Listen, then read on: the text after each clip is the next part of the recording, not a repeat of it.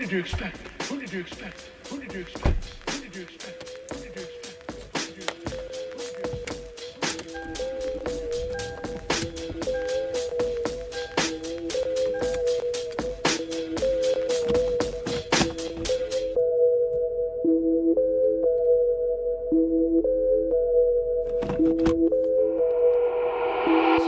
Welcome to the east side. We don't wait for doors of opportunity, we just wait on when we gotta kick them in. Decatur, Georgia, or a den of thieves. Hidden leaves just to feed the village. Hidden leaves make them feel like ninjas. Niggas always keep the metal tucked till you run up, get your face cut. Got your brukins on the back end.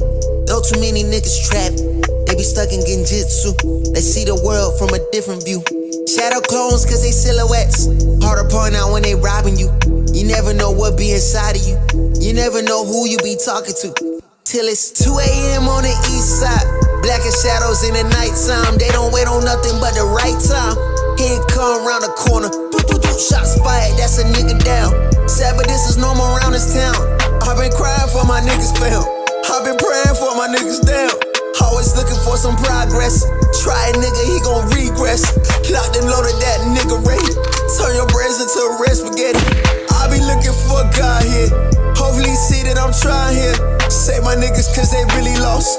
Tell that my niggas before you write them off. They say, Vic, don't you move on that side, boy. Both the crime rate and junkies stay high, boy. Scary niggas, they ain't see my vision and they see it, they want in the convoy. Stop by the corner store, know that it's kissing and let them watch windows pump gas for a bag of chip shot with the water. But no, they got size, I don't need no patchouli. I just want water. Start bitch with my brothers like Pops and Earl. We gon' turn Keller Road right into a Melrose. I might turn Wesley Chop to a motherfucking church. And they got them my people and teach them their worth. I don't need no appraiser, I'm knowing the worth of my property. They just don't stop the cap. Always a lot in the world and I'm on it. All that construction on this side, I'm taking my time. Now it's 2 a.m. on the east side. Up as fuck, no I'm writing rhymes. Late night, not an early morning like an alchemist. I'm turning into something. Shots fired, that's your nigga down. Sad, but it's no more around this town. Cause I'm calling, say you beat the charge. He can't wait to come back around. Other cousin calling, almost out. Say he heard prices went back up. I confirm they gassed up. Told him chill, though, cause we next up. People be looking for God here. My job is to teach them looking themselves. Say my niggas cause they really lost. Spitting for the ones they breaking off.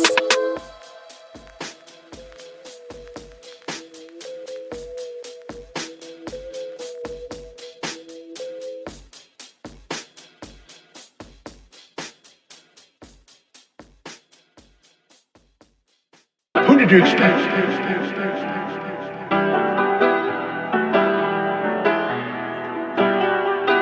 Biggest the what? Biggest the what? Biggest the what? Biggest the Super Bowl. Niggas so thirsty, don't put me in beef. Dissecting my words and start looking too deep. I look at the tweets and start sucking my teeth. I'm letting it rock cause I love the mystique. I still wanna give me a song where I beat. Can trust everything that you saw and I cheat. Just know if I diss you, I make sure you know that I hit you like I'm on your caller ID. I'm naming the album to fall off. It's pretty ironic cause it ain't no fall off for me. Still in this bitch getting bigger. They waiting on the kid to come drop like a father to be.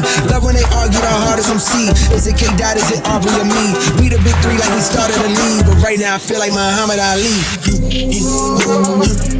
Yeah, Muhammad Ali, the one that they call when they shit ain't connected no more. Feel like I got a job in IT. Rhyming with me is the biggest mistake. The Spider-Man meme is me looking at Drake. It's like we recruited your homies to be demon deacons. We got them attending your wake. Hey, how the gang got away from the bars, man, this shit like a prison escape. Everybody stepping, we're fucking and everybody breakfast, and I'm about to clear up my plate. When I show up, it's motion picture, blockbuster. The goat with the golden pen, the top toucher, the spot rusher. Spray this whole shit up, the crop duster. Not Russia, but apply pressure to your cranium. Codes automatic when aiming them. With the boy in the status of stadium.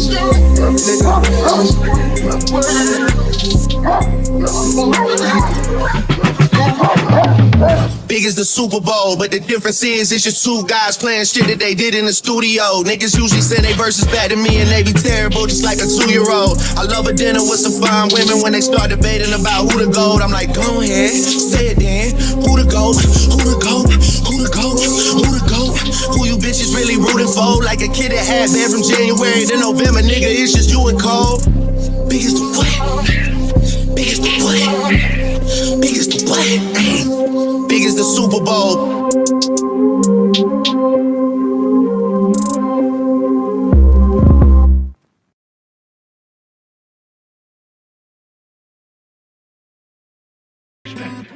that girl on her phone, G. Never paid attention to the room or the homie. She just missed another opportunity, And I know that she lonely with no company, She so busy reading text, she ain't even read the room, yeah. Always sending texts like I just want myself a little boo, yeah. I think I just went stupid, hit by Cupid. The arrow hit my heart, I hope she noticed. Gotta read the room, yeah.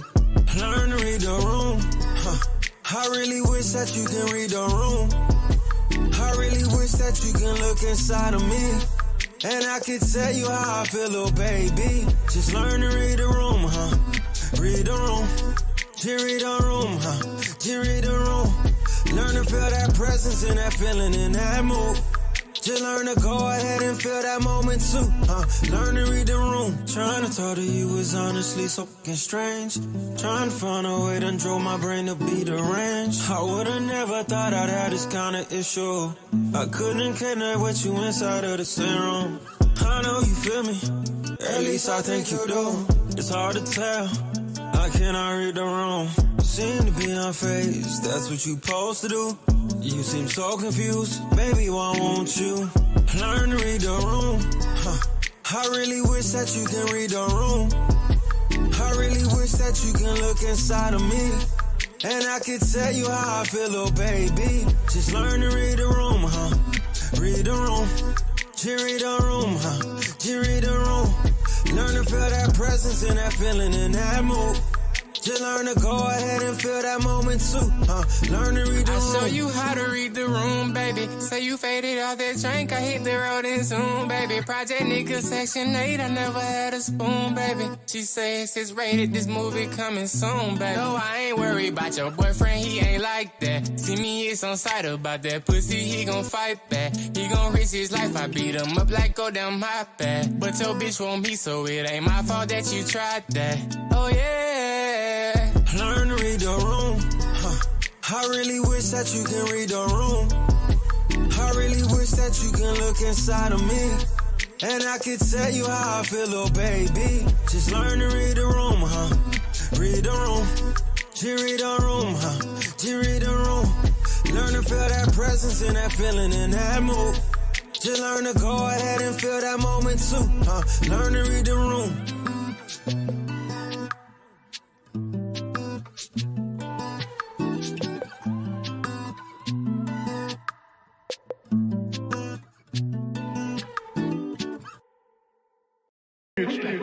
Yeah, everybody think it's a game. Yeah, everybody think it's a game. Yeah, everybody think it's a game. Boy, I ain't playing no games. No, boy, I ain't playing no games. Yeah, don't nobody know about the late night, early mornings with no sleep. Don't nobody know about the low time we ain't really had nothing to eat. Don't nobody know about the time we had to ride around without tank on E. Don't nobody know nothing but me. Don't nobody know nothing but me. Don't nobody know about the grind that it took. Don't nobody know how many times we put ourselves out there and got overlooked. Don't nobody know our pockets was low. Don't nobody know they think what they know. Don't nobody got love for a man, especially when a man hitting it low. Everybody got words of wisdom. Who putting in the work though? Everybody wanna get a trophy, but you ain't make it to the ship though. Better stick to your sailboat. I know you love to ride away. I see you really love to follow. Trendsetters over here though. Whoa, everything seem like a game until you get played, yeah. Everything seem like a game until you get played, yeah. Everything seem like a game until you get played, yeah. Everything seem like a game till you get played. 2K, pat me the pressure, I handle the rock. Stay on the ground till I shoot to the top. Harder than lava, I fire the op. Stay back and shoot, my heart is just hard. I don't miss nothing, my shot can't get blocked. Look in your face like I'm Curry on God. Mama mentality, win at all costs. Snakes in that grass, had to cut a few off. Keep my head low, my focus is people. The confidence is key, don't let haters get to you. Critics always wanna say something negative. I can't mind them, I know that I'm better than them. I just know I got that grind for my team. Take the title home and be MVP. Once I do, I'ma show I'm the king. Finger to the left, so quiet my demons. Everything seem like a game until you get played, yeah. Everything seem like a game until you get played, yeah. Everything seem like a game until you get played, yeah. Everything seem like a game till you get played, yeah. Everything seems like a game you get played on. What's going on, everybody? Welcome back to another edition of the Aaron O Show, episode 5 of Less Entertaining. All right, what's going on? Somebody said I look like MLK. Come on now, Lucy. I'm gonna think Lucy's a troll at this point. If I could pull that off, I would have been in one of those movies. That's for sure. Yes, I would have been in one of those movies. But no, me and MLK don't look alike. Not even close. It's not even close. However, I hope everybody's doing well. Hope everybody's New Year's is moving in the direction they're looking for. Hopefully, you guys got all your ambitions written down and goals. Or if you write it up here, that's just fine. Some people prefer to get their thoughts out. Some people keep all the thoughts up here. Who was a sponsor last show? That's right. The sponsor of the last show was none other than we'll say one of the top guns of the GBG, better known as the GBG Sniper. Gang. Y'all be careful, because when the snipers is out, hands up. Hands up. Sway, what up? Sway is in the building. It's been a long day. Yes. I was so tired this morning. We did a members live stream, and I was exhausted. Hopefully nobody actually saw how tired I was, because I had to do the stream because I told everybody I would on the stream. So, when you say you're going to do something, you have to actually do something. It's unfortunate, but it's better to be a man of your word. Okay. So we did that stream, which was good because it's giving me insight. So it's giving me some insight on each time I do the stream, I say, okay, what can we do better here? What makes sense here? So I'm collecting the data. For my members live stream, so I can figure out the best way to structure it. And I think so far, first 2 episodes pretty well, but I've learned I'm going to have to do this, that, so it'll go even better. But I was tired. I did 10.5-hour stream the other night. Bad idea. But I did it anyway. And then I said, I'm going to wake up in a few hours and do the members stream before the games come on, because you guys really like football a lot. And I'm like, so with it. But you have to be flexible to navigate this. So we got that out the way, and now we back at it again before, I don't know, all the fireworks start going off and y'all get really excited about the new year, the new you, the new, there's not going to be a new me, by the way. Seinfeld says, where's Fatty? I believe Fatty is working. He said he's working on the purge. So that's my understanding. He's working on the purge. So he's busy doing what he does best. Oh, and shout out to Cree. Cree said, can I give 5 memberships? We need more members to join the GBG. So that's 1, 2, 3, 4, 5 members. 5 members to join the GBG. Thank you, Cree. I appreciate you. Thank you so much. We need all the members we can get. I think it's going to make those shows even better. The more people we get involved with them, and the better I structure them. And I find out how you have to find the right tweak for that. That's what I'm working on. So I'm studying other things that I think will be working well, and I'm going to implement them over time, because I just want to get it started. I don't want to wait to the perfect start date and be like, no, everything has to be this. I need the perfect mic. I need the perfect backdrop. I need everything to be perfect before I start, because we know ultimately that is a sign of never starting. We know ultimately if you wait that long, you will never start. Travel One says more sleep in 2024.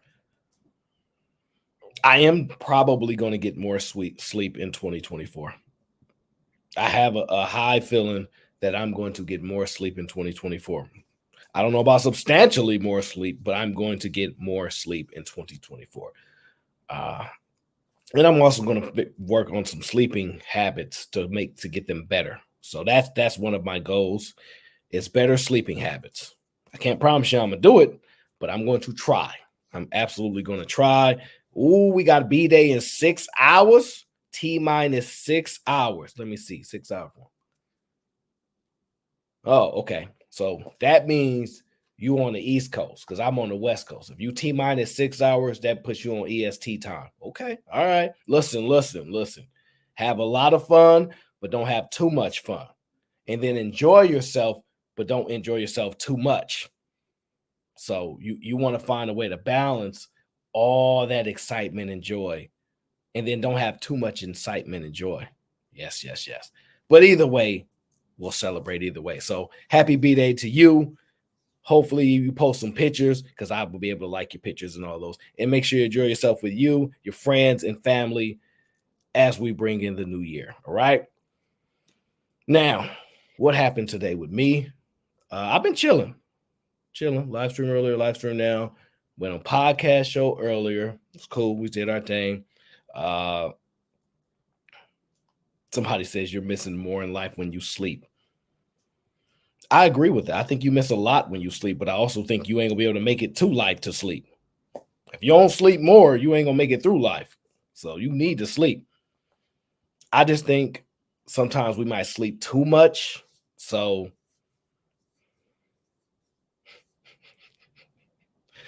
do not put your money under your mattress. Do not put your money under your mattress. I don't care who told you. That is a horrible idea. I'm not going to say it's the worst idea I've ever heard, but that is a horrible idea. Do not put your money under your mattress. All right. Yes, those egos suck. Yes, I agree. There's no fix. Actually, I don't say they suck. There's no fixing their problems this year.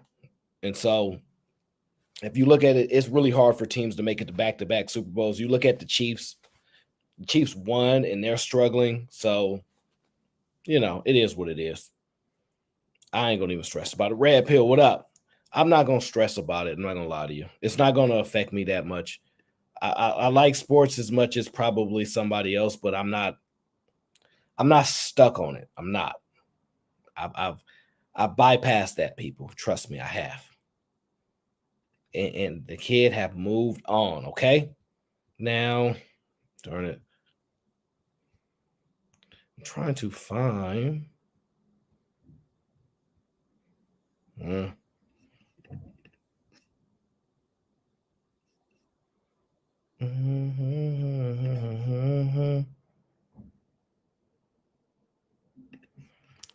Let me think about this. Red Pill, what you trying to do in these streets, Red Pill? What you think out there for you in them streets? Tell me. Do you think that you gonna see anything different this year than you saw last year? I think not. Red Pill, you've seen enough. But hey, if you want to go to the bar, turn up a little bit, do what you do. As somebody who don't drink, it ain't gonna do me no good. I'm not joining no Cowboys. You can forget about that. But the Cowboys will be doing the same thing they do every year. So I ain't worried about that. I ain't got to talk about the Eagles and Giants.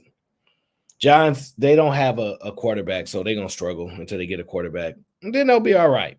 I think they got a chance to do something maybe next year. And none of my sports teams are any good except for maybe my Kansas Jayhawks. That's about it.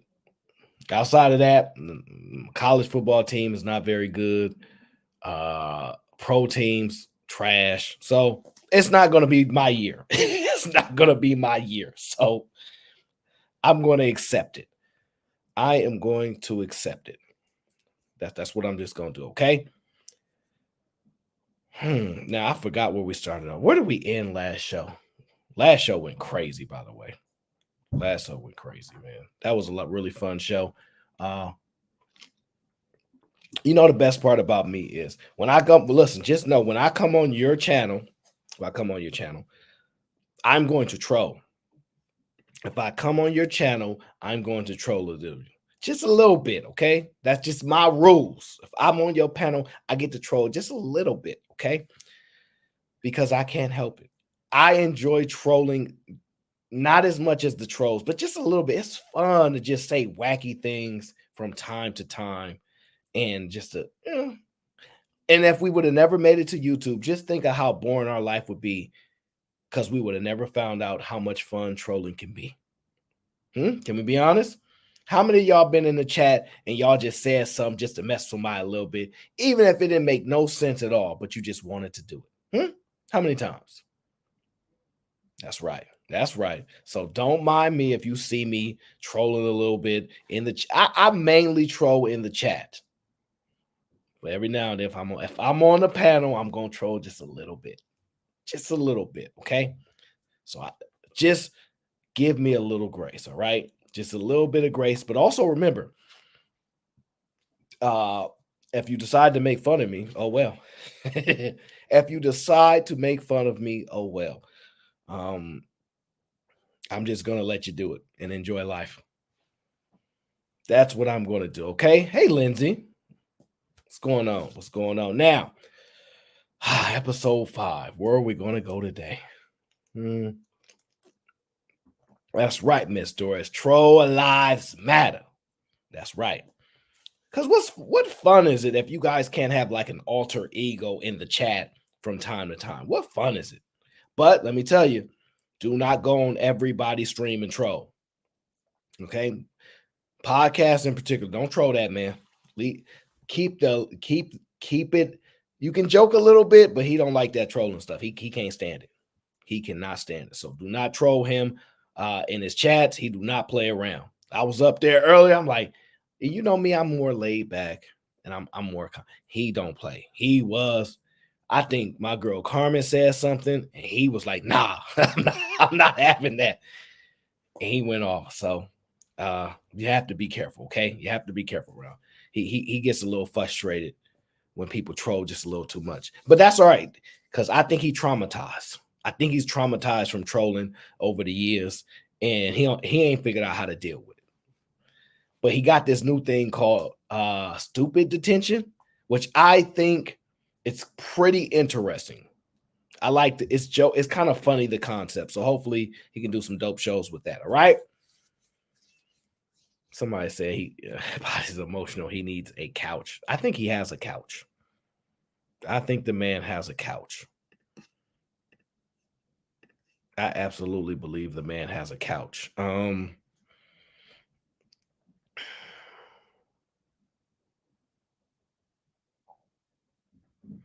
trying to think right now. Where did we start? Where did we start the last show? Man, I don't think that's right. I forgot where we started the last.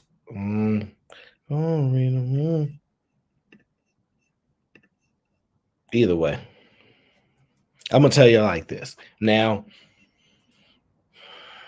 I seen this video. I don't remember if I played it here or not, but I'm gonna play it again if I did. Okay. Let me pull this banner down. Thank you to the GBG Sniper. Shout out to you, my brother, holding it down all the time. Let me remove that. All right, here. This young man here, I believe he sells apples or pears and fruits. That's what he does. He sells items, okay, at the market. Now, I listened to this interaction and I want you guys to pay very close attention to it, okay? How are you? What's your name? My name's Dan. I'm Sam. How old are you? I'm 10 years. And I'm just wondering how much for one mango? So, I don't have any money on me right now. He's trying to tell you that if you don't have any money, yes, he's giving you the mango. Why would you do that? I don't know. He's doing out of love. Why do you sell these mangoes? I work at the It's looking, the house is occupied, the man is dead, the dad is dead, the parents passed on when he was 4 years. Who you live with? Grandmother. He's the pillar of our home. That's why it's straightforward. Wow. Did you just do that for free? Yes. I want to buy all of it. I want to buy these mangoes, okay? 10,000. So he's asking for 10,000. I have 1.5 million here for you. Thank you so much.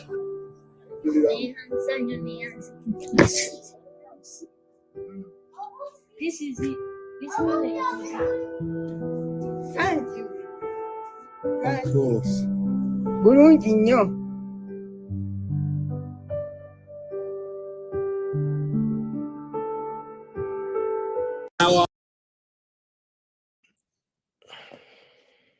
Now, to me, the interesting part about this video is, what did Laguerre say? Time him out?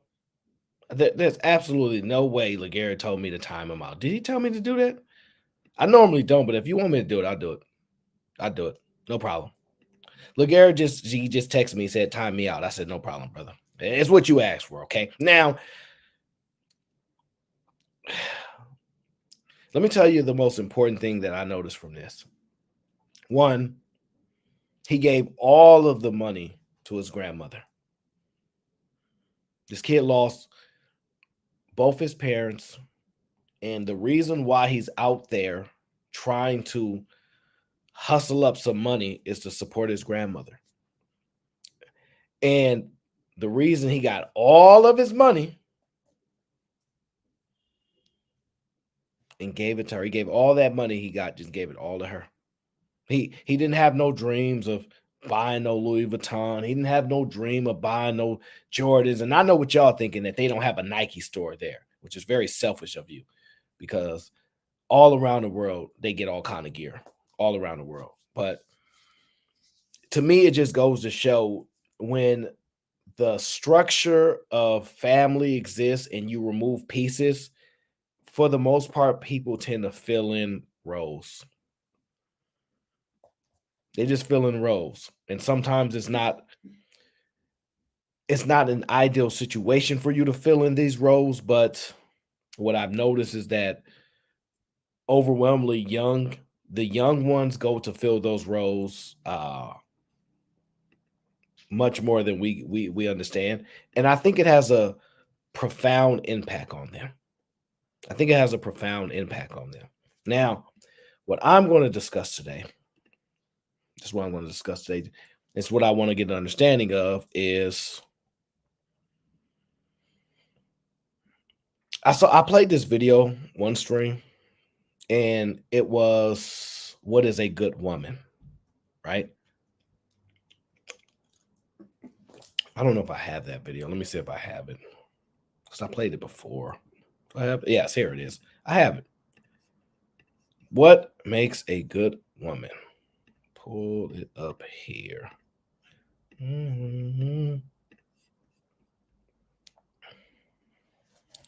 What makes a good woman?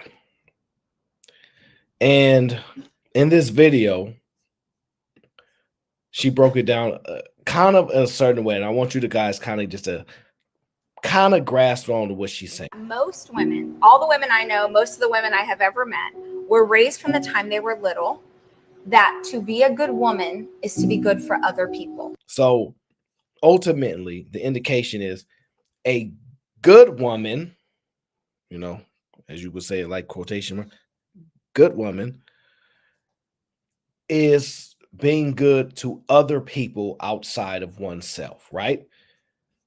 That's how she's saying that a lot of women grow up. So if you're a good mom for your children, if you're a good wife for your husband, if you're a good sister, daughter, friend, then you're good. And the hard part about that is, number one, Your value is fully wrapped up in someone else's perception of you. Wow. Right? Wow. The other thing is, I don't know ever that anyone is deciding that you're a good mom because you're taking care of yourself. No one's ever like, oh, Sarah, look at Sarah training for a marathon. She's such a good mom. Who ever said that? So true. And so there is this idea that you've got to show up for other people or you don't have value. And that's even crazier when you think about, like, what about the women who don't want to have children? What about the women who aren't married? What about, so they have no value because they can't, it's crazy. That is. Now, the reason why, this is the reason why it sticks out to me. And we didn't really even get to cover it in depthly the way that I wanted to, for many reasons, as you guys know. But the primary thing that sticks out to me there is paying attention to the decline in motherhood, the decision to be mothers. What I hear is this: why are so many people upset that women are foregoing or choosing to bypass motherhood? Why does that affect you? Why does that bother you? I hear that a lot. Why does that bother you? Like, she's hurting no one by choosing not to have kids. No one is being hurt. No one is being hurt by choosing not to have kids. That's what I hear, right? And I don't necessarily agree or disagree with the statement. So it's contingent upon the position and perspective you're looking from. Does women bypassing motherhood hurt society or does not hurt society? And I ask that because if you're wondering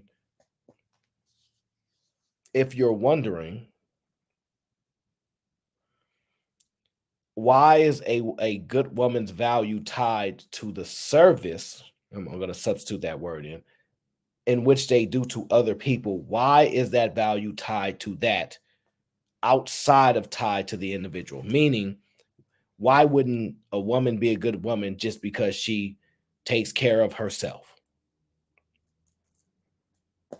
And I've gone back and forth on that.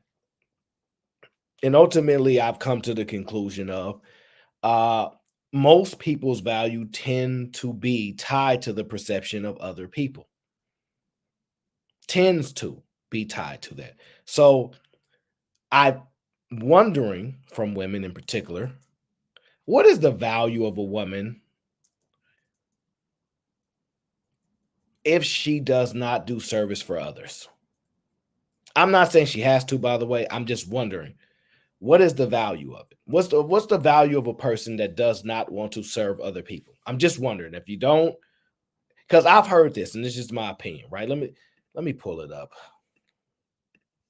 Let me see if I can find that video. I know it's here somewhere. Where are you? Oh, here it is. There it is. Now, I've heard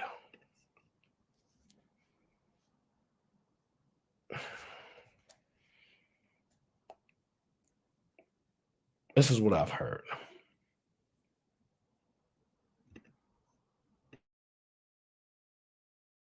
You still love me if I was a worm? Wait, no, sorry, that's stupid.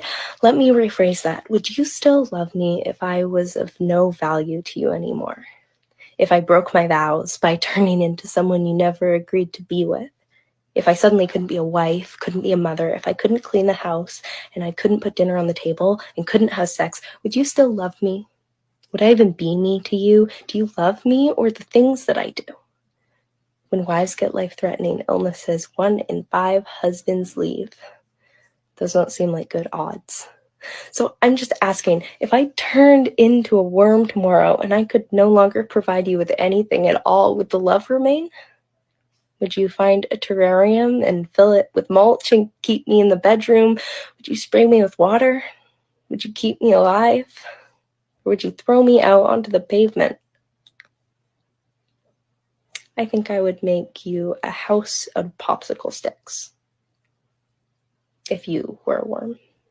Would you still Now,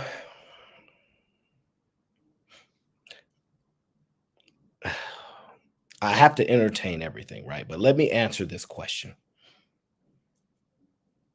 Let me answer this question.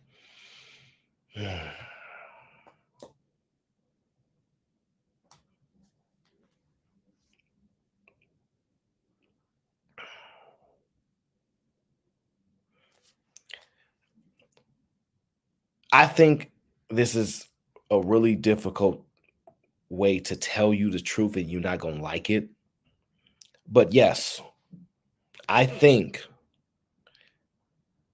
that if all those things happen, someone would still love you. Yes, I absolutely do. But also, let me tell you this. During these conversations, let me tell you what I've heard. Love ain't enough. Love don't pay the bills. So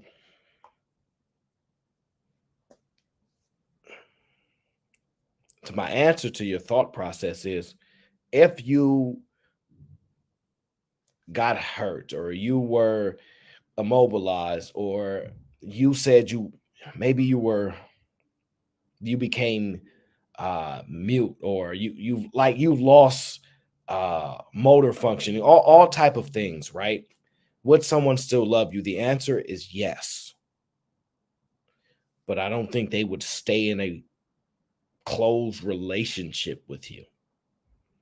And I think that's where the confusion is. I think people confuse that if someone doesn't want to be with you anymore, that they don't love you. They can love you. Oh, I love that lady. Oh, why y'all not together? Yeah, because we only had love. That's it. See, when you open the doors and you start to say love is important, it's the only thing that matters. That's what it used to be said. And then you come into this and you ask these questions, well, then the love will have to be from a distance. And I'm trying to be very fair in this, by the way, because I saw that stat that said 1 in 5 husbands leaves when women have a life-threatening injury or something like that, or illness, right? I'm not going to refute the stat.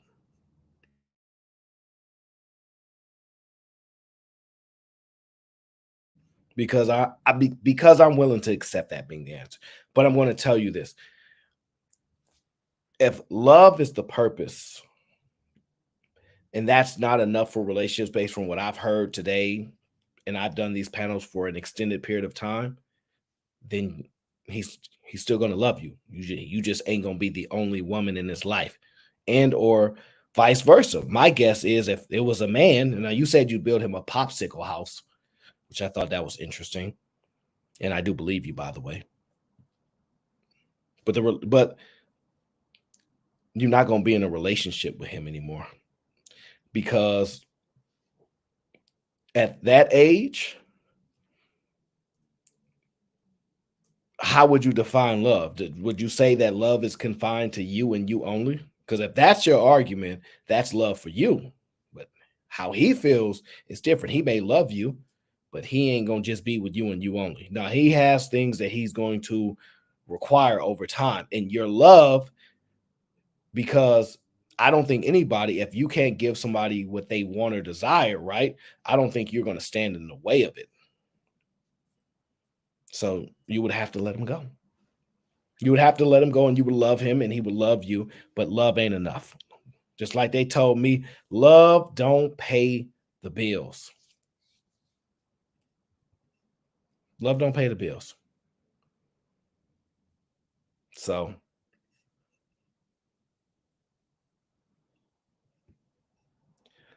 I'm going to stick with that. Love don't pay the bills.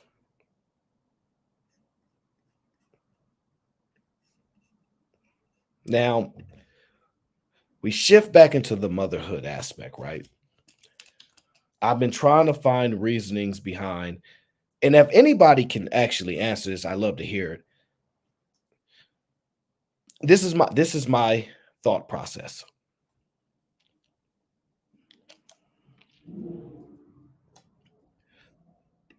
Oh, someone sent me a super chat. Oh, Laguerre says, who is number one in the NFC East now? I don't know. Let me look it up. Let me see. Let's look it up. NFC standings. Number one. Niners is number one in the NFC. In the NFC East, let's see who has the standings in the East. Let's see here. Number one. I don't know if it gives me I don't know. Let me see. Does it give a wrong? Wrong one. It says there's a tie. It doesn't give a ranking. It just says tie. It just says a tie. So that's all I see. Now, I just want to know this. This is my thought process. And if anybody disagrees, please tell me why. My opinion is this. I think that if you meet a woman and she says, I don't want children, it's, in my belief, is that she don't like her mother. And I mean in the sense of she doesn't think her mother is one of the best role models and one of the best people on the planet. Meaning she don't want to be like her mother. Because what I found that is consistent in this formula is that there is a dislike of the life that their mother had, and they don't want anything like it. This for the women that don't want children. I think it's tied to their mothers. I think it's tied to their mothers. And I'm trying my best to play it out, but I think it's tied to their mothers. I think these women don't like their mothers nearly as much as it is required for you to want to have them be their role model. Because I have not normally seen it the other way. The women that I've met, and this is the anecdotal aspect of it because we don't have data on this, right? Is that when they have children, you can see the correlation to their value in liking of their mother. My mom's the best. Or she's an amazing person. Da, da, da, da. And not only just saying it to say it, they actually mean it. They actually mean it. But the women that say, I don't want children, it's typically this. I don't want to do it alone. Or I saw my mom struggle and I don't want to struggle. I can't afford them. Now, mind you, if your parents grew up with money, you typically don't say you can't afford kids. You normally only say that if your parents didn't grow up with money. And then secondly, right, if that happens, what you're saying is that you don't like the way your mom raised you. You don't like the way your mom raised you. Now, I know there could be a dad around, but I think this is heavily tied to the relationship between the mom and daughter. We talk a lot between the relationship between the mom and son and the dad and daughter, but we don't speak enough about the mom and daughter relationship. And I think that it's heavily tied to that. And I haven't heard anyone disprove it yet, just listening to people's reasonings.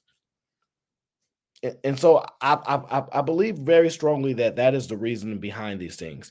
I believe there's a lot of jealousy and a lot of envy for sometimes women being women, meaning they don't like women. Like a woman dislikes the fact that she wasn't born a man. So, for example, I hear women say, man, I wish I was a man. I wish I grew up I hate being a woman. It's too hard being a woman, right? I'm like, what? In my mind, I'm like, I don't think life is supposed to be easy. I think life is supposed to be very difficult. And I think over time, you learn to immerse yourself within life and adjust and start to find a fulfillment in life. And I'm going to tie it to a lot of things. So let's pull this out, right? A lot of times, if women don't have children, they prefer to stay single, which I have no problem with. But a lot of the reasoning behind it is money, their mother. I think their mother is the primary driving factor behind it. And then they say they like to travel.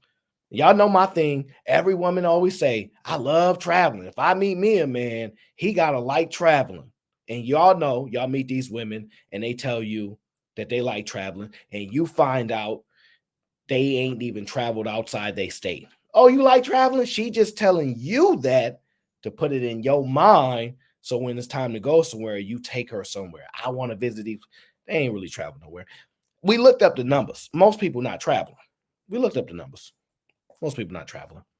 But I hear almost every woman say they like traveling.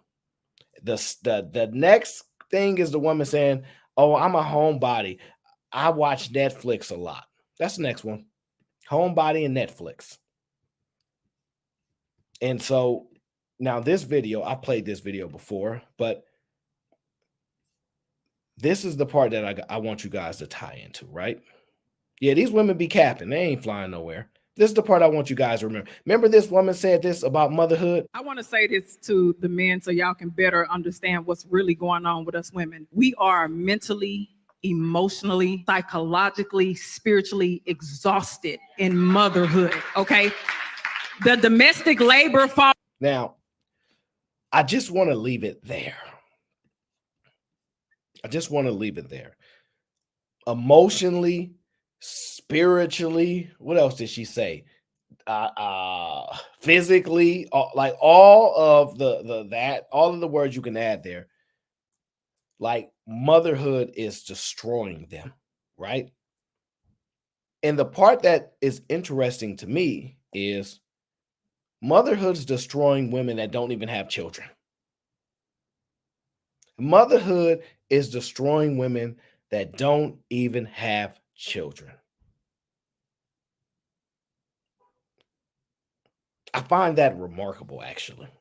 It's having such a profound impact on women that they're making videos about, please value me if I didn't have children. And so I want to present to the women here, and some of you might be capable of doing this. Please tell me how valuable your mom is to you if she wasn't your mother.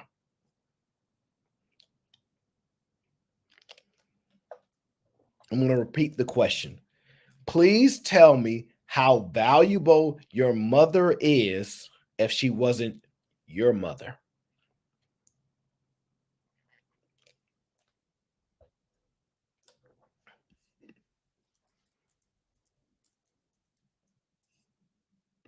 That's all I want to know.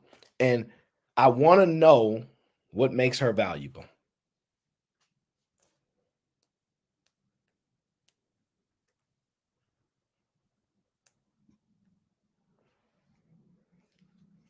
I want to know what makes her valuable if she wasn't your mother.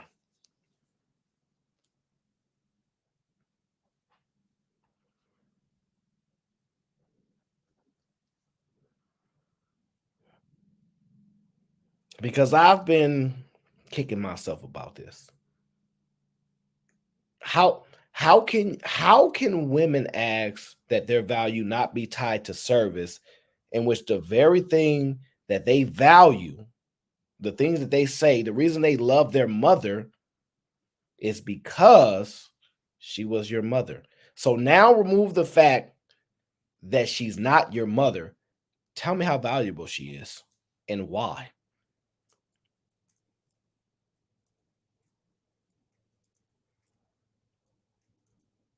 What value do you see in your mother if you had to remove yourself as their child and just say, this is why she's valuable?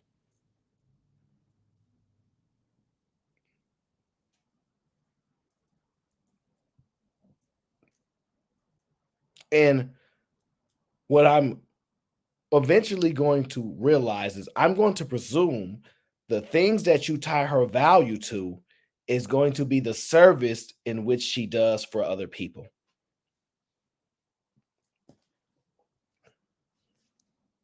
Because remember in the video, this woman said, if I couldn't do anything for anybody else, if what a good woman, why am I tied to things I do for other people? Remember? So, how would you value her if there was no service? Like if when you realize you start to say, my mom is valuable, even if she didn't do nothing for me, what you're going to tie is the value in which you would find is ultimately linked or tied to a service in which she provides to someone outside of herself.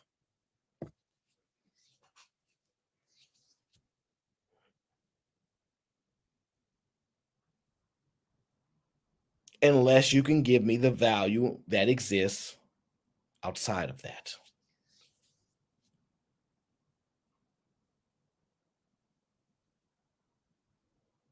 So ultimately, to be a good woman, you have to serve. You have to serve.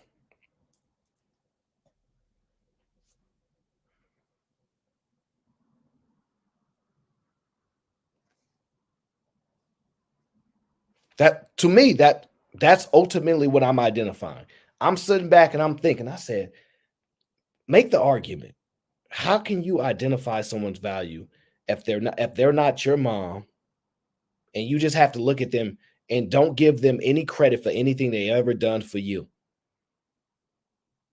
And then now pick a woman who is 22, has no children, only child, and is selfish.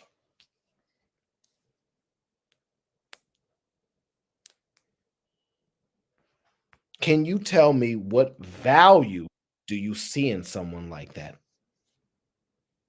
And I'm not saying they don't have value. I'm wondering if you can present the value that would exist in someone like that. That's where I'm struggling with.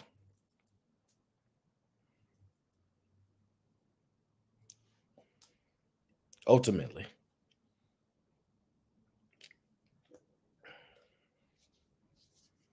I know you want to smile, D. Go ahead and smile. Go ahead. Happy New Year, by the way. Happy New Year. How are you? I'm pretty good. How are you? Life is going phenomenal, but I'm struggling trying to tie this value system thing together right now because I see women are foregoing responsibility a lot, especially lately. And they're and even in the midst of having responsibility, they try to outsource it. And I'm not saying they shouldn't, by the way. Because I hear a lot of nanny talk. Oh, women need support, they need nannies, and we need all. And I'm not saying that's wrong. And then I'm also hearing, don't judge women that they don't want to have children. Don't fine. I'm trying to find a value in which women see in other women that don't serve other people. Do you find that those women have value? When you say serve, Mhm.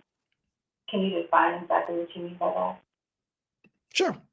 So serving meaning to do for others in the sense of something that is not self-serving to you, and your services are supporting others. It is in the direct benefit of somebody outside of you.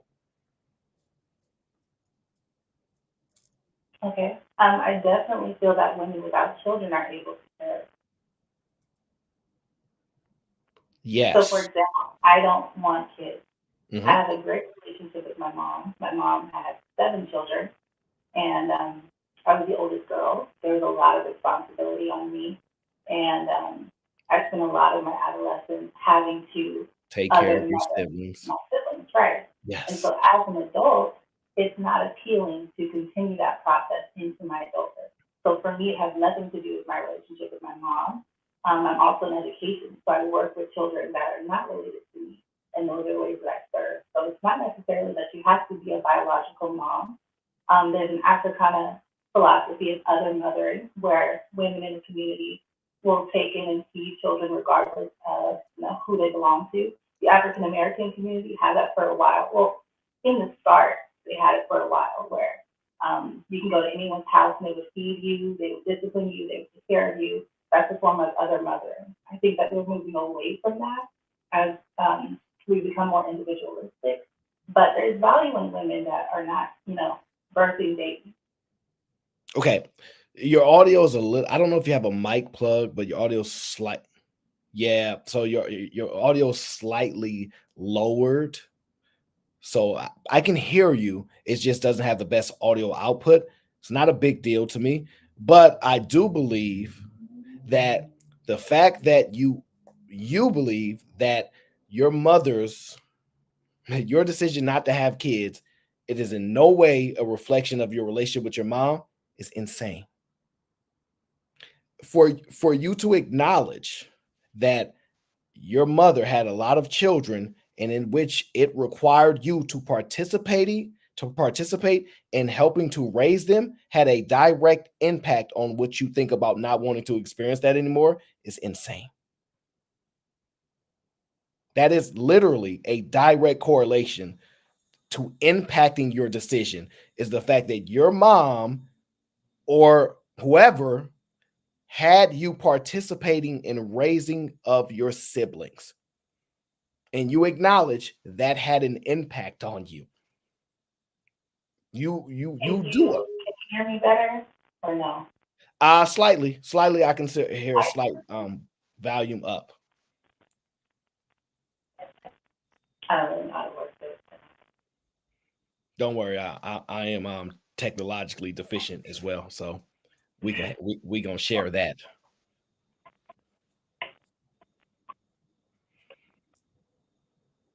Okay, is it better now? Better or worse? It's the same. I'm just gonna move it right to my face. No. I'm not an audio person. I have audio people in my chat. Every time what they do is they tell you, I don't know if they say unplug it and then replug it, or go to the settings and but it's not a big deal. I'm not going to fixate on it too much. It's just I want to make sure people are able to hear you, because there are a lot of women that probably have similar experience. I think I got it. Oh, you got it now. Ooh, check you out. I'm gonna be quiet now. Okay. You didn't shut me up. You didn't shut me up now. Woo. Okay, cool. Okay, so yes. So child rearing is not a one-person job. While I feel that a mother does a majority of the work, there's responsibility on the father as well. So I wouldn't say that it's because of the actions of my mother that I feel that I don't want kids. I think living with 6 siblings is a lot, and I think for someone who's not into big families, it can be overwhelming and a little off-putting.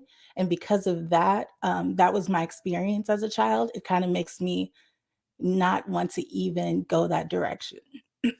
So I think it's okay to acknowledge that your mom had a direct impact on your decision making later in life, because if we don't acknowledge that, then what you're saying is the way in which the environment she raises you in and the experiences she allows you to have and participate in has no impact on you. And we know that not to be true. So it's okay you can say, now this is the thing that I experienced a lot. You can say my dad had an impact on it too. Have absolutely no problem with that indication. But what I've noticed is that link primarily is with the mother-daughter. Because what I don't hear women say is this: when I grow up, I want to be like my mother. Any woman that says that I don't want to have children does not follow. It does not. I've not seen that happen. What I've experienced is that women have said, and I've got tons of videos on it. I am a phenomenal listener. I pay attention to the world around me, and I'm able to think beyond just myself. And consistently, women have said, I had to take care of my siblings growing up. Now I have siblings, I have nephews, I remember now I'm probably somebody more like attentive in that at that age, at a young age. And so I, as a guy, I know women are more heavily involved in the child rearing. It's not even debatable, right? But I also know that if that woman says, I had to help my siblings growing up, it then ensues. So I don't know. I don't really want children. It just does. And that falls back on the experience and the position in which your mother primarily put you in for you to experience that. Now, you may say, I don't have any vitriol or I don't have any trauma linked to my reasoning for that. And I think that's what we call protection of mom. And what I'm noticing right now in YouTube and in other places of life, TikTok, when women express themselves more, is one, they're no longer holding back what their moms did to them. See, fathers used to get the blame. Daddy wasn't there, or this, that, we ain't forgiving dad. Now, then it was, I don't need a man. The man get the blame there. I can do it by myself. Now it's mama, it's your turn. Now I'm noticing women are saying, mama, you gonna get it too. I'm not gonna just go off on everybody else and tell these men to go get their therapy and do this and do that and not acknowledge, mom, what you put me through. And I feel shame because I shouldn't do it because you gave birth to me. And I know it seems like I'm being selfish for that because I know life is hard, but I gotta tell the truth. You're impacting this. And I don't know. Absolutely. And I know you said you're into education, you're into teaching people, and you have found a ways to make an impact on people because you realize that mother part, that's probably not for me. And I'm willing to do the you remember how they used to do jump rope and they used to do the double dutch? You're willing to jump in and help out a little bit here, but at the end, goodbye, because I want to be able to go to sleep. This is what I've noticed: sleep without thinking about a child 24 hours of my brain running. You want to be able to shut it off. Mm-hmm. Do you find that to be consistent with the type of women that have agreed that they don't want children also, or do you think you're the only one in your friend group that don't want children? Oh, I'm not the only one. And I think that we all have our own experiences that have shaped our decisions. For example, I have a friend that's just waiting on, financial stability, and she won't have kids until she gets a certain amount that she's comfortable, living with. So I think there are plenty of factors, but I think the reason why I didn't want to completely agree with your assessment is because when you're talking about there being some type of vitriol towards my mother or vitriol towards your mom because you don't want to be like her, the idea of womanhood and womanism, especially like how Freud kind of dissected it, was that for a young girl, the first example of a woman comes from her mother. So she learns a lot of her values, the way to behave, and the way to take care of herself from her mom. So, regardless of if the daughter ends up having a child, she did establish her womanhood through her mother. She may not be exactly like her mother, but that was definitely the starting point. So, for me, I have a lot of things in common with my mom. I'm very close to her. But when it comes to child rearing and the act of just having a child, that's something that I just don't see myself doing the exact same way that she did. However, I am still, like her, if that makes sense. I think it makes total sense. I think that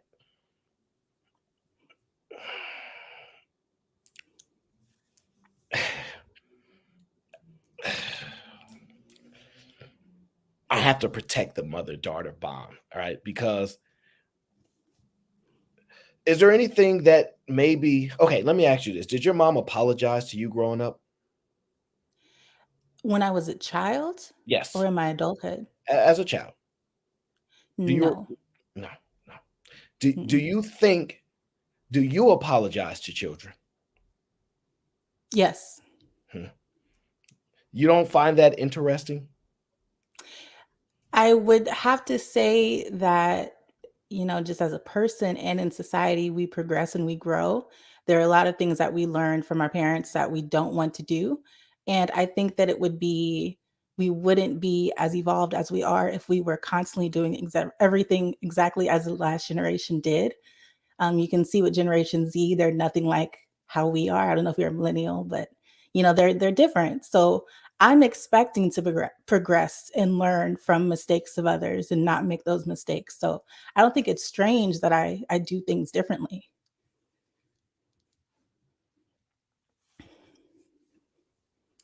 Do you think, this is the hard part, do you think your mother would want you to be better than her, the same as her, or not as good as her?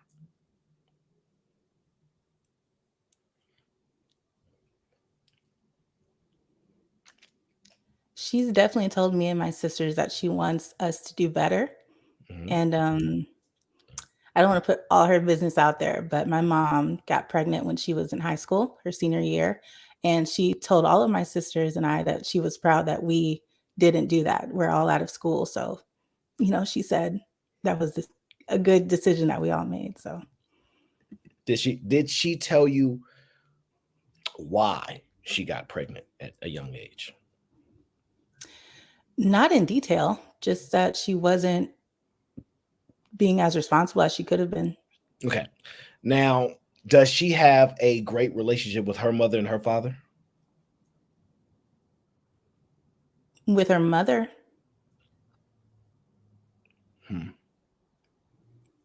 Because see, I don't know what year your mom was born, but we did have a teen pregnancy issue in the US for a long time. Right? You remember that Mhm. that TV show Teen Preg? We had a huge issue. We have since somewhat solved that. If you realize we are delaying childbirth a lot longer than we ever have. So we have really kind of moved past that huge issue for a long time. I don't remember the exact years that it was, but I remember it was a problem. And so we've kind of moved past that. But what I found is that a lot of these teen pregnancies stem from a lack of care and love perceived by that teenager. So, for example, right, I was listening to this video of this woman here, and let me see, I have it here. Let me pull it up for us. There it is. And let me adjust that a little bit. And I just want to get your initial thoughts on it so I don't have to put everything on you. I can move it off of you. Why did you want me when you was a kid? Why did I have you when I was a kid? Yeah.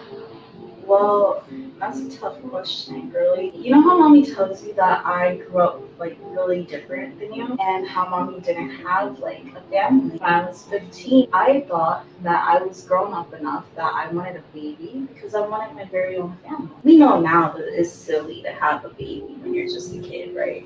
I got it on the wall. Because I loved you so much, it made me sad. I realized that I got pregnant and you deserved for me to be grown. You deserved for me to already have everything that we have now. But I want you to know that even though it was really, really, really, really hard, it was really hard to be a kid with a baby. I love you, and I never didn't love you. I just knew that I had to work really hard to give you the life that I wish I would have already had when I got pregnant with you.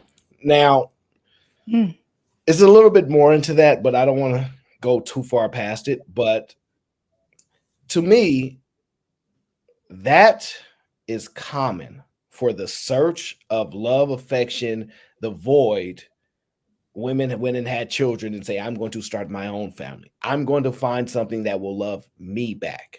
And that was actually a prevalent thing. Now, I'm not saying that has any impact on you, by the way, but I'm just tying this all in to reasonings as we're moving farther and farther away from motherhood, further and farther away. And you said one of your friends said, oh, I'm going to have a kid, but when I get enough money for it, right? Mm-hmm. Now, I'm not saying you have to judge, but I'm a guy. I don't mind judging, but I know women have to be protective of, the sister code. Do you think that being a reason is money? Do you find that if you don't have enough money, don't you tie that to the reason you think that is because your parents didn't have enough money? No. So you think people are growing up with their parents had enough money, but then they're thinking, I don't have enough money? Well, we're looking at completely different economies. If our parents had enough in the 70s, that enough is not the same in 2024. So, especially if this is a single woman or, an unmarried woman, Mhm. I don't understand why she would risk putting a child in poverty for the sake of starting a family. I feel like that's selfish. Yep. That's common language amongst women that don't want kids. They think they're being unselfish, while people who are having children and looking past the money aspect as they're being the selfish one. So I'm at, because I don't believe we actually have real poverty in the United States, right? Because everyone can eat food unless I believe an adult tries to starve them. Anywhere you go, now there's food. Anywhere you go, you can get food. I disagree with that. Really? So you don't think that you can find a organization, a church somewhere around where they're giving food away? I'm not saying you're going to eat the food that you can afford, but there's going to be food. You really believe that we don't have access to food because Well, poverty doesn't end and begin at food. The quality of life is an issue. Your access to healthcare, your access to education contribute to, your socioeconomic status. So if a child is going to school and the only time they eat is when they're at food, that doesn't mean that they're not in poverty. They could have soiled clothes. They can, not get enough sleep because they don't have a place to live. Parents to support them, to help them get their education so they fall behind. There are a lot of factors that contribute. and you believe that can be you believe that can be compensated with money instead of effort, right? Because clothing, free clothing is not even that difficult to get. There are literally ways to do that. Now, pride might get in the way of a lot of people. I don't want no free clothes, but not the clothes that you want. But you're telling me with all the resources that we have, most of this stuff can be free for a whole bunch of people. A whole bunch of people. If you remove the ego aspect of it, right? Now, I can hear you say when the clothes could be. I just think that then whoever's raising them is been lazy on cleaning them, even if they have to hand clean it. I'm not saying that it's easier, but I don't know if that's a money thing. Now, when you say the healthcare part, right? Maybe the healthcare part is possibly debatable, but I don't know it would. I don't know if we really don't have as much access to healthcare. Like to what degree? Like what degree of healthcare are you talking about? Like you're saying if your child gets injured, they're going to turn your kid down for injury or something. Like what degree are we talking healthcare when we say that is directly correlated to poverty? Well, checkups that are not free, that are not in the same community as those that may suffer. The fact that there are um, specifically Black communities that are poised and positioned to be near toxic areas or areas that are way out of the way from a clinic. And then if the parent isn't able to take care of themselves, if they come down with some type of cancer, or if they're just constantly sick, they have a weak immune system, they can't afford vitamins, they're not going to be able to efficiently care for their child as well. Their child could fall into the same issues. That's interesting. Well, I don't necessarily refute that. I'm willing to accept that. But I let me ask you this: are the children that you support, do they all have health care? Oh, I don't know. But I'm just take a guess, right? I'm not asking you to be factual, but I'm just saying you know the kids that you're supporting and things like that. The odds of a couple of them not having health care and things like that, don't you think it exists? I would say that's possible. Now the question then becomes, do you think that if their parents can't give them everything, because y'all know how y'all big on this, if I can't give my kid everything, then I'm being selfish? Do you find that their parents are selfish?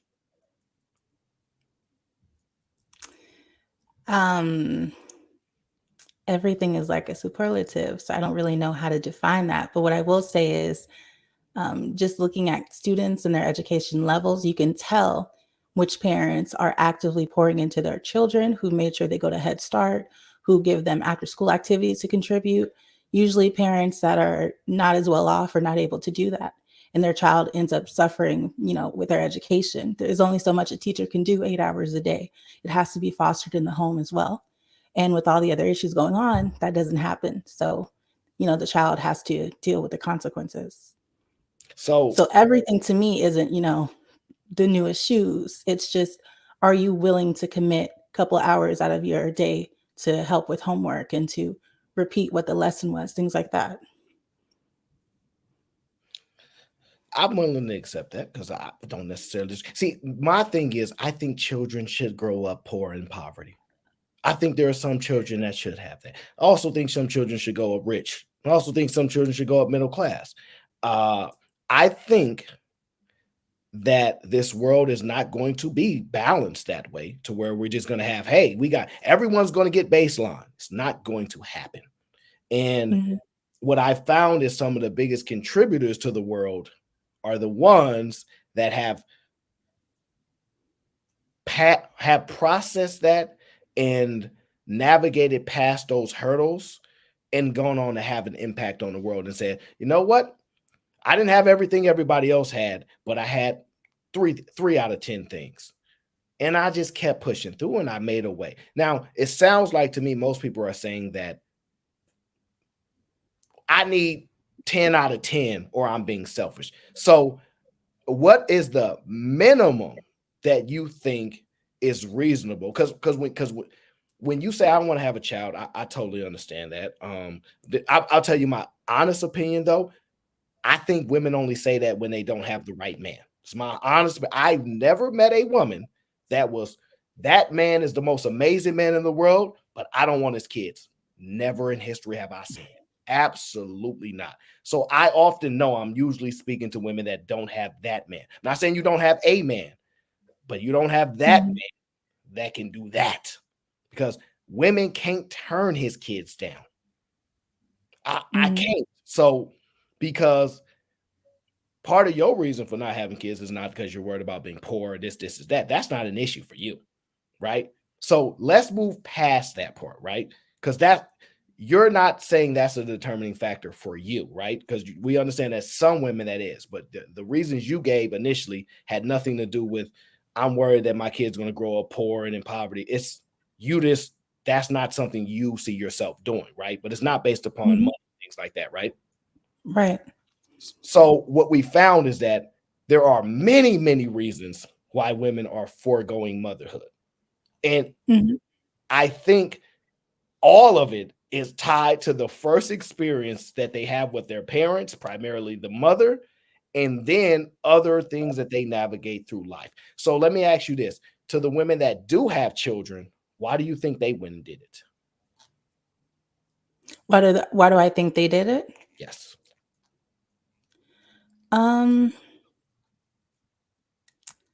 See, I know a couple. I think I know more unmarried mothers than I do married mothers, and I don't think that it was all planned, but possibly women that have planned their pregnancies enjoyed, family, enjoyed catering, nurturing, the closeness of what a family can provide. So I think it was just more appealing to them. Let me read some of these super chats that came in. Red Pill Ranger says, she just proved your point, Aaron. It always comes from some trauma. Also, it came from her mom because she saw her mom lived, etc. Well, she's kind of tied into that. Trauma from her mama, just be honest. Don't make her throw her mom under the bus. Y'all are some messed up people. Okay, Red Pill says, waiting on kids until you get a certain amount of money is goofy goober because biology ain't going to wait for your bank account to get right. Okay, that's true, but I really don't think she's waiting for money, honestly. If a woman can have kids and don't want kids, she's failing as a woman. No man of value should pursue her, and she needs to seek counseling.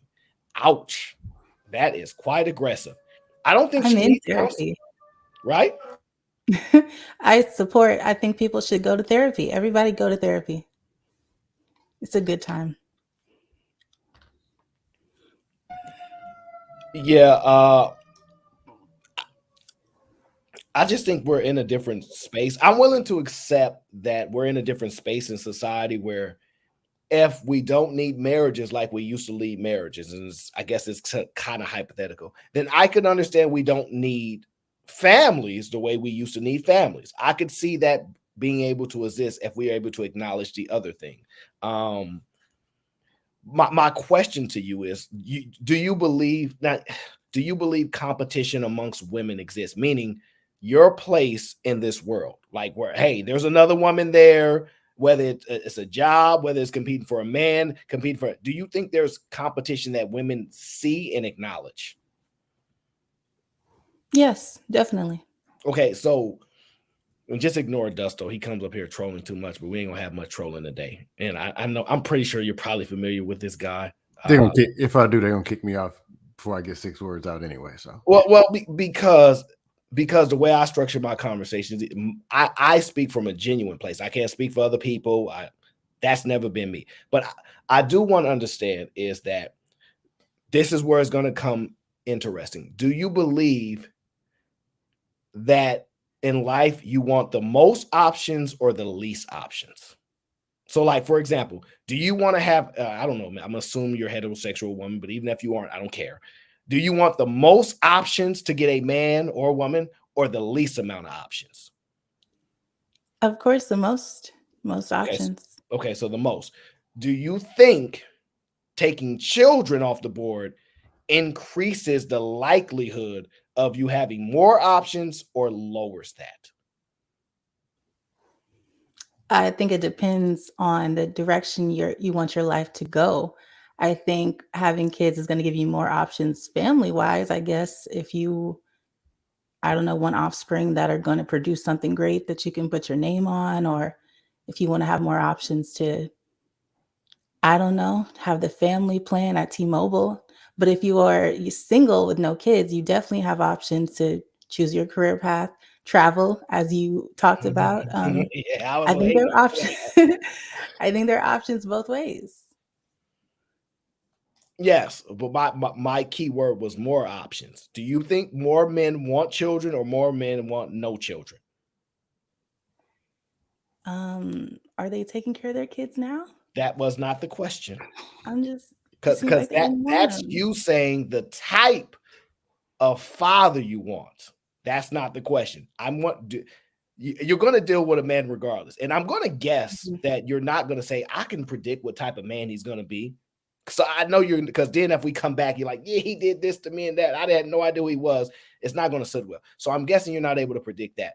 I'm saying, based upon your understanding, your interactions, the children that you have there have dads, right? You're taking care of children, educating them. They have fathers. Whether you think they're present or not is irrelevant. I'm saying, do you think men want children? And well, let me ask you this.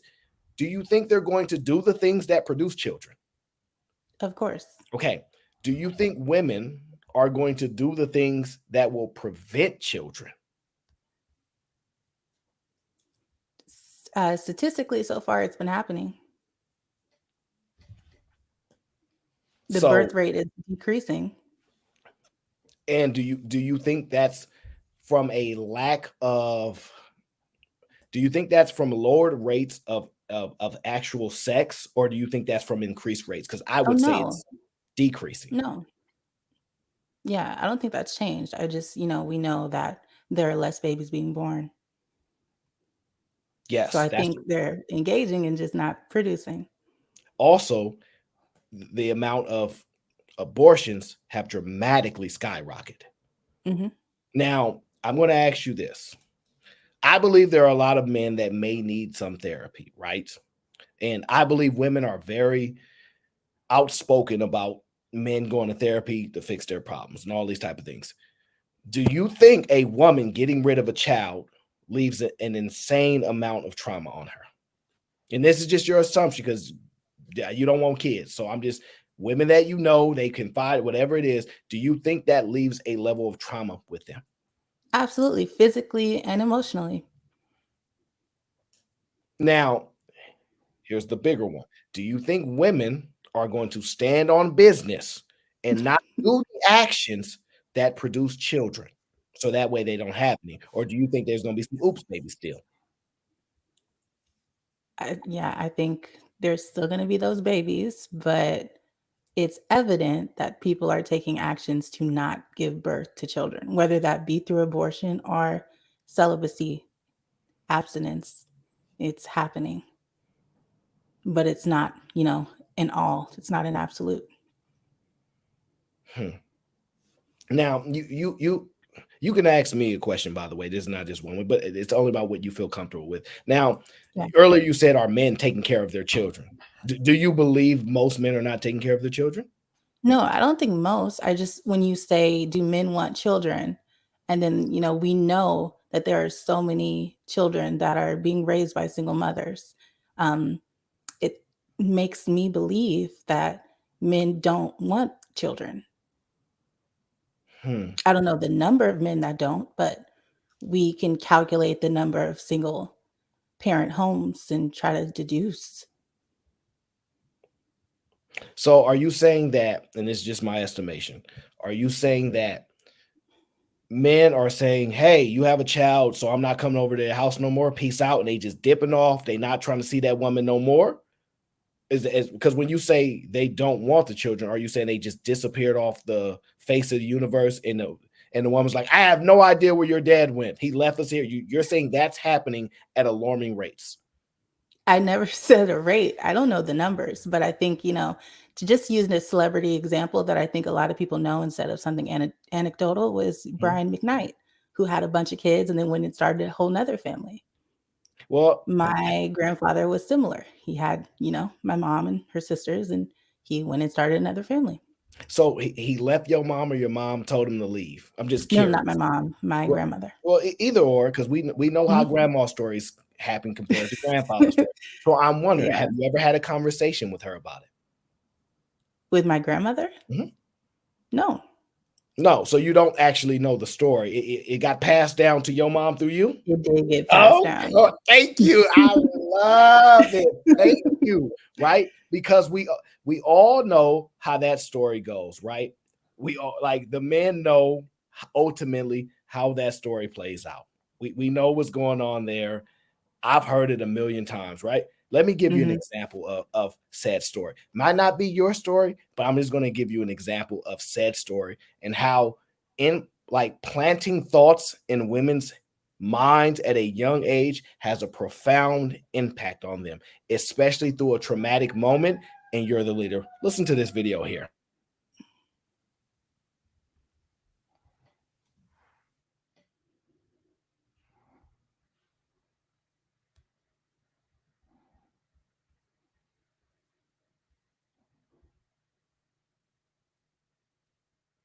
My parents gotten a divorce, and I remember being in the kitchen with my mom, and I'm looking at her, and she was crying unconsolably. And I'm watching my mom with tears running down her face, and everything looked drawn, and she was saying, I have nothing. I have nothing. Do you understand? I have nothing. I don't know what I'm going to do. She puts her hands on my shoulders, and she puts her face right next to mine, up to my nose, and she shakes me. And she says, do you see what I'm going through right now? Do not be stupid like I was. Don't ever let a man, don't ever let anyone control your money. I need you to grow up. I need you to be your own woman. I need you to be independent. Don't be stupid like me. The lack of having enough money equaled the loss of love, the destruction of family, and so much pain and suffering. Now, I hate that stupid background music, by the way. I hate it, and I'm sure you do. But the gist of the conversation is quite clear, right? The mother, did you hear what she said? Yeah, you are a really good listener. I have to acknowledge that. It's really quite lovely. Congratulations for being a good listener, by the way. Yeah, she's really good at it. That's amazing. That's why I love having her here. I'm just curious, though. You heard the interaction that her mom expressed to her child, right? Who knows nothing about the father's side of the story, right? She gave a one-way experience to that child. And that stuck with her into her adult age, to the point she's on a podcast reflecting into that moment of what's impacted her journey. Do you now see, with extensive information, anecdotal information, that we know that mothers transmit that experience onto their children? I'm not saying fathers don't, but I'm saying in particular, we know mothers do that, right? I'm wondering, how often do you think those children find out the man side? Or do you think it happens way later in life, to where they've built a wall so big that they don't even care what is said? They don't even care to even understand.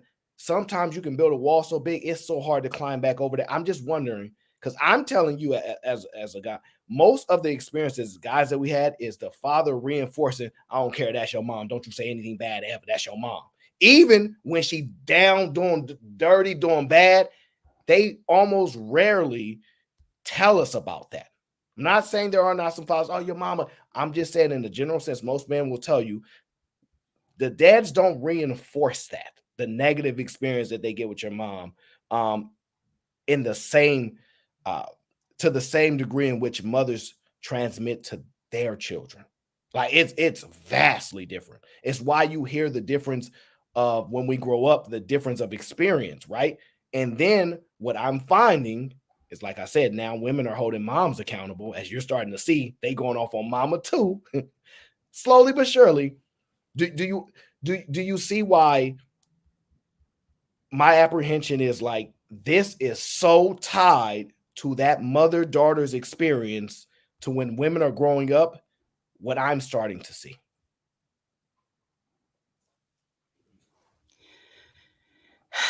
I was thinking of an analogy, but to be honest, I'm not that good at sports, or not that knowledgeable when it comes to sports. I'm going to try to make this analogy. Don't eat me up if it doesn't make any sense. But you're on a football team, you're making plays or whatever. You don't necessarily know what plays the other team's coming up with. You don't know their defense. You have an idea, you try to prepare for it, but you don't really know. All the information you're getting is from your coach. So whatever parent is in the household, whatever parent is nurturing, whatever parent has the kids, has the possibility to mold and shape those kids in the way that the way they see the world, their perspective. If you're not on the team, you're not going to have a say. So, if you're a parent or a father who's absent, no, you don't really get to have your side. You may wait until their child's an adult, where they're not, as malleable as they used to be, and they're more open to having conversations. But if you're actively not present, you're not going to get to put any word in edgewise, if that makes sense. No, it's actually a really good analogy. Let me try to see if I can get a reasonable truth, right? Most men are stronger than women. Would you agree? Mm-hmm. Okay. If I wanted to, let's say me and you decided to make a child, right? Whether on purpose, accident, whatever the case is. And let's say you wanted to compete with me, right? And you said, I'm going to control this child better than you can. Do you think you would have a better chance to have control over that child, or I would? Knowing that you want to compete with me about this. Not that you're like, I want a dad around. I'm saying you want to compete about this. You want the most influence over that child, and you want it over me. Knowing with the capabilities you have, the intelligence you have, the laws around, if you wanted to, do you think you would be better at controlling that child, or do you think I would be better at it? Oh, I would. Now, let's just say I believe you're not nothing like that, right? And it's kind of evident you're not like that. Do you believe that in most situations that is happening, or it's a high probability that it could happen, even if you don't believe it's happening? I think it's a high probability. Yeah. Now, I'm only saying that because when you when you go to war, right? There are things where you're like, I can't beat these people. They are better than us. They got the arrows up there. You know what I mean? They got the people on horses over there, and all I got is this sword right here, right? If I walk up here, I ain't winning this battle. I'm not gonna win this battle, but I could starve you out. See, what I can do is wait until you get hungry, and you have to come out exposed to that gate. And that's when that child turns 17, 18 and go, what's the real story? And then they go, what? That really happened? And then I give you a perfect example. This is what men are expressing. Not so much women, because y'all haven't got past that point, but listen to the men. When the men get older and they say, damn, I heard the real story. And this is why y'all think they hate their mothers. They don't. It's just once a man gets the other side of the story, they make an informed choice. Sometimes they're so far gone that they just don't care about it. But what they're seeing now is there's not a hatred of mother. It's, yo, this is the truth. What really happened? That's foul, mom. You see what I'm saying? That happens way more than we want to give credit for. So there is not no remedy to the situation, right? Because these are complex things to navigate. But how have we got so far removed that a lot of these women that profess to loving their moms and think they're amazing people are going to forego motherhood? It's remarkable to me. I just, it's hard for me to believe, and I'm not saying women are lying, that they really have these great relationships with their mom. And part of that relationship is based upon the fact that she's your mom, because how great is your mom if she never did the things for you, if she never gave you those experiences? You think she's just a regular person? Like, how do you think you can become valuable or revered as much as your mother if you refuse to do what your mother did?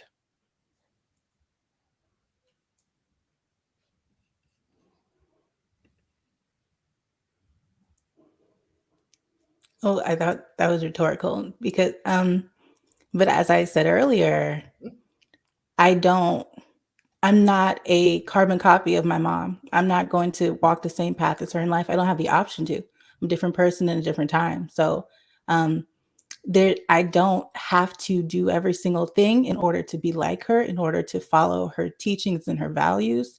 And so that's just how, that might be a cope, but that's what I do.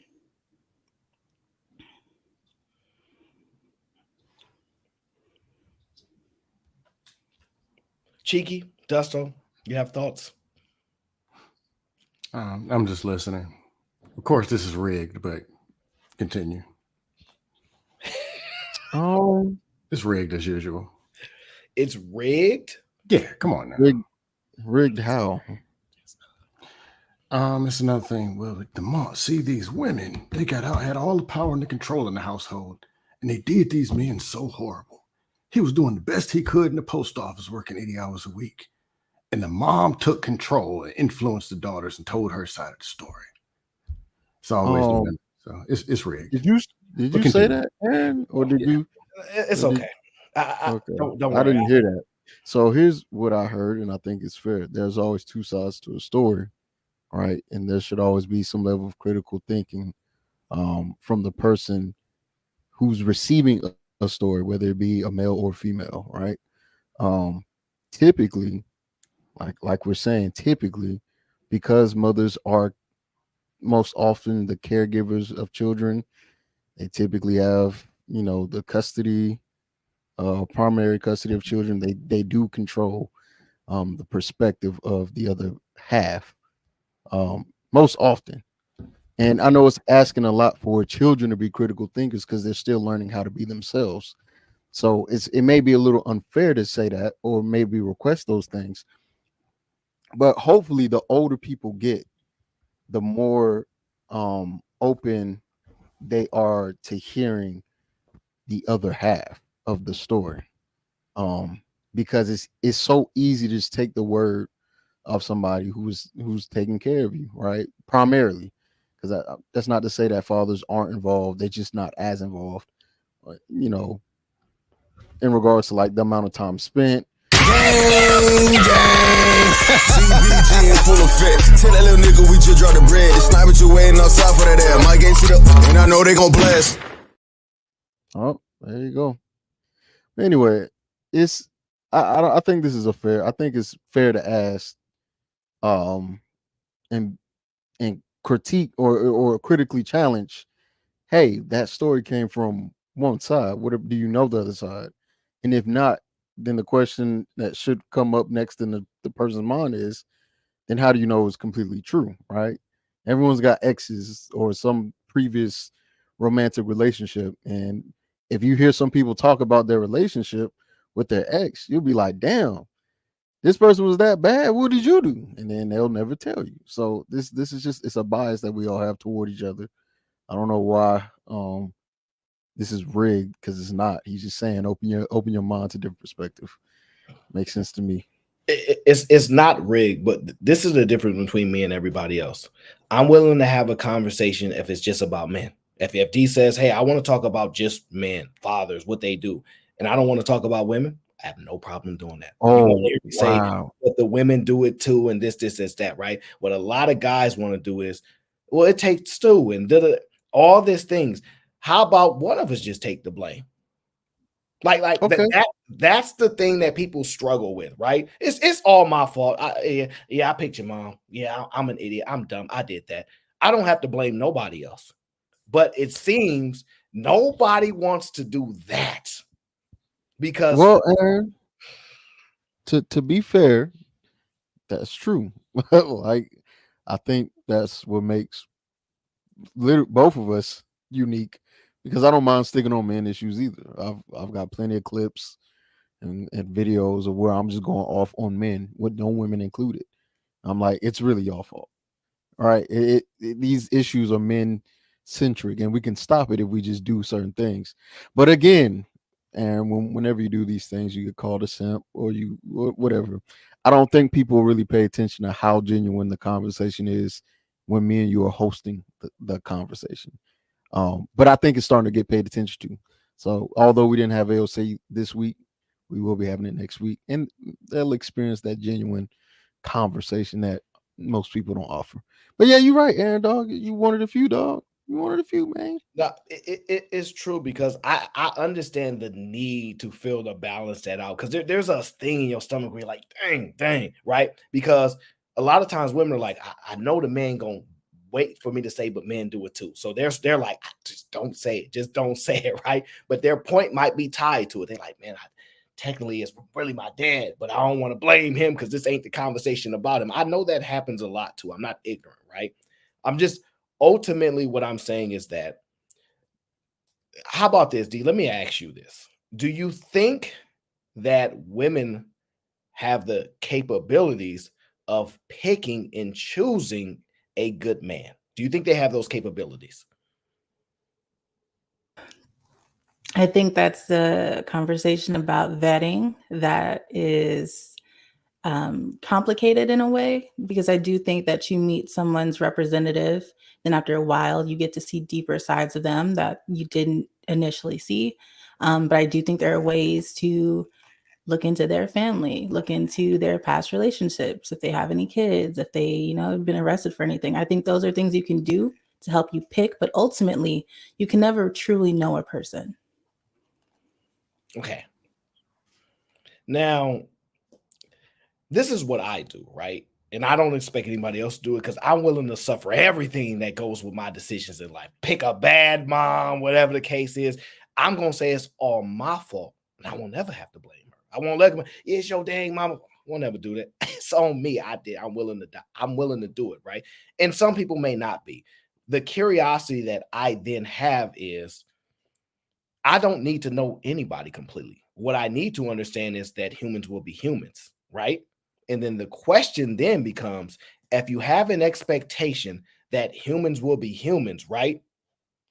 Can you make a decision knowing that? Meaning, like, I think within reason, you have to be willing to give the ultimate sacrifice. You have to be willing to always be the one, right? To say, dang, all right, I'll do it again. Oh, I'll do more. I'll do this, that. It's on me, right? Because when you take the ultimate level of responsibility, it leads to that.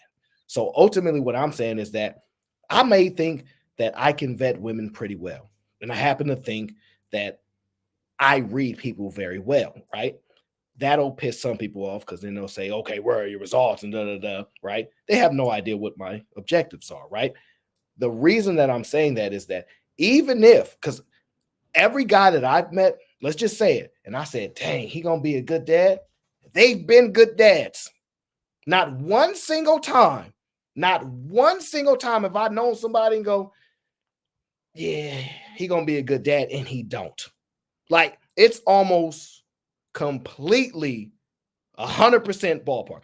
I know women, no men are going to be good dads and go, but he ain't the man for me. He can't get this tingly. But boy, oh boy, he is going to be a phenomenal dad. And they see it happen. But they go, but he don't do that for me. So your desires for what you want also have to include their abilities to be a good dad. Now, that part is hard to balance. Do you agree that that's probably more of the issue? Sure, but it's the same thing as what you said. You don't know what their objectives are. So while he could be a great dad, he wasn't a great husband, and that's what she was looking for. So didn't work out. There it is. That's what she is looking for, a great husband. Now, let me ask you this. Do you think that I'm going to assume this great husband stuff gets into the biblical aspect and the religious aspect, right? Because if you had to define a great husband, I assume one thing, it's either going to be biblical or extremely subjective. Those are the only two things I see happening. Do you think most women are looking for the biblical husband or the overly subjective husband, meaning they just have all these arbitrary things of what they consider great husband? Because if I asked a woman, please tell me what a great husband is, would they be able to describe someone that's not biblical?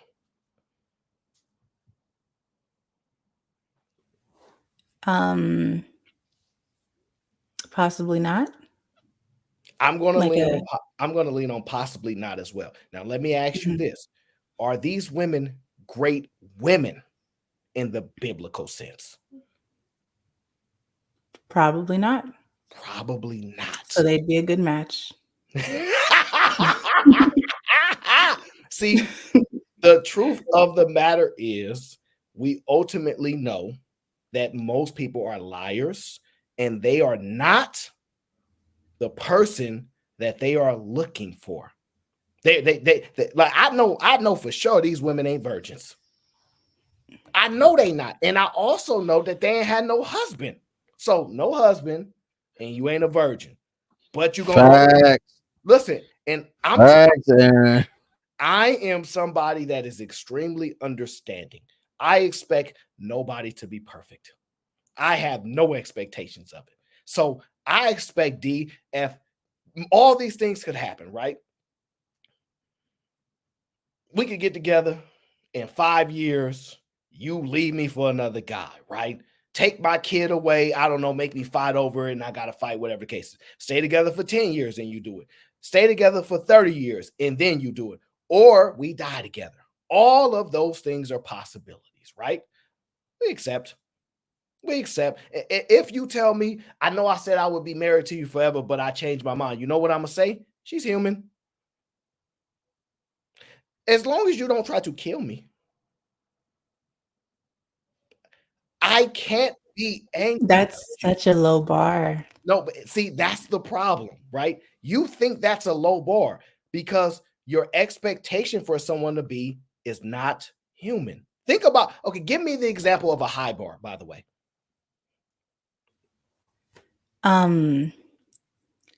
A provider, someone who is, active in their children's lives in more ways than one. That means you're helping with education, but you're also picking up from extracurriculars. Affectionate, comforting as a partner, listening ear after work. What else? Because I'm trying to think of high bar. So those are things that should be commonplace, but a high bar, I guess, would be just I don't know. I think that's all I got. Okay, I accept that. Cheeky, feel free to jump in anytime you desire. My question then would become, right? If that's the case, right? That's the high bar. Who are you comparing it to?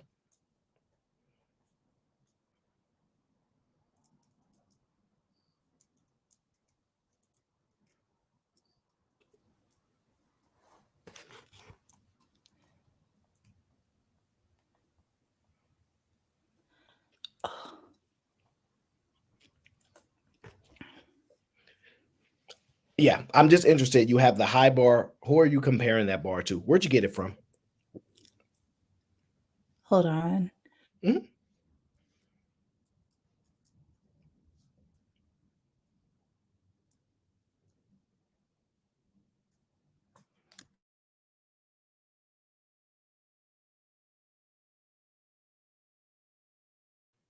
Well, I know she's been kind of stuttering in certain parts of the night. But yeah, I think that's a fair question. If you have a standard, it comes from somewhere. Where does it come from? And how do you know that this is the correct standard for you? Well, I have no interest in knowing if it's the correct one. I'm trying to identify uh where'd you get it from? Yeah, the origin of it. Like, where did you get this standard? I'm trying to see you created this bar in comparison to what? That's once I get that baseline, then I can formulate a thought, right? Because I right now we in real time having this conversation. I'm like, Right. This is how it leads up somewhere. You just gotta go along with the ride. yeah.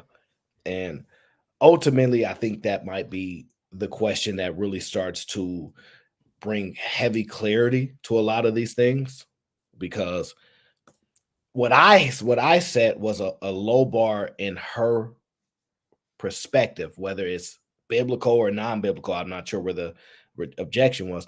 I look at my perspective as very realistic and human. I have a better accepting of that humans will be humans, because I said 5 years, 10 years, or we could be together forever, right?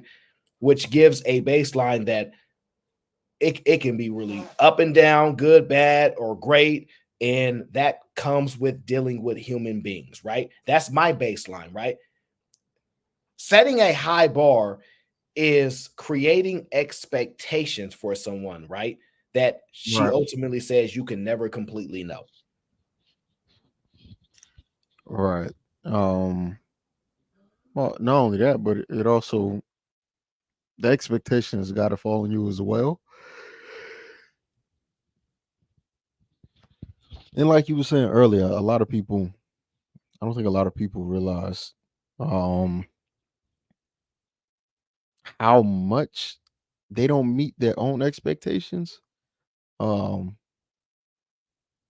and trying to place those on other people's is going to cause them to be frustrated because people have eyes they can see. Um and nobody likes to to feel as if they're in a hypocritical relationship, right? Because if you have a certain standard, and this is whether it's intrinsic or external or internal external standard, you have to meet it at all times. Let me read some of these super chats that came in. I don't know if I missed this one. Red Pill Ranger is in the building. He likes to cause a lot of trouble. He says, I need an answer to the will not having kids lower your options question. Aaron, you letting her gaslight and question dodge? It depends. Let me answer that question, right? I'm not letting her question dodge. What I have to take into mind is that she may have a particular situation that happened that she doesn't want to express. And I'm not going to force her into it. I'm not going to make her accidentally reveal something that puts her through a traumatic situation that will possibly then cause resentment on me because I'm pushing, right? How I talk to women is not how I talk to men. True. Both I'm respectful with, but I like women. I want women to be women. I like men being men. So I do speak to women differently. Doesn't mean True. you can't hold them accountable. It doesn't mean this, but my expectations of how men act and how women act will be vastly different. I have no problem with challenging this or that, but there's a certain way you do things, because when you have someone expressing their experience, especially a woman, she's not a man. She has emotions that two things are happening. She knows she's on cam and she's like, these people are judging me. And so she's basically has to operate through that. And so I just don't go at it the same way everybody else does. Shout out to Chicago Real says, unpack that ish, AO, unpack it. Good dialogue, family, normalize therapy, normalize healthy humans. I do my very best to have a realistic viewpoint of human beings and people. I do my very best to have some level of understanding of different individuals, and it gets hard because I can tell you, listen, when they bypassing questions a lot, sometimes people want to pounce on them.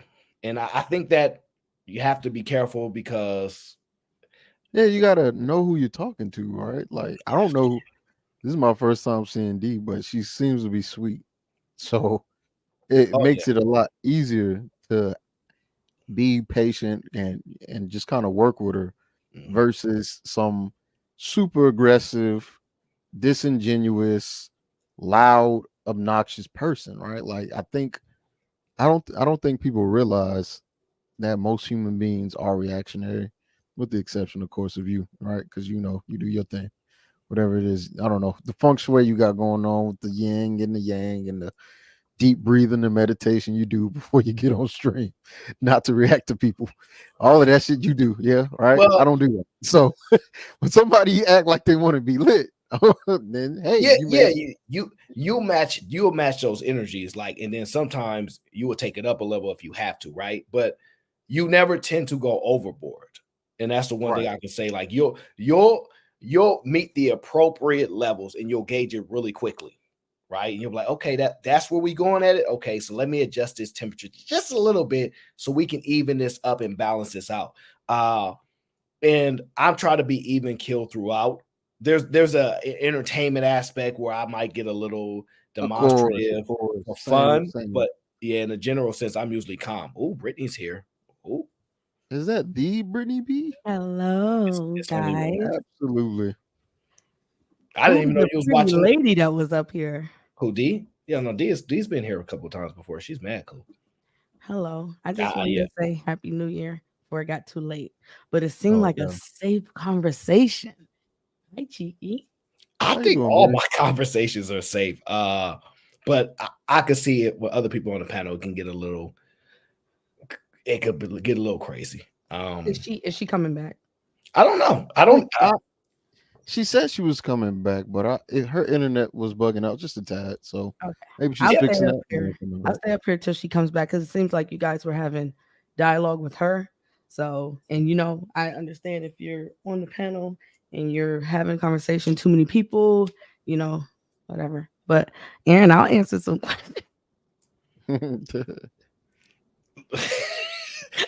You didn't answer my text message. I want to talk to you. I think that may be D right there. Yep. Yeah. Yeah. I don't think Brittany responded to my text message. I ain't talking to her. Oh Lord. What happened to moving in silence, Aaron?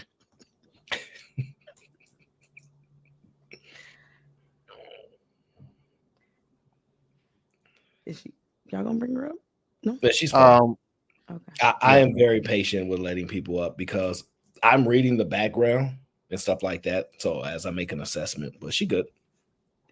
But the thing about D is she smiles a lot. And so like she was waiting for her opportunity to smile. Okay. All right. Hi, pretty lady. Nice to meet you. Nice to meet you too. Hopefully my audio is still okay. Your audio is fine. Can you tell them you've been here before? They act like you knew over here something. I mean, I've been here maybe twice. So I don't expect people to recognize me. Okay. I come when it's safe. There you go. That's my type of. There you go. All right. That So is so Aaron was wild. drilling you before your internet went out. So I was not Yeah. drilling. D, you feel Well, like I'm drilling no, it you? was no, you weren't. I was more surprised by people thinking that I wasn't answering questions. I feel yeah, like I I saw that in answer the when I chat. know and I answer when I don't know. Good Stay job. out of the chat. See, that's y'all Yeah, problem. Y'all make leave it it seem like alone. I'm the overbearing aspect, and y'all be in the chat, and then they get that infused in y'all mind, and y'all look at me and go, "He did it." No, it's not me. Stay out them chats. That's what it be them chats, because I don't. A lot of people can't ignore the chat as much as they say they can. It is actually very difficult for a lot of people. That is true. From the beginning, I used to read the chat. Now I don't pay the chat. Not in mine. Like Miss Best, which I learned was a guy, but he said she needed a sisterhood troop. Now y'all know who I am. Y'all know I'm not a sisterhood troop. If anything, I like to be 10 steps ahead of these questions that Aaron and Cheeky like to give. And I can easily say, hey, D, don't answer that. That's Right. all I do. See, But the the problem problem is when you say you be that is putting intent on the yes. things that, like, this is what me and Aaron And be then talking about. but who ends up being right, Cheeky? Here we go. Not you. You crazy. We got proof that I told somebody not to answer, and 10 steps later, Stop. boom, I was right. Stop. It's okay. Well, I like to help when I can. so that is true, but we also got proof that I've said, "Be quiet, don't say anything," and people decided not to listen. That's It- because they don't listen to you. okay, so, but the thing is, right? I do think these conversations actually do move forward, right? If you have them with the right people. Mhm. And then if you have them with the wrong people, it's going to frustrate you and say, I'm never doing this again, because we then put that intent on somebody else.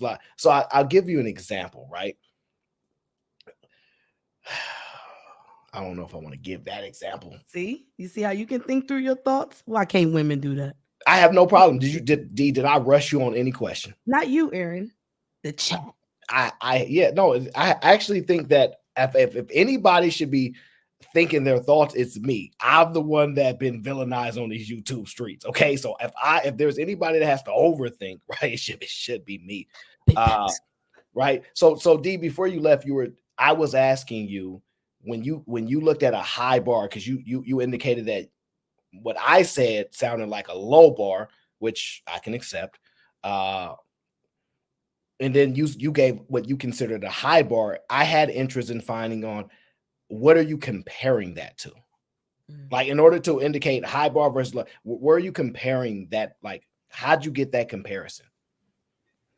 Well, I don't know about Brittany, but I know for me, growing up as a young girl, there's a lot of things that are targeted to us at a very young age, combined with personal experiences. So outside of your family, for example, like Chris Brown was targeted to young girls. And of course, his songs are love songs about, how they treat you and things like that. And of course, Disney movies and romance novels and dramas and things, they're usually targeted to women. And so women look at these things, they want to have a similar life to that. They want to kind of emulate this type of romance for romantic women, not all women, obviously. But so a combination of the relationships you see in your life, coupled with different forms of media that are targeted to us at a very young age. Can I ask a question? Of course. I'm thinking on how to. Do you think it's fair to allow other people to shape your life and your decision making? I wouldn't. I would use the word it's inevitable. I don't know that I would say it's fair, but I do think that, especially when you're young and you're impressionable, it's bound to happen. As an adult, hopefully you're less inclined to just go with whoever is influencing you. But even still, I think sometimes as humans, we can't help but be somewhat manipulated by others. Okay.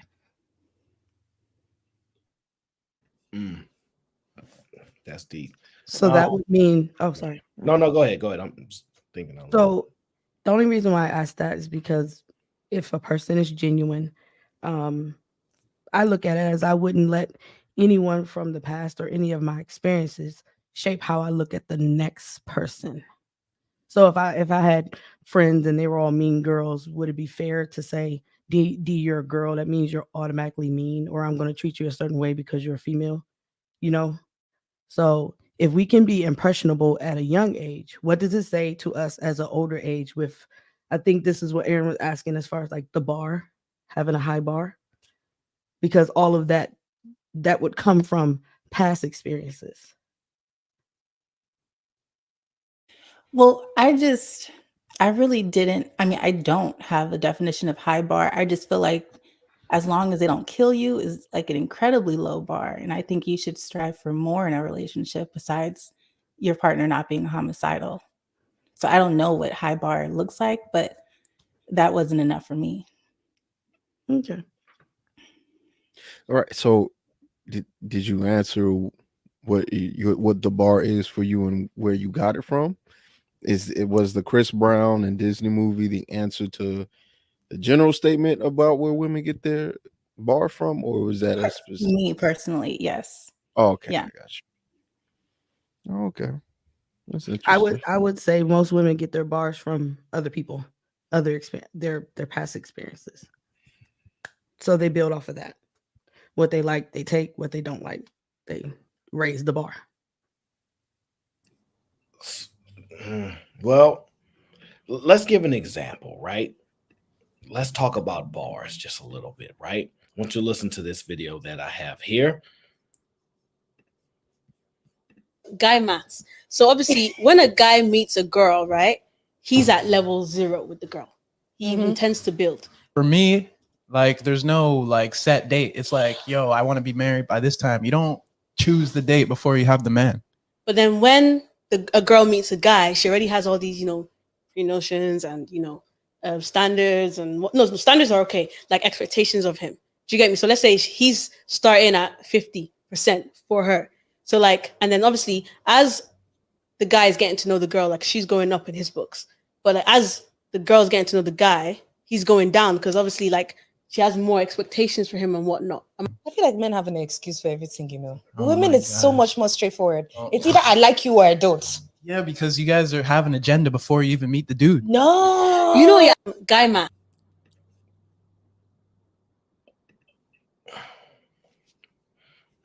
What is that video? What thoughts does it bring to your head?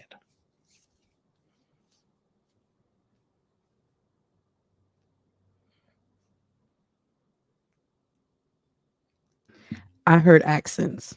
That's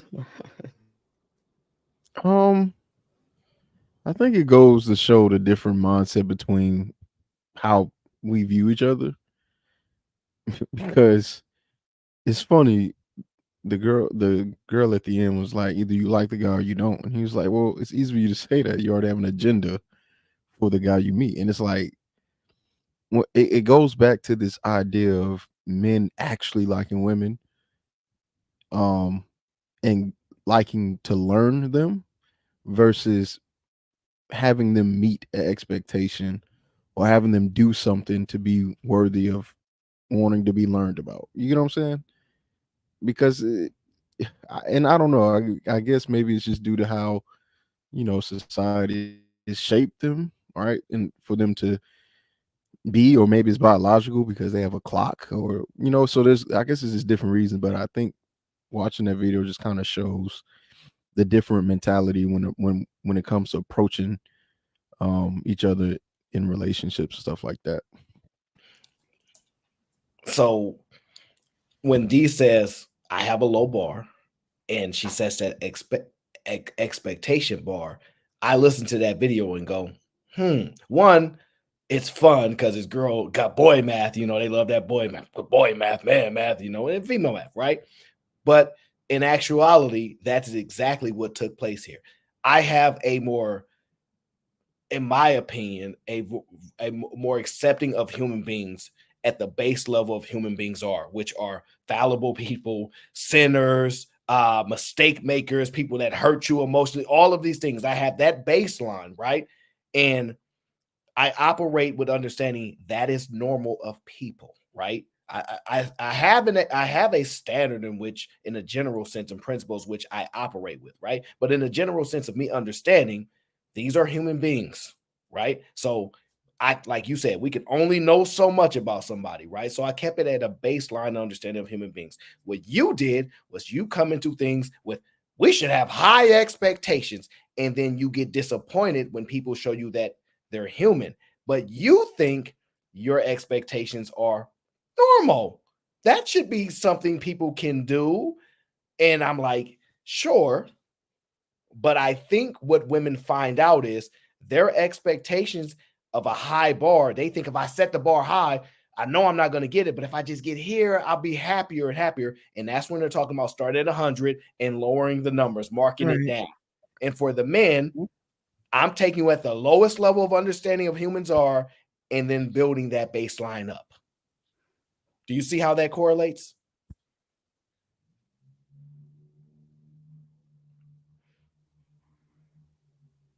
Oh, her internet's wigging out again.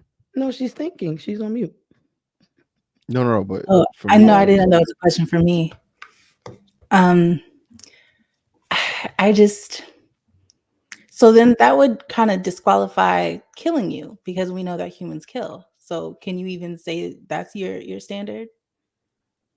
So in a sense, I mean trying to kill me. Like if you kill me, I'm gone. I mean the attempt to do so. What caused me to be like, yeah, I just can't. This environment, I can't be around you for that, right? Like I have to be far removed from somebody with that level, right? But pissing me off, sleeping with somebody behind my back, all of these human things, I have an acceptance of, right? Most people have a rejection of. Yep. And so if you cheat on me, right, then the relationship may dissipate, right? But hatred, vitriol, you ruin our family, I won't have that, because I see you as a human being, and I have the capacity to give you grace, understanding. If I'm in an extended period of your life, you're going to do wrong. You're going to do things that frustrate me. You're going to do things that I feel is hurtful, right? But I still have to see you as a human being, because the second I put you in this fantasy world where you won't do this to me, I start to slowly pick apart. I don't know what that means. I start to slowly pick apart at your humanity. And I hold you in an area that is very difficult for most human beings to sustain over a period of time, because we go through life. And I have an expectation that life is very difficult. That does not mean sad or and so happy, but difficult. And it's navigation throughout. I have accepted that. And I operate that way. I may be very much wrong, by the way, but that to me has worked the best with dealing with human beings. And so that's why I said I'm giving this baseline and kind of manage from there. But if I set an expectation, right, where I'm like, I want this person, they're going to disappoint me. And overall, what disappointment brings is vitriol. It brings resentment. And I don't know if your experience is, resentment is a very dangerous thing. And so go ahead, Brittany. My bad. Go ahead. Sorry. I No, was I was listening and a word came out. I'm sorry. I was looking for my water. No, I was just going to say, I think that's a good way. And because I didn't want to cut you off, I kind of forgot when I was about to say it. Go ahead. I apologize. No, you're good. Absolutely good. This world is much better when I have you here. So, in the sense, I'm just saying that, do you think what the way I think is just unreasonable, or you think it's sad that I think so low of people? Like, is that how you interpret it, that I just think low of people? Is that what you taken from that perspective? Yes. I think that, excuse me, when you go to a job, there are expectations. You agree to do your duties. You agree, the job agrees to compensate you. They agree to certain work conditions. It's not always met. You may have to file a complaint. You may have to quit. But ultimately, you come in with an understanding that I will do this, you will do this, we will work together to complete the task. To not have that agreement with your partner in any way, like these are my expectations for how you treat me, this is what I'll do for you. I don't think you're setting yourself up for success. I have a response. I know what I was going to say. So I'm glad you said that, D. Aaron, I will agree that that approach is awesome as far as on a personal, because it keeps the disappointment low. However, to Dee's point, which is what she was saying as far as like relationship, one, I think consistency on the other person would be good for you, Aaron, even though your expectation is low. The consistency of the person being whoever they say they are would help them stay around. It doesn't cause for disappointment. On the other hand, people want to know they're pleasing you. And this is where D says the expectations and setting a standard. They want to know, okay, if you expect your woman to be like this, there's this sense of, hey, am I doing a good job? Whereas your life, way would not give them that reassurance. So there's no way to say, except for if I'm around. But then again, your way, Aaron, you would keep a person around. And wait, let me reword that. There's no way to let that other person know that they're special, and people want to know that they're special. And I think that's where the problems lie, where people are saying, hey, I got this type of expectation or this type of standard, I want to know I'm meeting your standard. But if you keep the bar low, there's no way to put this person above that person when it comes to how I look at where my placement is in your life. D, is that you agree with that? That's where you're trying to. Well, that was a little bit of me too. No. Yeah, I think she made a fair point. Okay. All right. So now I see why. Go ahead, Cheeky. Yeah, I just want to make sure I'm understanding correctly. Are we saying having a low bar standard makes qualifying too easy, and thus you don't feel special because anyone can qualify? I could see that being a problem on the other person's viewpoint, not necessarily yours. If you hold the bar low, if you hold the bar low, it allows for you to stay away from disappointment from other people. On the other side, their perspective would be, well, what placement am I in? What placement am I in your life? Because I'm not being able to differentiate who I am to you. And that is very interesting. Mm-hmm. There again, just kind of speaks to how men and women differ in thought. That's why that there. I mean, I have a lot of reasons why I know this, but the reason why women say they don't compete, but then they do, is because they're looking for that spot where they hold. Everybody wants to be that special girl or this. Where am I here or where am I there? So if we're looking at it on a gender role, I could see how a female would say, okay, where am I with you? Am I just a regular friend or am I a little bit more friend? Where are we at in this? What are we doing here? Am I a good coworker or am I a bad coworker? No, you just working. So that's why side chicks win. No, I'm just playing. So so the initial comparison was if you go to a job interview, they have this, that. So now we go from job to feel special. So are you saying that at a job, they set the expectation, you do your job, but you want to be acknowledged as special for doing that? I don't really know. I mean, we can look at it in different, like I'm a union worker. We're all the same. I don't know anything that could make me be the better union worker. We're all doing a job. We all have our part. Maybe in an office setting, that might be different. So I wouldn't be able to answer that. Well, I'll answer that. Yeah, there are many people that seek validation. If you get Teacher of the Year, you get a bonus, you get a parking spot, you get perks that you wouldn't get otherwise. And there are standards that are laid out to how you can achieve this. So people are actively clamoring to do these things so that they can achieve this accomplishment. I think in relationships, you want to hear that you're loved, that you're valued, that your work is not going unnoticed, that Brittany said, that you're pleasing that person and they're satisfied with you and they adore you. And when you don't have any of those standards, how can you get that validation?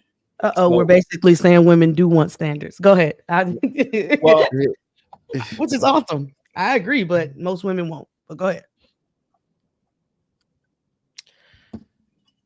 Aaron, this is super interesting. I already planned on doing the show, but now I've got more reason. This is so. This is coming off of the hot news of Simone Biles and that situation. This is coming. So here's the thing, right? I'm going to give away part of my show, which I don't mind doing because it's my homie, it's my cousin, it's my brother Aaron, right? So I don't mind giving y'all a little bit of the deep. Don't steal the damn show. I don't know if y'all remember 3 years ago, there was this black lawyer that graduated from USC who said he was the prize. And he pretty much gave the reasons why, right? And women were so upset with him because he explained how he's the prize and what kind of standard he's meeting according to what he's heard from women. Mm-hmm. And then we have this man, Simone Biles' husband, the NFL football player. I'm using the title Simone Biles' husband on purpose. I'm not trying to ruffle anybody's feathers. It's not the point of this show, right? And every woman was absolutely livid that he didn't know her, but she has standards and he met them, and he has standards and she met them. Now, and again, it's not. I'm not saying this is Brittany B or D reacts or D dissects thoughts on it, but it's so odd hearing, hey, if you guys have too low of a standard, we won't feel special. But if you have too high of a standard and you think you're something valuable, now we have a problem as well because only women can. It's so weird living in a world where both of these things can exist. That's all. I'm not really putting that on you guys, by the way. I'm just noticing. Yeah, I understand. Because something in me was like, I didn't say that, but I have a lot of control, and I literally remember you saying, I'm not saying this is your take. Yeah. But something still wanted to jump out and be like, I didn't say that. Right. So, yeah. Okay. It's really interesting. Just for me, right? You set the bar low, right? You like set this bar low. Then when people step over the bar, you'll have a high appreciation for them. God, I'm very grateful for you because this is amazing. At the end of the day, see, y'all believe, hey, unless you can dunk this basketball, well, until you can dunk the basketball, we ain't got nothing to talk about. I see the difference between setting the bar low is not necessarily putting a cap on it, right? See when y'all set your expectation up there, at some point there's a cap there. Because if there was something higher and higher, you either have somebody constantly going up and up to get your approval or something that you respect, which we know ultimately is going to be a huge failure, where if the bar is set for a reasonable thing for humans, right? And this human kind of lifts that bar up and up, all you need is an appreciation. All you need is a level of gratitude for that, right? The one thing that, because see, that just shows the ego of women, right? Like, we think all children should have health care. Aaron, I'm sorry. You spilling the fucking show. I knew he was going to do it, which is why I didn't want to talk about it. But it's cool, dog. But this is just Aaron's thoughts, Sheiky. You can't stop this. No, but that's the problem. The problem is we think very similarly, right? Because the show was going to be on the women ego. But we already knew. Oh, that woman ego. Right, because men's ego get talked about plenty, right? We already know we're the most egotistical creatures on earth, and that's why patriarchy and all of that. Women's egos that's a doozy. It's just all about where they place it. I've learned to place mine in other areas. So yeah, my bad, Aaron, but I just saw you going the way that I knew you was going to go, which is why I didn't want to drop the deets. You know what I'm saying? I want to drop the deets. I accept the base level of that for me, I don't know. But it gets me on to think. And I have this video here that I've been wanting to review. And I just want to get your thoughts on this particular video that I have here. Cheeky's thoughts? Cheeky's thoughts? Yeah, hey, I'm willing to listen to whatever Cheeky's thoughts are. Oh. You think you have kids? I'm not having kids. What you mean you're not having kids? I'm not having kids. That's what you was born here to do. No, I'm not. Why would you not want to have kids? Why would I? I'm asking you. Why don't I want to have kids? I don't see any benefit. Look at him. Oops. Now, I've thought about letting the video play out, but I have no interest in that. Have no interest at all.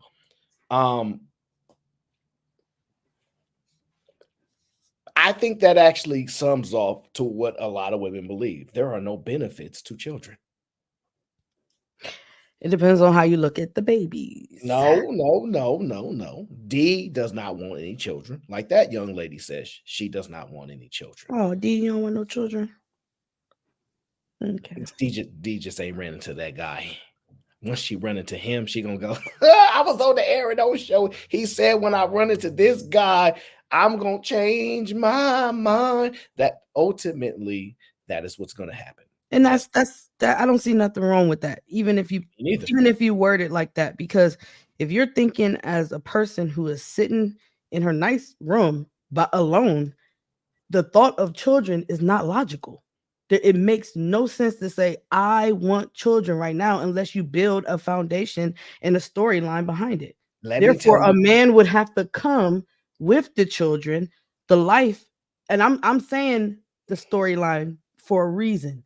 If you want to do something that makes you the most responsible person on this planet, then yes, it's going to need some foundation and background behind it. So if I'm a single woman, there's no way for me to say I want children unless you put one day behind it. But to say it right now, the answer would be no. Would I say I don't find no benefit? That's another question. I mean, that's the context behind it. But to actually say yes or no in this moment would have to do with your situation. And I agree. If she was in a relationship or why are you shaking? I'm not looking at you. If anybody was in a relationship and they have a conversation and they build a foundation that says, you know what? Bringing children in this world now sounds logical, even though I don't believe it is, but it sounds like something we can do. As a single person, no, I wouldn't just sit here and be like, yeah, kids. Especially if you're single, if you don't have a game plan for them for when they come, like, yeah, it doesn't make any sense. And I guess you would say, I don't see a benefit. But if you're getting a relationship, he has a desire. He puts a logic behind his desire, something that he can say, this is what we can do to support children. This is something that I want with you. I see you as a mother figure. This is why I married you. These are reasons why you can build up a reason to have that desire to have children. Did I ever want a Cadillac? No, I was fine with driving Chevys. But hey, I look at a Cadillac, I say, you know what? That's a nice car. Let me get me one. And then I get one. And now I want Cadillacs forever. Let me just read this super chat that came in. Mr. Fantastic BABG, the one and only, says, I dare you to take Sugar Bum's wrench. Bring in the new year. I can't. Somebody else has to do that. I can't take Sugar Bum's wrench.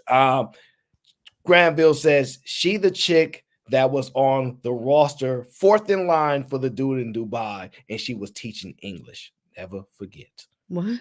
I don't know what that means. Okay. D, do you want to know what that means? Because I don't. Yeah, I think the very first time I came on here, I talked about my experience in Abu Dhabi about being propositioned to be a second wife.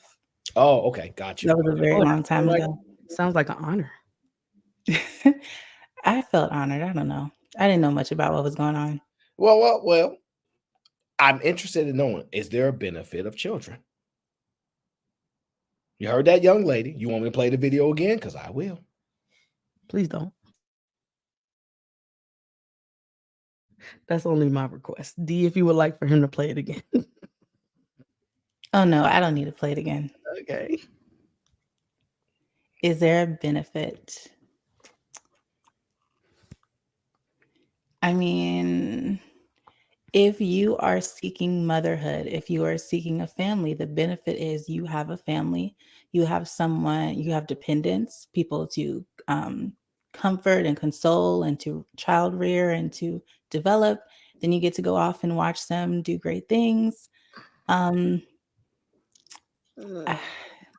I guess those Y'all are talking around benefits. the question, D, and you haven't been doing that all I night. guess those are benefits, but I don't. Those are benefits. Those are liabilities. Those are just not my benefits. I don't see a benefit. All right, so we making up what benefits are now? Like we making it up on the spot. I answered when she was answering, I was like, those are liabilities. Do you see a benefit to children? Do I see a benefit? Because the lady in the video respond through your, because you have your unique brain and how you perceive the world, and this is why it's important. I foreshadow certain things. Men have certain vision for the future, and I think women lack it heavily, right? And so I'm just wondering, based upon what she said in that video, it got me thinking, because I'm already seeing this with women. Okay, why wouldn't y'all want no kid? Ain't no benefit to these kids. I'm like, oh, so I'm trying to understand, is there a benefit to children?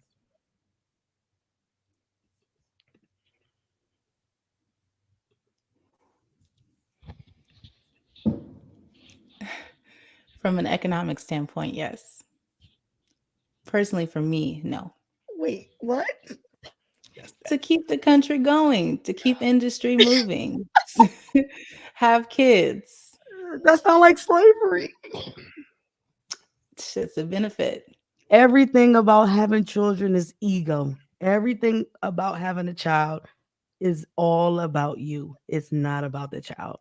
That's the issue. So the answer is no. It is an emotional no. It's a sad sounding no. Okay. Because most people would say, oh, it's a beautiful thing to have children. Everything about that child coming in this world had nothing to do with that child. It's all about you. That would be all ego. Let me ask you this. Do you think men should have purpose?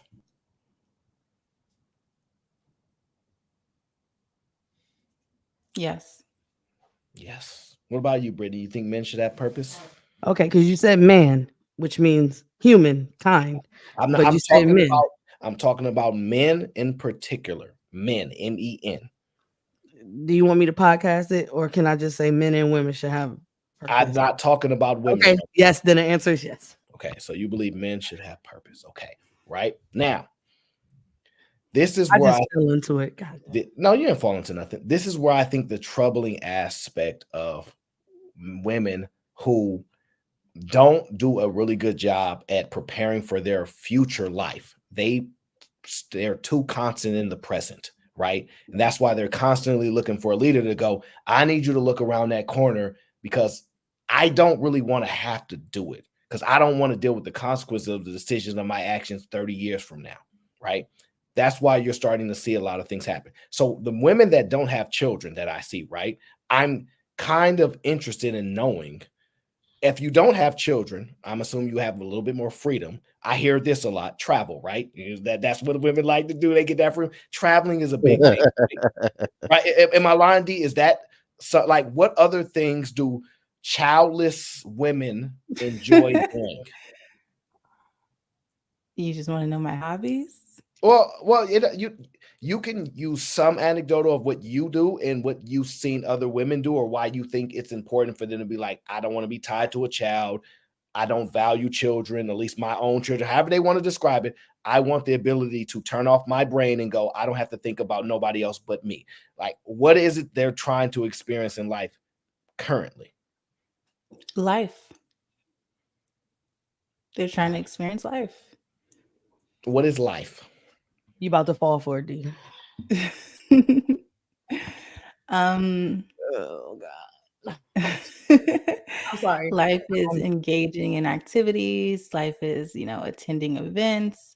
Life is redecorating your home. It's traveling. It's everything you want to do in that moment. That's life. Can I ask it, Aaron? Because I know it's coming. No, because I haven't got to where you might think I'm going. I already know where you're going. I know exactly where you're going because of your first question. Well, actually, I'm trying to figure out where we're going in the midst of this conversation. So I'm bouncing it around. I'm playing it out, and I'm trying to say, okay, this, that. I'm trying to see where it's going, and ultimately, as I'm building up, I'm like, Now, the travel drives me crazy. I personally hate traveling, but I understand it's a very big thing for women. They love that traveling, right? And so ultimately what it leads to is I was trying to figure out what is a better way uh to describe this. But what we'll do is we'll start here, right? This is what I want people to understand. There was a video that I had that kind of discussed when women go at what ages they go into high levels of depression, right? Because there's studies on single and childless women are the happiest women, right? And there's studies on as they get older, the depression starts to seep in, and there's a reason for that, right?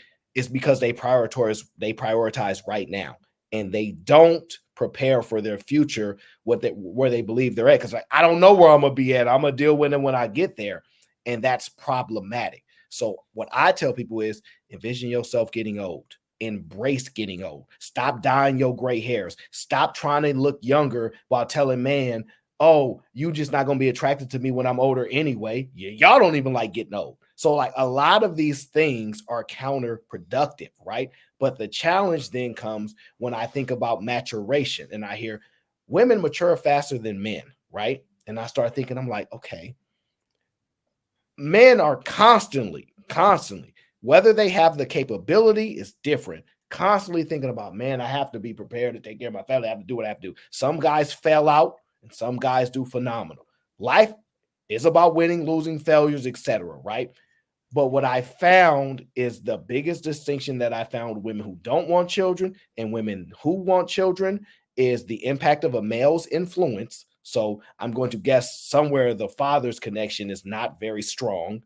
And then the man that they don't have is not impacting them a certain way. Because if you've ever seen a woman get with a man, she tell you, I can't hang out with y'all no more tonight. I'm with my man. And y'all like, what? I thought you was sis. I thought we was hanging out. She ghosting y'all faster than lightning when she get a man.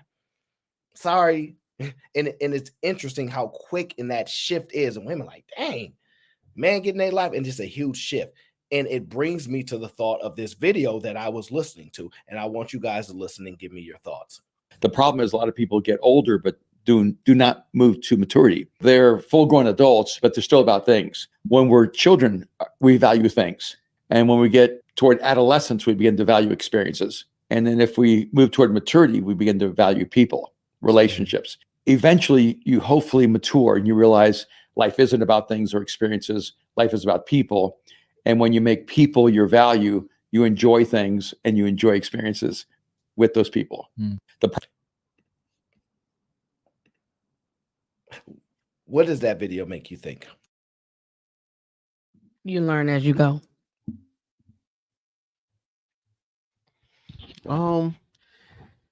It seems like it's talking about looking at life from an existential lens, like what exists and what did I create instead of what can I buy or what can I get, right? Because again, the older people get, the more they tend to think about, I want to spend more time with my grandchildren, and I want to spend more time with my sister-in-law because I'm not going to be here long. Every grandparent that I've ever had that's alive has definitely said, call more, because things start to differ. Things start to change when the older you get. Now, I think that's what he was mentioning, right? That aspect of life of, hey, my existence is coming to an end. And I want my experience, my last remaining experiences, to be full of valuable people, valuable things that aren't necessarily related to money, right? Because every old person, if you talk to them, I worked at an old folks home for a little bit. I was like, man, all the stuff that, all the money you earn, all of that stuff is like, it's cool and it's good and all, but it's the people. They somehow, some way, people are always going to be more important than the things that you buy. but you'll never see it that way when you're 25, 26, 27, however old. Like honestly, I'm gonna be very transparent. I value $500 million over every life right about now. As a brokey, oh, trust me when I tell you, I'm ready to get up out of the basement, man. You know what I'm saying? I'm trying to get up out of here. So ironically, people and what you are around is shaping you as well, which could contradict what I said earlier, because I try not to let other people shape who I am and how I'm going to base my further life. So, and how I treat other people. I'm not going to be mean or set a high bar or wall up to the person in front of me because of something Cheeky did. Yeah. I mean, it could. Yeah, I guess it does. But that's what I got from the video. I think the older you get, the more you reflect on life and your existence as a human being more than you do the things you want. Keep in mind also though, most old people are hoarders. So so that's it's very hypocritical to a degree because every time I walk into some old person house, I see knickknacks. Like, what the hell is that? What does that do? Oh, I bought that in 1802. Like, dog, get rid of it. It's just garbage. But Well, it that's holds just a value, which is yeah. ironically funny because that would go against the people at the old home, which have nothing but the people that in their memory. So again, it's just funny. You Oh kind of no. like what you said. You kind All of right, get well, what you get when you're in the moment and you're holding on to what you're holding on in the moment until it's either gone or you learn more. And then now you want to revert back to what was actually super important, which you didn't take a chance to value when you were valuing the other stuff. yeah.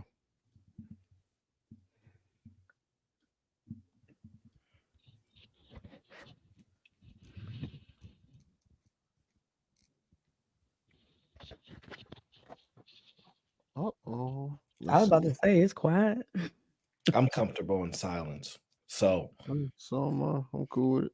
Me yeah. too. You know, ultimately, what you find is that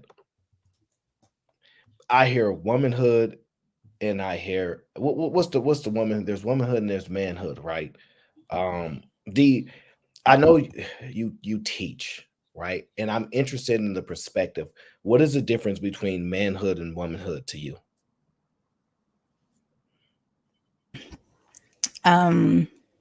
Well, kind of as I said earlier, the first feminine mentor in a young girl's life is going to introduce her to the concept of womanhood. So it doesn't necessarily revolve around your relationship to what you do for a man, but how you present yourself in the world, how you carry yourself, how you value things, how you take care of your body physically and spiritually. So it really depends on who your mother or your woman influences to help you understand womanhood. But from a general perspective, like kind of how the feminist wave actually launched was based around the idea that women should be male centered, that they should be a woman is going to be nurturing, she's going to be catering, she's going to be aesthetically pleasing to men. And I think since then we've evolved, but we haven't quite defined it. We haven't come to a conclusion on it.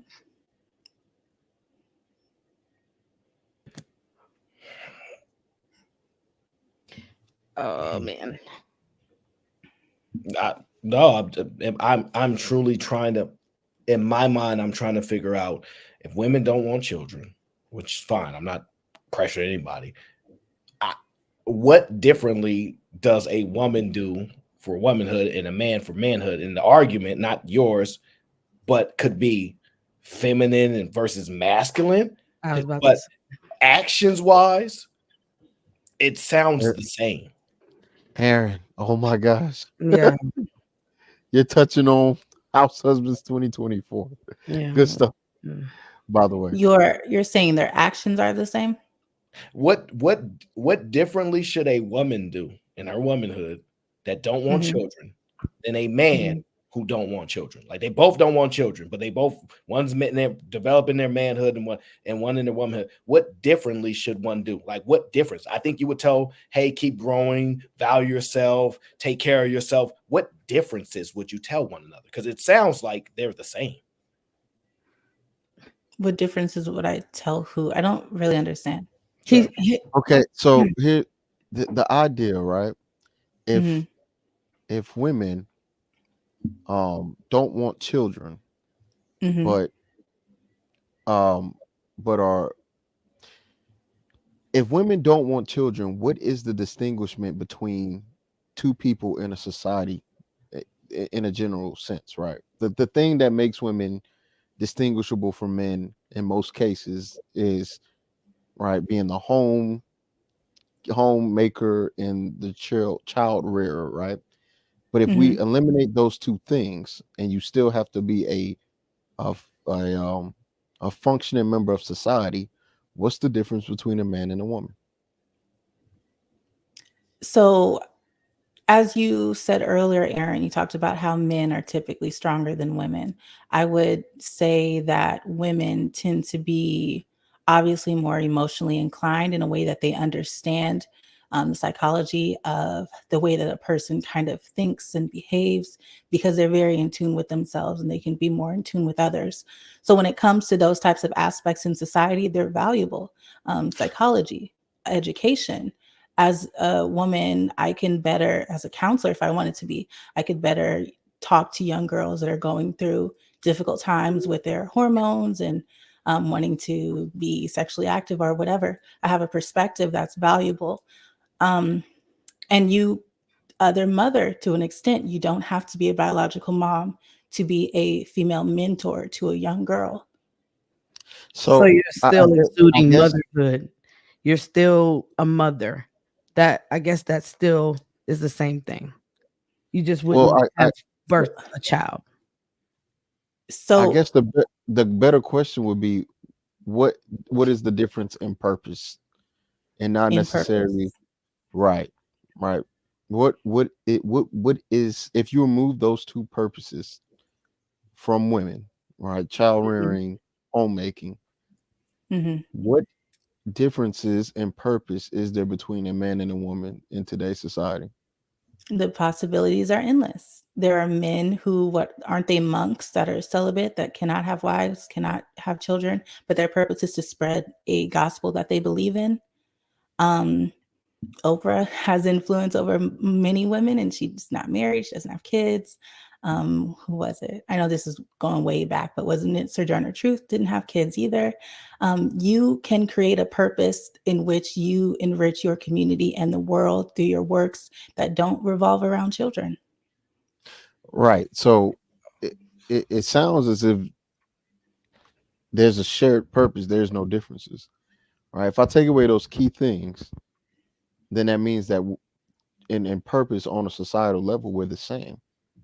Because you're gonna have to work. I don't think you and I have the same purpose. Now you may be speaking on an individual purpose. I'm speaking more of a like a social agreement purpose, right? This most Americans in the West, the social agreement is, women do these things, men do these things. But we know that in society we've pushed for some level of equality to see both men and women equal, not only in purpose but in rights. And I think that with that being the case, if no one's subjected to do a particular thing anymore, it level sets everything to make us all the same. Am I making sense? Non-binary looks like you're trying to say. Right. So there's no difference between a woman and a man, because if women aren't having children and if women don't want to have children, nor do they want to be homemakers or any of those things, and as a man, I don't want to do those things, we're very equal, because you're still going to go to work because you're an adult. That's what happens when you're an adult. But Man, working woman, isn't your purpose. We're not living to work and to die. I don't think that's a purpose. That's just the societal contract that we signed. Right. Wait, but in the societal way, on being a law-abiding citizen provides a connotation that means that you work, you don't break laws, You do the things that are Mhm. necessary to continue this economy, the society, and the social agreements that we have, right? Mhm. And everyone has to do things. The things that used to make, men and women very unique, we're now disassociating with men and women. So everybody's pretty much the same. And D, when you say purpose, or when anyone says purpose, as far as when you make it a gender thing, you actually put that gender role into your purpose, even when you were speaking. So I guess that's what Cheeky's trying to say, or like the difference between saying, if you took away the nurturing and the young girls and the cycle and when to have sex, you would actually just be a regular smuggler, go to work person, just like a dude who says, I don't want to teach young boys anything. I just want to go to work and come home. It actually puts you guys on the same The playing same, field. yeah. There would be no difference in how I would talk to a young lady versus how Cheeky would talk to a young man, because we're not giving them anything. Because the moment we speak with that gender purpose behind it. When I speak in a motherly, loving way. I don't speak in a harsh way when I'm speaking to other women or anybody. Even when I'm at work, I still have a loving, joyful spirit around me because of my nature. I ain't gonna say my nature. I'm just saying Brittany. But if I was just a regular smuggler, no gender behind it, what would I actually give? What would I be saying I'm doing in this world, even if I don't do or don't have children? Mm-hmm. So that was my only point.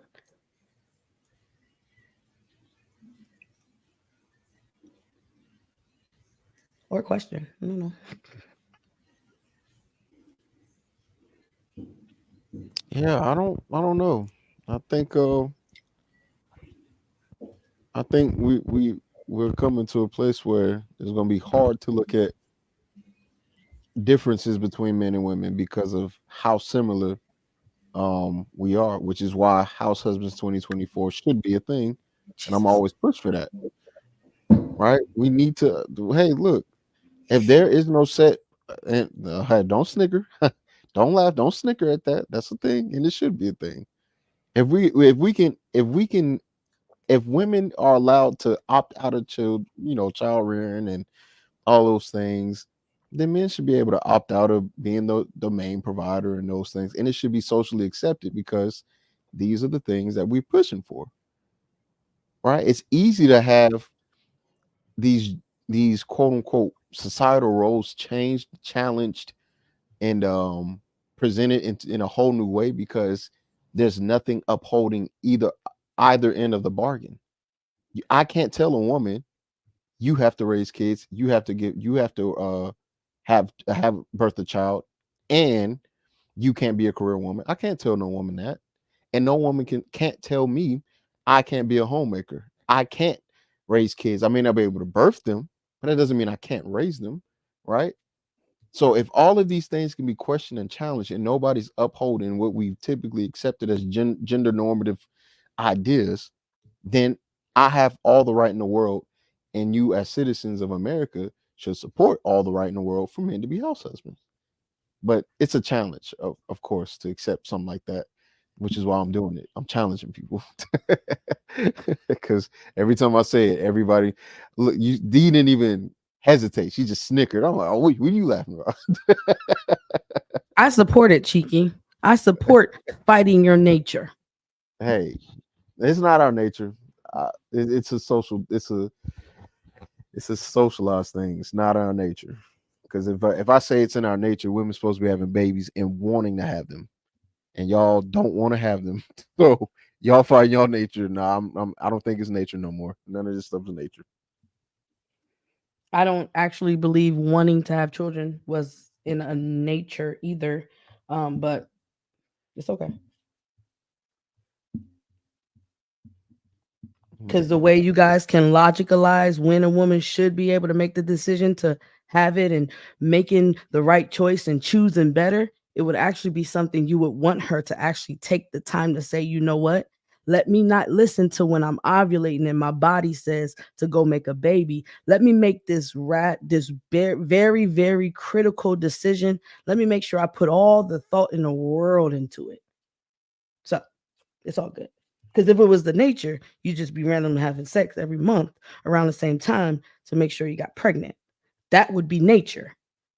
Because your body is screaming at you to go have sex because there's an egg dropping. That's nature. To say you want a baby, no, my body is saying at this time, go do something. However, in previous conversations, you guys will criticize, whatever that was. Criticize? Is that what you're trying to Yes. say? You would Okay, criticize a woman who went out and made one with a dude that wasn't the best choice. So if something is natural, choosing a mate or doing something like that wouldn't even be something you would discuss. Because if I do something that you actually want me to logicalize, that wouldn't be something you want me to go off of nature to do. It would be something you want me to go off of logic and do. And logic and nature wouldn't even line up like that. Because my body, when it's ovulating, doesn't say, hey, are you around a man right now who is stable and able to take care of a baby? No, my body is screaming, go make a baby. It's an egg dropping. That's not logic. So That's what natural. That's nature. That's my body. That's so called what do you ovulation. so what do you think men's nature is? Because you said, yeah, men go against your nature. What do you think men's I was nature being is? funny. I don't think Oh, okay. nature either, but you guys would claim your nature is to go out and have sex because you have billions and billions of sperm that you need to release. No, that's just your body being biological.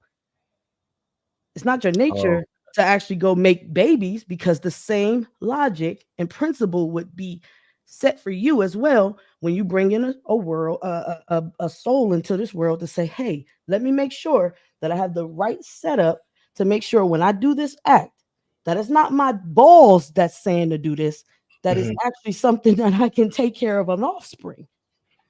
Well, so one of the shows that I've been watching lately is called The Last Kingdom, right? Because I like a show called Vikings. I like shows that come from the past that has fighting and all that kind of stuff. I don't know why. I just like stuff like that. And in those shows, what they have is women, which you identify as more of commodities, right? In the sense of they can kind of be free, but they could get claimed by a man. So the Vikings are typically fighting against the British or the Romans or whatever the case is, right? I forget whichever one, but I'm going to say it takes place in Britain or whatever. So whatever those damn people are, the Englishmen, right? And if the Vikings come to your place and they raid and they beat your men, they get to pick which women they want. You're mine. They take, right? And so when you say it's not in the nature, right? Sure, you could say that, but I would say that if we remove these laws and we didn't socialize men so much, what you find is they would be acting in a primitive way in which they would just go, oh, pretty woman, give me. And they would actually go and do those actions a lot, a lot. And so I think Pretty woman is what you said. no, by the way. let's listen. Pretty woman. Okay, let me ask you this. Have That's you your heard? eyes making a decision, Calm not your down. balls. But go ahead. Listen, I listen quickly. Let me ask you this. Have you heard men say or women say, y'all men asleep with anything? Have y'all ever heard that phrase blurted out? I've heard men say yes. Okay, right? And I'm sure you've heard women say it as well, but you Yes. don't have to say that, I right? just say men. So the point that I'm saying, I said pretty, but we agree that most men asleep with anything. Is there limits to a certain degree? But I'd argue then, even at some point, your logical side or your attraction side will concede to that urge side, right? And so the pretty ones, what they do in the show is they marry them. Oh, that's my wife. But they still have women when they go to the what they call like the whorehouse, whatever the case is, or they go to the next village, they knock one off. That's not his wife, though. So there are a lot of things in place that have evolved a lot of the things we do. So there's reasoning why you would say we'd rather you make a logical decision because we're in a more developed society. We have airplanes, so we're socialized to a certain degree. But what we have a tendency or proclivity to do, that urge, those desires, what y'all are asking is for discipline. Don't do that because, and then we go consequences, right? We reinforce to not want to do something that you actually want to do. And it's hard for a lot of people to the point where people violate the laws. However, all I'm saying is that I just disagree that it's in a woman's nature to want. I'm just saying biologically, there is a time period where your body is telling you to go do something because it's the best time. The desire is not something that comes from your nature. That's all I'm disagreeing with. The desire of what? Children. The desire of children does not come from your nature. No. The want of taking care of a human being is not in your nature. Your ability to make a baby is in your nature. Those are two different things. Okay, give me an example of a desire then. I don't have many. I apologize. Because I can take away a desire with logic. Some desires aren't logical. So the desires can dissipate with me. So maybe D can answer that. I don't have any. If I can't get it, it's not a How desire. you gonna throw D under the bus like No, that? I'm saying take me out. I'm saying take me out, coach. I'm built different because of that. I can do these things. If I cannot have, the desire is gone. So I cannot articulate a desire to you because I can look around me and say what I can and cannot have. Okay, D, this is where your teaching skills come into play. Your comprehension skills are at an elite level, right? I can't fully grasp the concept she's trying to convey to me, not because she's not good at it. It's because my inabilities. I'm trying to make it sense with what I'm hearing. And so when she says the desire to want to take care of children and things like that is different from the nature, I can accept that. But what are desires then at this point? Because if you tell they don't have a desire to want to nurture and take care of children, Aaron, Yes. I'll jump back in with that because you know my belief system in wanting children is ego.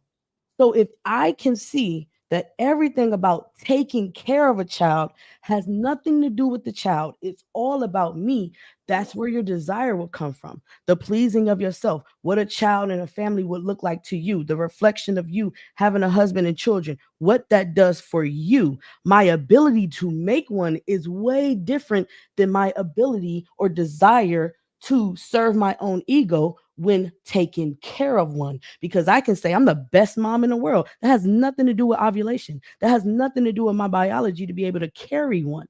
So me desiring to have something that takes care, that I can take care of and show the world how good of a mother and woman I am has nothing to do with a desire that people claim that you say you want to have them or it's innate in you.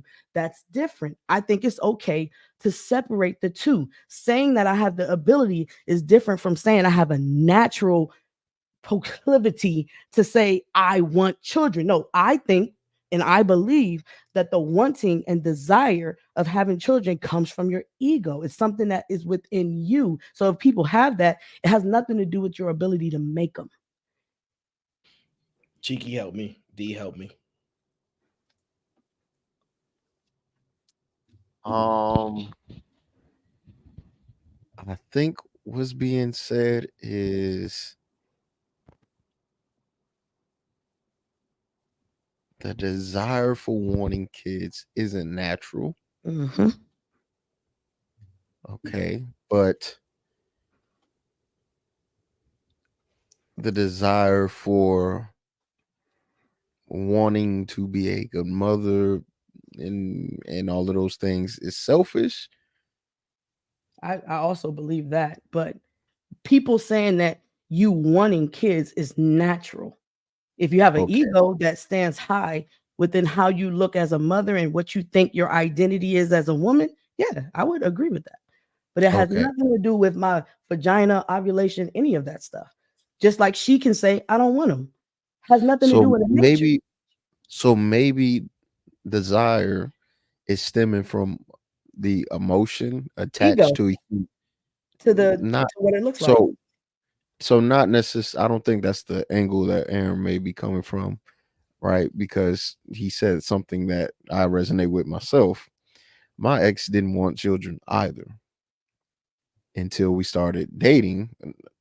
And then all of a sudden she was like, mind you, this is in the middle of us dating. In the middle of us dating, she was like, I kind of changed my mind about kids. I want kids now. I said, no way. This is just you said you didn't want kids. Now all of a sudden you want kids, right? You prove my point. That example is a beautiful example of what Aaron said earlier about the influence and now her identity connected to you and how she would behave, what father you would be, the picture that is depicted in her head through the Right, lenses but of society. Okay, all right. It has nothing to do with her actual nature. Well, let's but narrow it down. The I reason think what he's saying is it's natural for that desire to come about, right? Or it's natural in the sense of it's a part of the nature of women to want children when all of those things align. Of course, nobody wants something that they view as a detriment or maybe even uh, a negative. But when those things align, it is very natural for the person that you're with and you see fatherhood and potential with to Mhm. have this natural feeling and desire, because those things are natural. Those I are innate to those things are innate to human beings. I'll agree with you then, Cheeky, because nobody words it as it's natural when those things align. They just automatically look at you, look at your vagina, and say, I bet you want kids, don't you? No. And then when people say no, they look at them crazy like, well, then what are you here for? Huh? Okay, so the reason why most people look at them crazy is because I think most men, all right, I've been told this plenty of times, and I don't know how people know this. Women have told me, hey, I don't mind having your kids. I think you'd be a great dad. I thought they were joking. They weren't. They were very serious. They were dead serious, Mhm. deadly serious. So when you meet, when men have a certain experience, right? Well, when people in general, but now we're speaking of men, they do tend to make that experience very generalized to women or to people in general. And so every woman experiences that, right? That's the idea in the head. But I will say, I have yet to meet a woman who's been with a man that they think is exceptional and has great leadership qualities and these things, and they don't want children. It's not going to happen.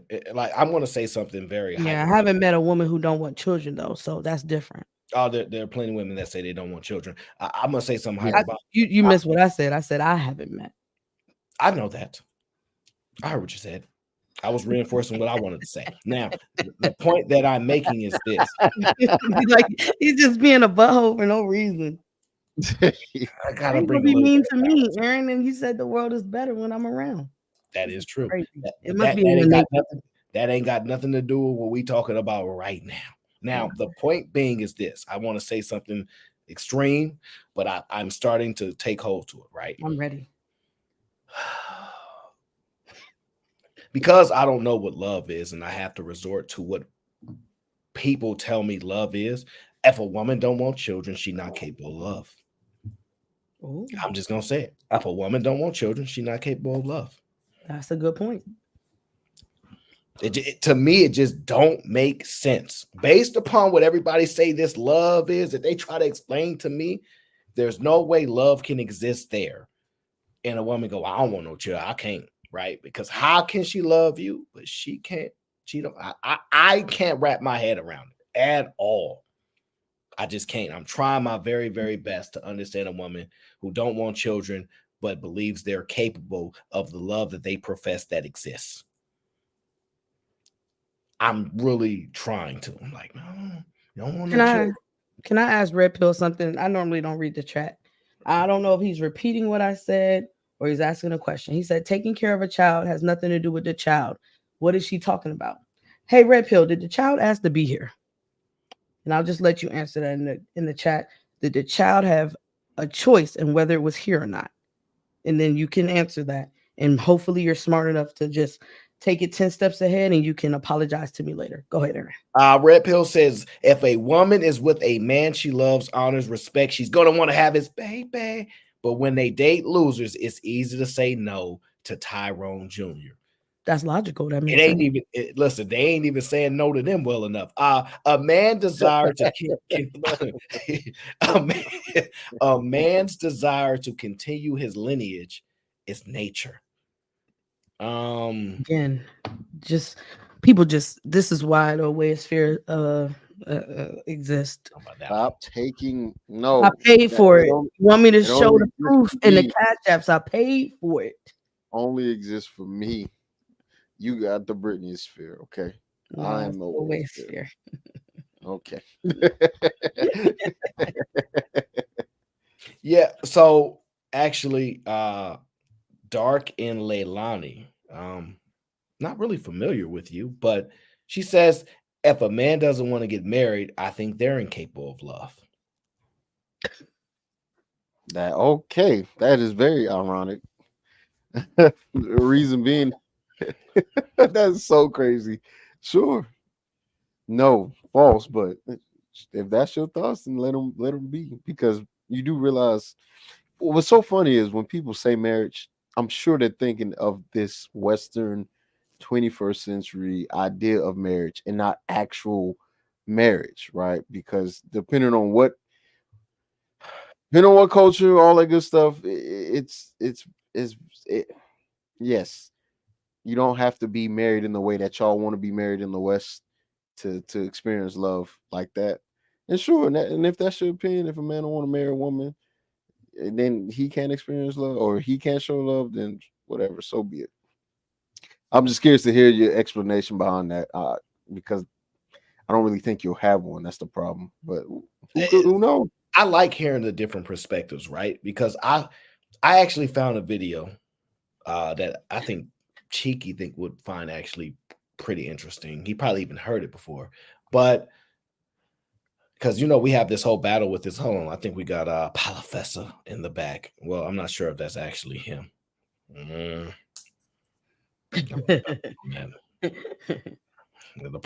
prodigal son returns. I think he came up here to discuss his professed love. But I'm really struggling with that. I am really struggling with that because how do you love but no chill? Man, I'm gonna sound like somebody. I got to really think about that before I get too extreme. But I'm starting to think that. I'm starting to think that women that don't want children, they don't. It's either, first of all, I think it's fear primarily, right? Because I think we've kind of proven if you run into him, everything changes, right? We kind of proven that, right? But I think it's a safety thing with women. One thing that what you'll see when you can get a woman to drop all her guards and she feels safe with you, I think the limits is just taken off. I think she don't have it. Well, so that And part this is is why I don't like it to be as soon as you're a female or a woman and you come out the womb, it's automatically in your desire, but all of a sudden everything has to line up for it to be something that you say makes sense. Because if that was the case, people would just randomly have kids all the time just because they can. But they're making that assertion based upon historical context. They understand at this point we've had so much social conditioning, we've had so much building of society that there are mechanisms in place in which starts to have blocks in that process. If I remove listen to what women said, right? This is why it's important, because men don't say this as much. I want to travel. I want to have freedom. Girl, if I took away this building, if I just had a horse and we had a little hut over there, you gonna want children. You ain't getting on no plane. You're not flying to different countries. You're not getting on a cruise ship. Like the little stuff that exists in society, you're gonna be like, well, we have a nice piece of land here that we grow carrots and apples on. Well, land is And valuable, but okay. but you understand what I'm saying? So they can actually put logic behind it, which makes them more logical than men, in my opinion, because we've also heard in what you asked me earlier that men will sleep with anybody and anything without making those logical decisions. But I don't know. This ain't a gender war or nothing, Aaron. No, so the problem with that statement is that what you're saying is women will make a more logical decision in a particular situation. So like just because someone can make a more logical decision in a particular situation would not make them more logical. It just means in this situation they exercise logic more than men do situationally. That would not concede them having. That sounds like awareness to me then. Regardless, that's not more. I don't know. Being more aware to me is very sexy. And Absolutely you would agree. no way do you think women are more aware than men when women continue to search for men that outperform I think a them. lot of people are unaware. I think an extreme amount of people are unaware, and it's highly unattractive. But at the same time, if a woman goes, I want this guy that can do this, that, be smarter than me, teach me to do life. How you think that's a robot? like how does every single woman think they're going to get a better man optimally than they are? Smarter than me, think for me, like all these I was things. about to make a joke, but I didn't want to say it. But it was going to be a beautiful joke. But it's the New Year's Eve because I was about to say women are dumb. But I wasn't going to say that. Shout out to women. I will concede that point. Palafesto, my brother, how are you? Don't come on, Mike, to laugh, Cheeky. Happy New Year, Aaron and Palafesto. Cheeky and Brittany B. Hey. What's up, Palafesto? How we doing? Aaron, you got to line me up because you touch on a multitude of things that can't grasp what exactly you want me to weigh in on.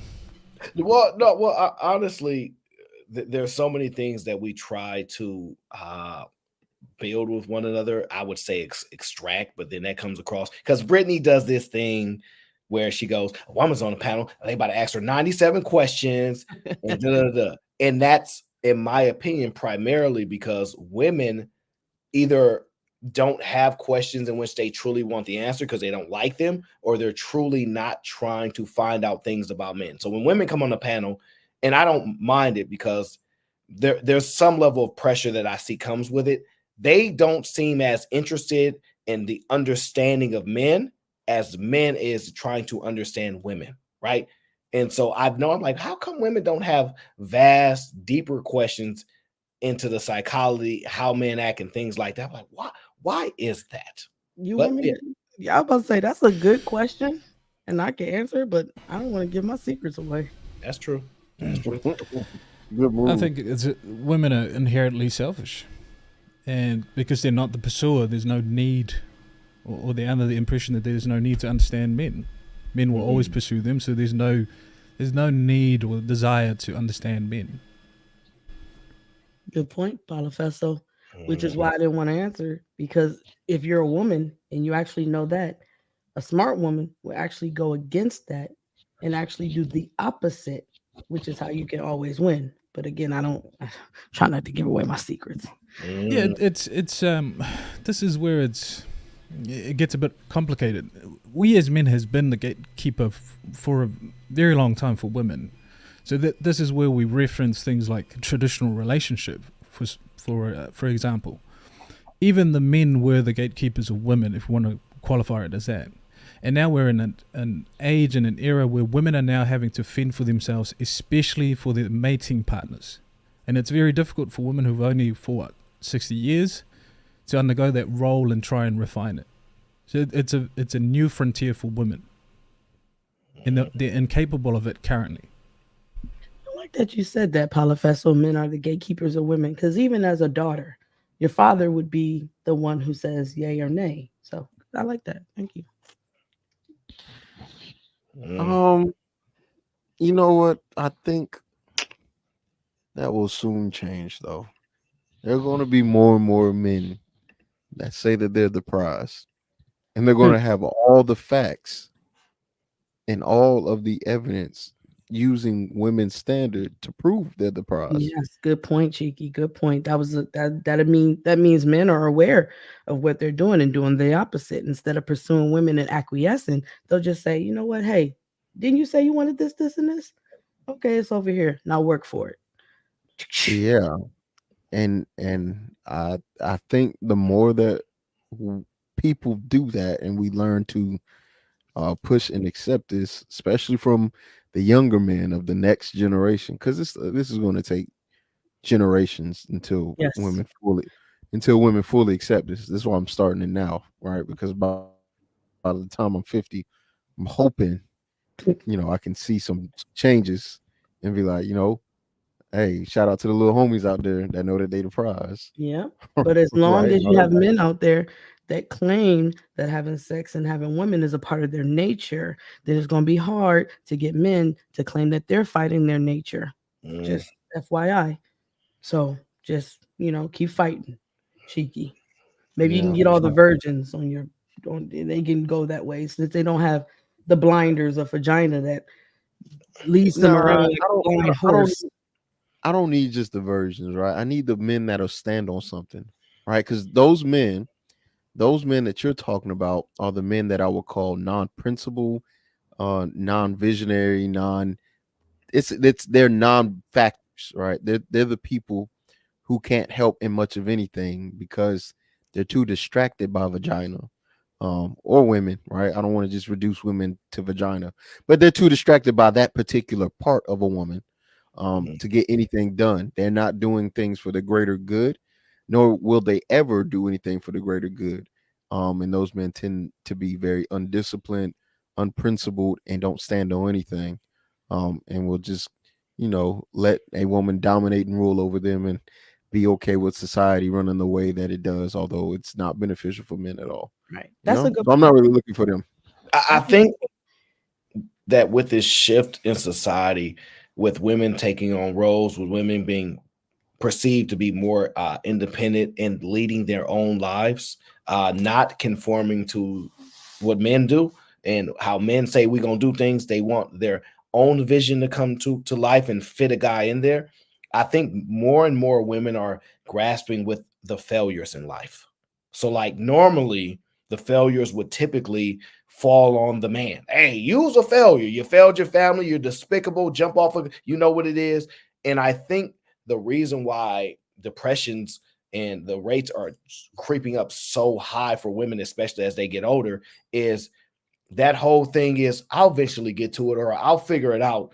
The crafting of the world starts to creep in on them and they're like, dang, I'm a failure.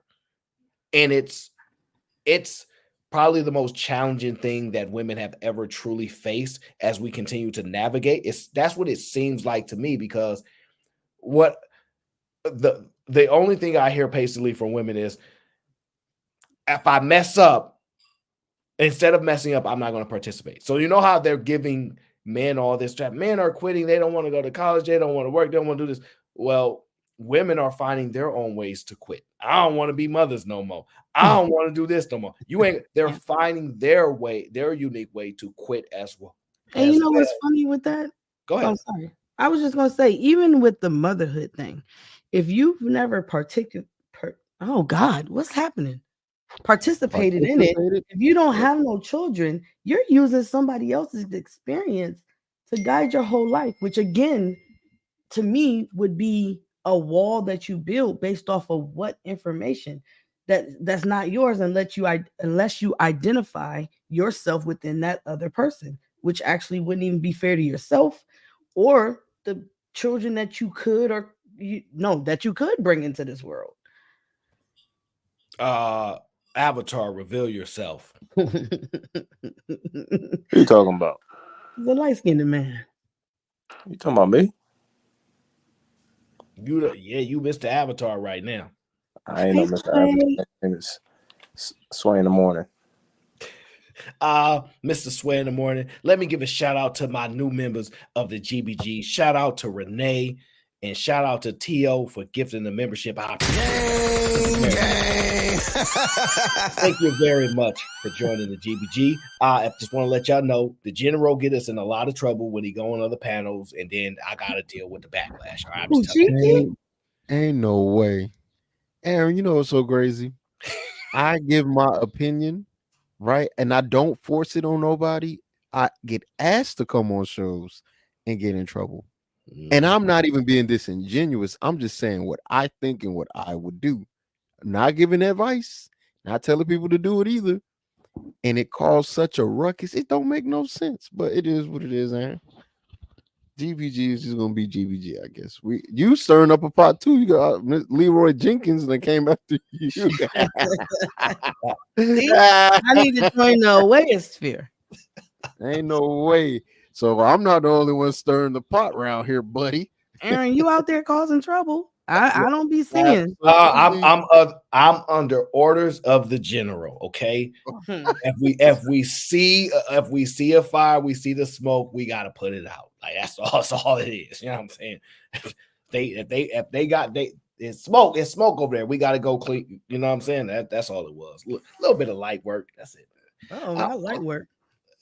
You know, I'm a nice guy. Dan Pill React says in South Korea, the women are on strike from having kids. Whoop-de-doo. They are on a massive decline with no one to maintain the infrastructure, which leaves them open to invasion as everyone ages out. Looks like females got the upper hand in Korea, huh? They don't have no upper hand nowhere. They got the upper hand in China as well. No, they don't. They don't. What is this upper hand statement that y'all? Meaning the only way you can bring a child in is through a woman. Other than that, if they say they don't want to have it, invasion it is, buddy. No, Aaron, what I'm talking about is wow. I'm not wilding. When China decided to do that whole one-child policy thing, yes, and there's too many men and not enough women, and now that all the things that they were doing to keep the women in line, they got to kind of acquiesce to them a little bit. That's what I mean. That's the upper hand. Yeah, that's when you see. But it's actually a disadvantage because what happened was it gave women a lot more rights and developments. The problem is women are realizing ultimately, and this is my opinion from when I'm just listening to women, they're unfortunate, whatever it is with them, their guide to what's the word I'm looking for fulfillment is through a man. Like no matter what they do, no matter if they make all this money, no matter what they do, I want a man. If you program them like that. Aaron, no. Okay. That's not true. You program them like that. you're forgetting about the Princella effect, where women start desiring women as well. Yeah, but the problem is that's not new. Like see, if we really just play it out, what we'll see is women have always had an affection for women. They proudly go, dang girl, you fine as hell. Oh, they proudly do it. They admire women. Oh, her body is rocking. All these things. I did come up here and say, "Ooh, who's that pretty lady?" Oh, see, no, well, I'm not even. I'm just saying they've always done that. That women will be like, that yeah, is true. I mess with girls, but ultimately, I see myself being with them. Like they can do it, do that as long as they want. Vagina run their life. It's never been a threat to men because ultimately, it's not a disqualification for men. See, what happens is women are humans too. They are sinners. They are going to be wrong. They are going to disappoint, just as they proven in lesbian relationships. And so what happens is when a woman breaks another woman's heart, she ain't about to be forgiven. She gonna be like, I'm going back to the man. I should have let a man do this to me. Because if you think they have a fairy tale view of what men should be like, oh, they bubble get broken when they realize a woman is just as vicious. They get red pill. Yes, in a lot of ways. What they're going to find that out, like, dang, women capable of this too. And when you start to listen to them, and when they start to express these things, and they start to document, and they start to, you'll find out and go, dang, women are having these same experiences with other women that they had with men, and it's not a gender-based things in a lot of the things that it is, and men are not threatened by women. So, but if you was a lesbian, your girl messed with a guy, you not taking her back after that. Oh no, like that's violent. You know what I'm saying? But if a guy, his girl messed with a woman, we don't care. We don't feel that same type of threat. So I think that women, we don't hear the story of enough betrayal for women. So when women start saying my girl cheated on me, and they say, but we stayed together, when they start telling those stories, then maybe we'll have a problem. But I think they fantasize on how much gentle women should be and understanding and all these things. And they'll find that they have a lack of communication, that they have a shut you off mentality, that they don't want to talk to you, that all these things that they say men do, what they'll find is women do it too. And they'll have because so they actually those would be the women you want to actually date after they come out of them type of relationships, because they would actually probably appreciate you a little bit more. Most Say, well, guys, you know what? I kind of can understand why you be doing what you're doing, because females is stupid sometimes. And so, hey, I don't know. you can try. Yeah, listen, you can try. I don't. Yeah. No, not that. I mean, like I'm you, good. like you. I'm just saying they can try over here. They can try to like move that void of men. I just think it seems like a difficult task, because I think women are truly enamored by the male speed. But male energy is like what I seen the impact it had on women. It blows my mind. I'm like, God, a man just changed this whole environment when when a bunch of women are around. They see a man, especially a man that they see as attractive, that has that male energy. The prize, when they see the prize, Aaron, just say it. When they see the prize, different. So I mean, that would mean that's more visual, because the prize that you actually can be is something that comes through conversation and knowledge. So visually and orally, pause.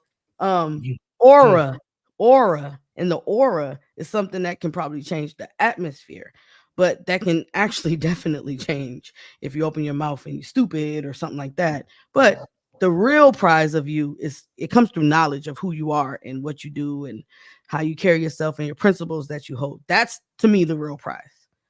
That's an inclination that girls are very smart, and I've met a lot of them. Well, I can't help it. I try to give them the benefit of the doubt sometimes, Aaron. I swear I do, baby. Because 9 times out of 10, it takes experience to understand that visuals ain't really all that. Thing.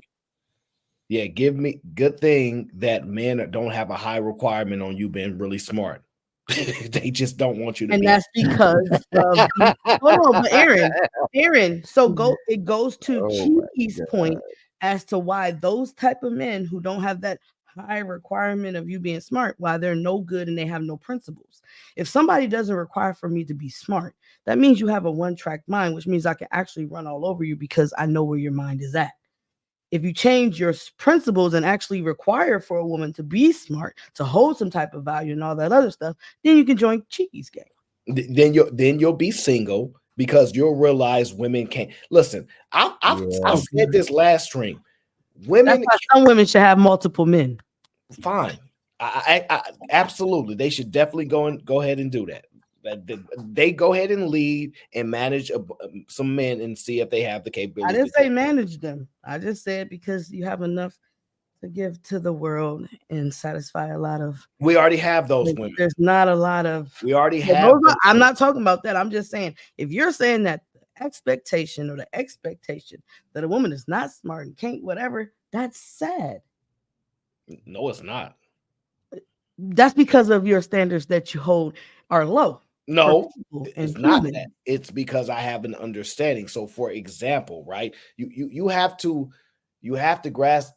Well, you have to just take in the fact that men automatically we supplement the issues that women have. We come in thinking, oh, they post like, you know how many times I've heard a woman say, I'm a woman, I'm supposed to be emotional. Well, I've only heard that one time, and that came from I don't expect to be emotional. I'm literally like, when a woman wants to win an argument, I love being logical. I love to kill an argument. I'm about to kill that right there. Yes, but let me ask you this. To be honest, Go ahead.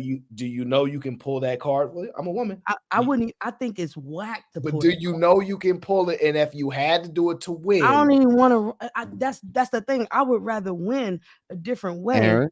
And come on, Aaron, come on. We've been partners in crime for the longest time. Do you think I can actually answer that question and say I'm gonna take the emotional route because I'm a win? No, I can kill the argument with logic. That's not that. No. The option is there. I don't It doesn't even- matter. But here's the problem. That's like saying if I got pregnant, would I go get a baby deletion? No. Just 'cause the We're option not. is there. Don't do that. What I'm All right. saying is that's actually logical. If you know that to win this battle, to get out of this argument, to finagle it, the logical thing to do is to say, I'm a woman, I'm emotional.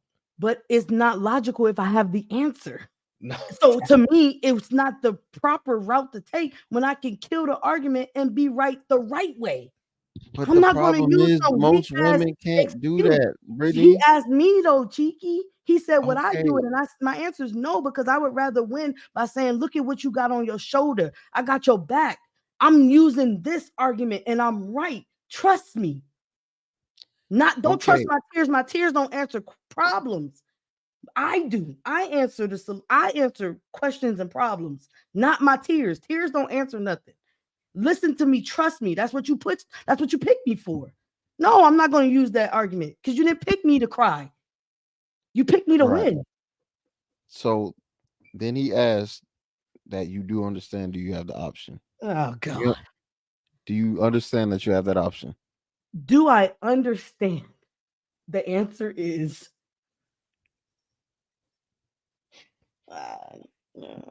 You see how this is where you go. I'm a woman. Aaron, I'm a girl. I'm emotional. Because he didn't deny any of those things that you would do personally. He just changed the question. And the That is question whack to me though. Do Oh, I well, understand I can cry my way out of something? I've never had the ability to cry my way out of it. So the answer is no. He didn't say cry. He didn't say cry. Okay, I apologize. What emotional response would I have? He said I didn't even say what that. he didn't even say that. He said, do you understand? Do I As a understand? woman, As a woman, you can say, I am a woman. I'm a woman, so I can be emotional, or I I'm think supposed to be emotional. they were supposed to be emotional. No, because Cheeky, You- I heard on your other stream that you're a man and humans are emotional. So I can't. No, I don't understand. I don't understand. Wait, what? That just makes the Because- point that both of us can do it. It doesn't change the fact that you can't hear too. the logic. No, he asked me, "Do I understand?" I just cannot accept it. No, I don't understand. I don't understand. I don't understand that. I really don't.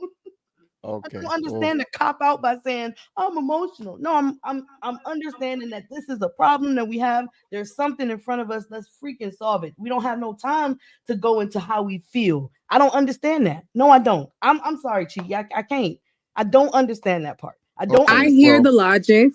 I just cannot accept it.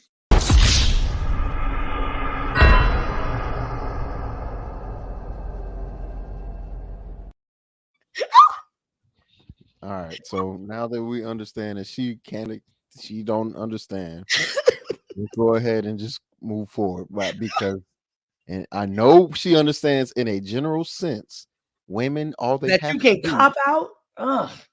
Life Oh, didn't teach me to cop out. Okay, but that doesn't change the fact that you understand women can and usually do. Ugh. Y'all didn't ask Right. me that. You asked me Yes. me. Do No. I understand? And my Right. answer is no. Are you understand? okay? That's fine. All right. So, Aaron, Do I believe that this people use it? That's a different question. okay. See how I'm using Aaron, logic to win the argument? well, we could do this all night, and I could find a way to win, but I'll just refuse. Right? And I will fight it with logic, Cheeky. All right. And you and know I would will. lose with logic. It wouldn't matter. So what I'm gonna say is this, Aaron. No, you would We lose with experienced emotion. We experienced this last week when I was expressing how if a woman says something crazy, I'm out of there for 4 days. You know what they all said? That's a woman. she's allowed to be emotional, and you just sit there and take it with no Vaseline. Oh, okay. No, That that's you. sounds like something Power Festival would say. I'm a man. Roar. And see, I've heard I Paulo plead the Festo fifth. say that before, where he's saying, I look at my wife differently. I understand that she goes through stuff, but what happens when you actually are in front of a woman that's not expressing all of that stuff, and you're like, damn, wow, okay, cool.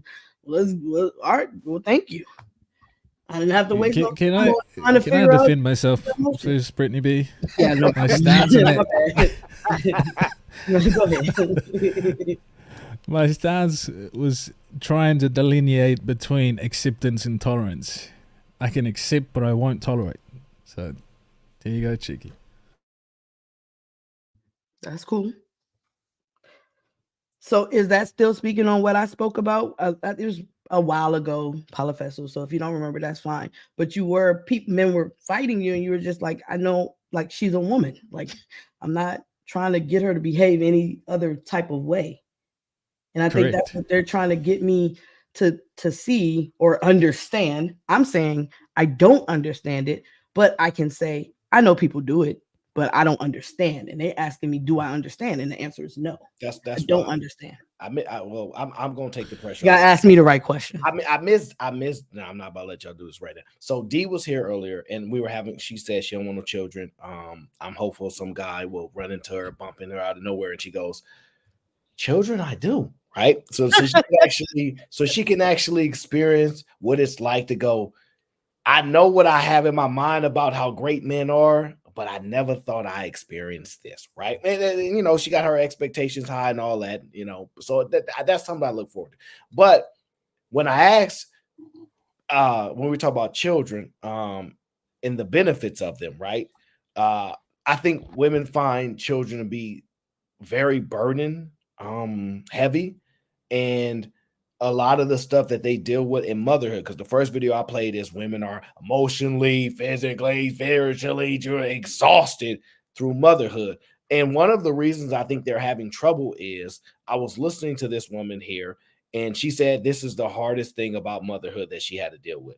The hardest thing I've ever experienced in life by far was breastfeeding. I just thought, oh, I don't know, like it just happens, like naturally, There was a point I was feeding her and then supplementing, then I pump, and it started to cycle all over again. So when you understand how difficult it is to do that, you can really get and understand why women are struggling with motherhood. Could you imagine if you had funny right now?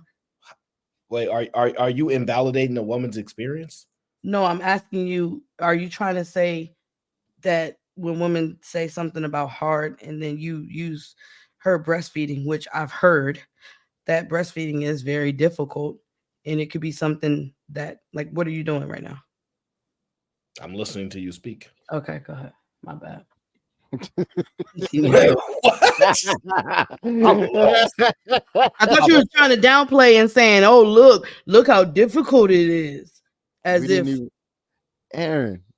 This is what I'm saying. This happens to both me and you. We don't even know where he's going yet. Just take us there, Aaron. You do understand. I've been around this man for a while. I'm just asking questions. I get that too. You know what I'm saying? The same thing be happening to me because people, do the 10-step ahead thing with me. I'm like, no, I'm not going nowhere. I'm just saying that the end of the video hasn't even come yet. All right, so Aaron, what's the rest of the video? I'm just gonna play the rest of the video because it seems like I'm gonna get in trouble if I say something. So I'm just playing. Yeah, so just let the video. So I'll try it and see if. Yeah, you try it. The hardest thing I've ever experienced in life by far was breastfeeding. I just thought, oh, I don't know, like it just happens, like naturally, There was a point I was feeding her and then supplementing, then I pump, and it started to cycle all over again. Oh my gosh, yeah. When you're a new mom, you're like, oh no, I'm lacking in this because I can't produce milk, or I'm not able to get the baby to latch on. Like, what am I doing wrong, right? So you kind of feel mom guilt in a sense. But yeah, and it's like feeding, you're not able to feed your own baby. Right. It's like such a sad feeling and frustrating feeling and like just so defeated, but that was really, really hard.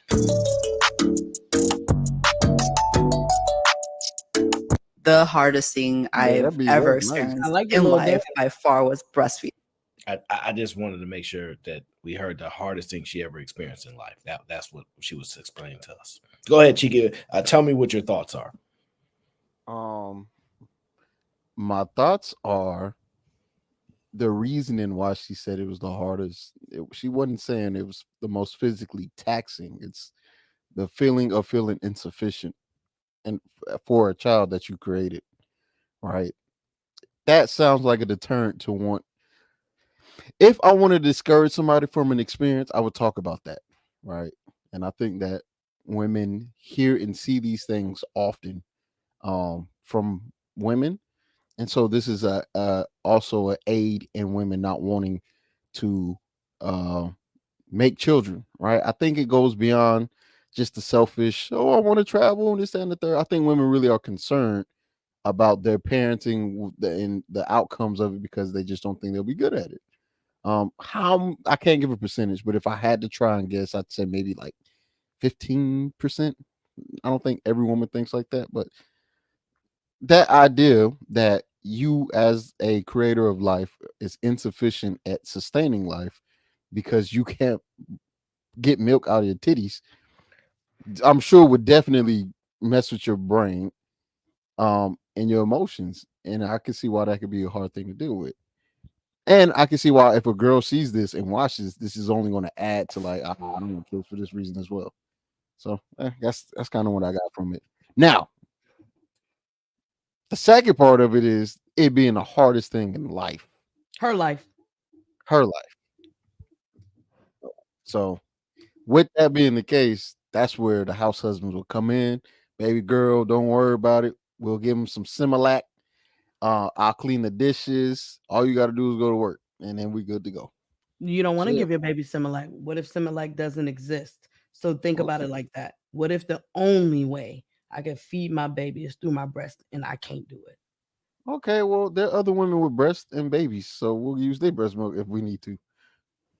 Good point. There we go. What was your opinion that was about to get you in trouble, Aaron? I haven't. Leave me alone. Hi, I don't- Sherelle. Hi, I don't even- Kayla. I don't even think I formulated one, honestly, because I was listening. Damn, you got in trouble for unformulated sorry. opinion. Hey, God, not damn. unformulated when we talking about milk. Damn, boy, you can't even formulate a thought before you get in trouble. And you Dang, be trying Aaron, to talk you got in about trouble me. for breast milk. You be trying to talk about me. You be getting in trouble before you even say your thought. Christopher, whole milk is for cows. My baby's not a cow. Jesus Christ. Some of these women's are heifers. Let me stop. I'm chilling. I'm just chilling. Let me stop. I'm playing. Why is Sway so quiet? Sway got an animal. Callie Bev came up here to let us know that breastfeeding is very hard. How you know that's Kylie Bev? Just tell me how you know. You know what? Touche, because you did have an incident where it was not Callie Bev. I'm gonna tell you how I know it's Kylie Bev. Timing. That's how I Yeah, know. and that's why I said it was Callie Bev, because she literally was like, "Oh, it's definitely hard." Pause. What's up, y'all? Happy New Year. What y'all saying about me? Hello, I heard my name. Bev. I'm looking for this video Hello. right now. Hold on. Somebody talking shit about me. I heard you. I did, Sway. I said, "Why Sway ain't talking? Oh. I'm talking about titties." Nah. I'm weak as fuck. What are we talking about? Titties. I should have changed my name to Drive By Bev because I came to just do this drive by real quick, and then I'm gonna be right up Your out name, of it here. is Callie in your name. I don't know. I like drive-by. But no, cheeky, breastfeeding can be physically taxing as well, on your body, Nipple. particularly Say the it, Callie. nipple. Nipple. Yeah, particularly the nipple. That shit hurts, especially if your nipple is already cracked. You still have to feed the kid. It ain't like you can't feed them if it's cracked. If you pump, it's still gonna hurt the cracked area and all that kind of stuff too. Yeah, so that shit can like physically hurt. Yeah. Very All I'm saying, Yeah, all I was saying was she didn't say that part. What she spoke about that was difficult seemed to be like you know, I'm supposed to do this, but it's not happening in the way that it should. She didn't speak on the pain part. I'm not saying it didn't exist because, I don't know. I've had chafed nipples while running, and that's yeah, so I could only imagine having a whole human being attached to it, and you got cracks or whatnot. You probably don't want to deal with it. So, I understand. Or I can empathize And I'm sure to a sex degree. changes forever after that. I mean, sheesh. Yeah, it was real bad with my middle one. But yeah. The whole mental thing, yeah, I completely agree with. I can't take nothing from what she said. 'Cause that shit is difficult, especially on your first. After your first one, you kind of get, into the swing of things, and you kind of, you have a better idea of what to do and what not to do, or whatever, as far as your milk supply and all that kind of stuff like that. But that first one, ugh, it's all bad. Happy New Year, Callie. Happy New Happy New Year, Fred. Happy New Year, All right. Kelly. Happy New Year, Paulo. I was about to say, won't you not talk to Paulo? Paulo Fesso. Go ahead. Oh, while waiting for Aaron or whatever like that, I see AI Matrix in there talking about I'll just rub cocoa butter on them. There is like some nipple chapstick that you can use or whatever to try and like ease the pain. It's like literally it comes like it looked like a glue stick damn near, but I call it chapstick. But yeah, it's like a cocoa butter chapstick or whatever. Is it flavored for the baby? Because Wow. like how strawberry chapstick kind of tastes good. You don't eat it, but it'd be like on your lip, and you'd be like, okay. No, it ain't flavored, or at least it wasn't. You know what I'm saying when I was eating it. But yeah, typically you will wipe it off. Oh, yeah. Yeah, I'm thinking the baby about to get a little extra strawberry milk or something. Not strawberry cheeky. Strawberry, get a little strawberry chapstick, nip chapstick, a little flavor to the milk. You know what I'm saying? Strawberry milk. Oh yeah. Yeah, man. Yeah. Yeah, it's a delicate balance between keeping your calories up and not necessarily, gaining a whole bunch of weight, especially if you staying at the house and you're not, physically going to work. Going to work and trying to be a breastfeeding mom is a whole different animal. But yeah, it's a delicate balance because you got to replace them calories. Gotcha. Well, Aaron, did you formulate your thoughts on? Oh. No, I've listen.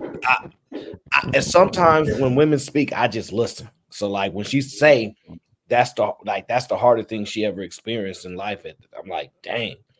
So I just had to accept it. What I'm doing is I'm compiling testimony from many, many different groups of women, types of women, sizes of women, and all things. And as they express their discontent with motherhood, and then I'm trying to get an understanding to make sure that one, their discontent has nothing to do with me. They make no baby with me, so they're not upset with me. So I don't have to be in a defensive position.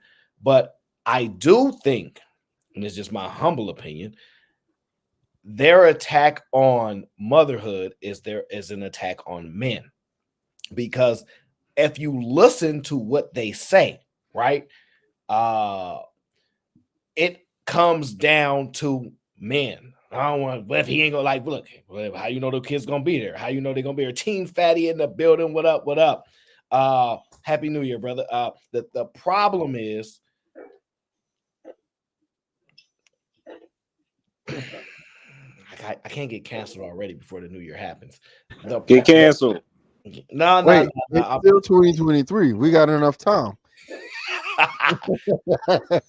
Well, ultimately, it just seems that their reasonings be because you don't know if a man gonna stay around, or it's always tied to the uncertainty of men and or money. And I have to tell you, women think men are money. So like whether you guys look at it like that or not, it just seems they're constantly tied to that. Well, if you work off an uncertain what? If you work off an uncertainty, you will never know until you actually know. So you just go off of assumptions. That's what that is. I'm assuming that you won't whatever. So I'm gonna work off of that. That's wild. You'll never know. And I'm not drunk. I just can't get my words out today. I'm not even drinking. You've definitely been drinking. The dictionary is in full effect. No. I'm not. I've been drinking. Water. I've been drinking.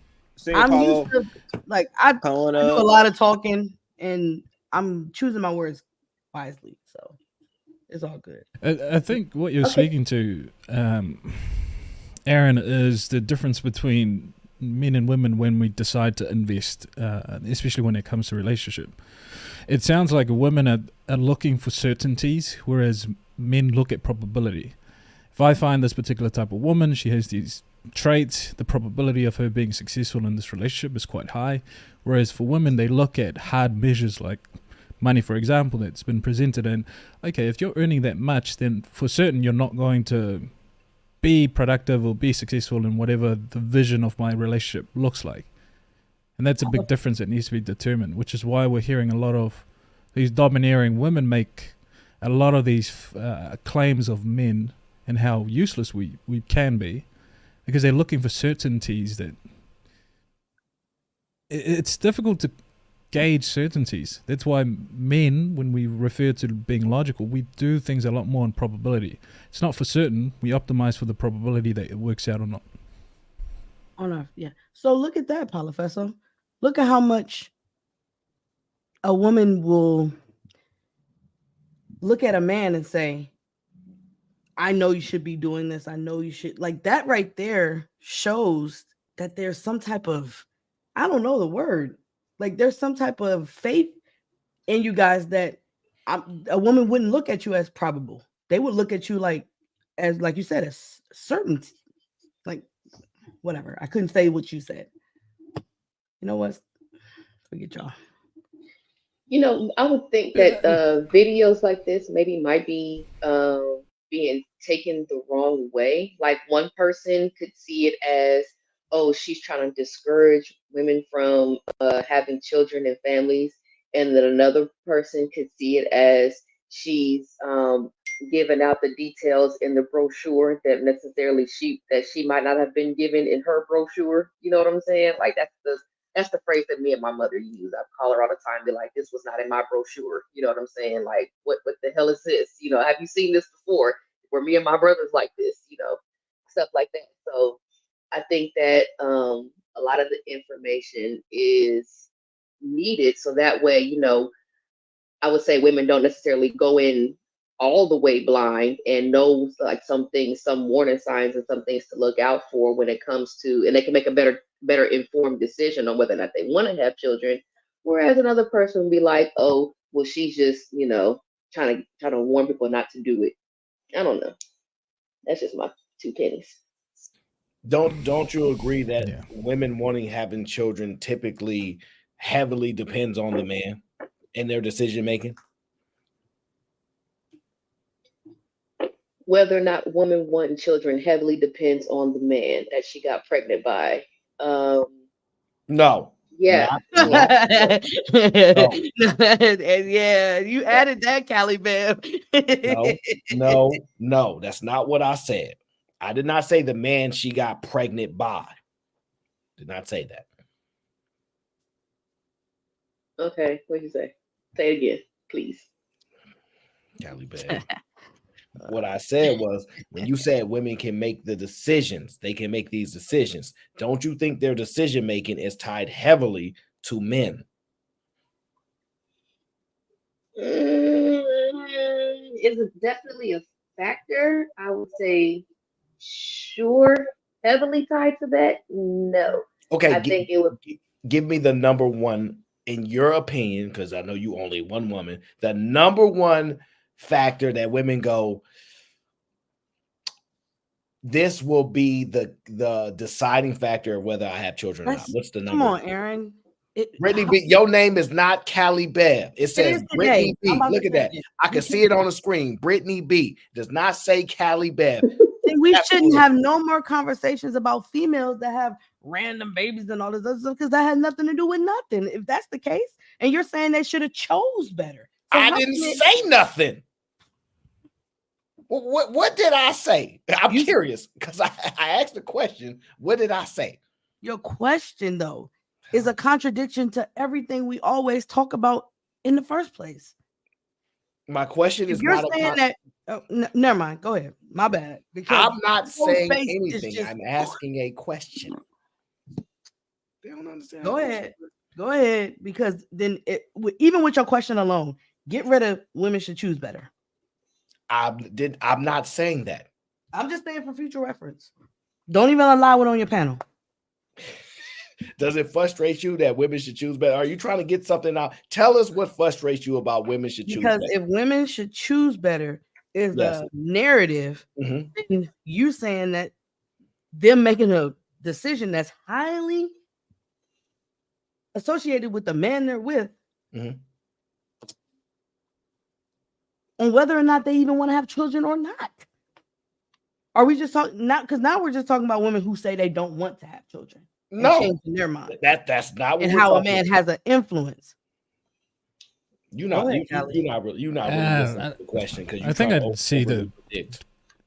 I see the correlation that Brittany's. I don't want your correlation. I want Callie Bev to answer the question. Thank you, Paulo. And My LA apologies. Weeks, be quiet. I've never. The correlation is still wrong. Rested in logic. It's still wrong. All right. You're trying to foreshadow what I'm doing, but you have no clue. It's okay, man. It's hey, it's all good. I'm gonna be right at the end though. Forget what Cheeky talking about. My bad. Excuse me, Callie Bad. I do apologize. Go ahead. Oh, this is a very big I have been consuming the spirits. So I would like you to repeat the question again. What do you think is the primary reason or decision in 9 times out of 10 goes into a woman's decision making when they say, I'll have a kid or I won't have a kid? Whether they horny or not. Okay. I can accept that. I can accept the part. In the buzzings that I've heard, it's primarily based on what their experiences were with their own families.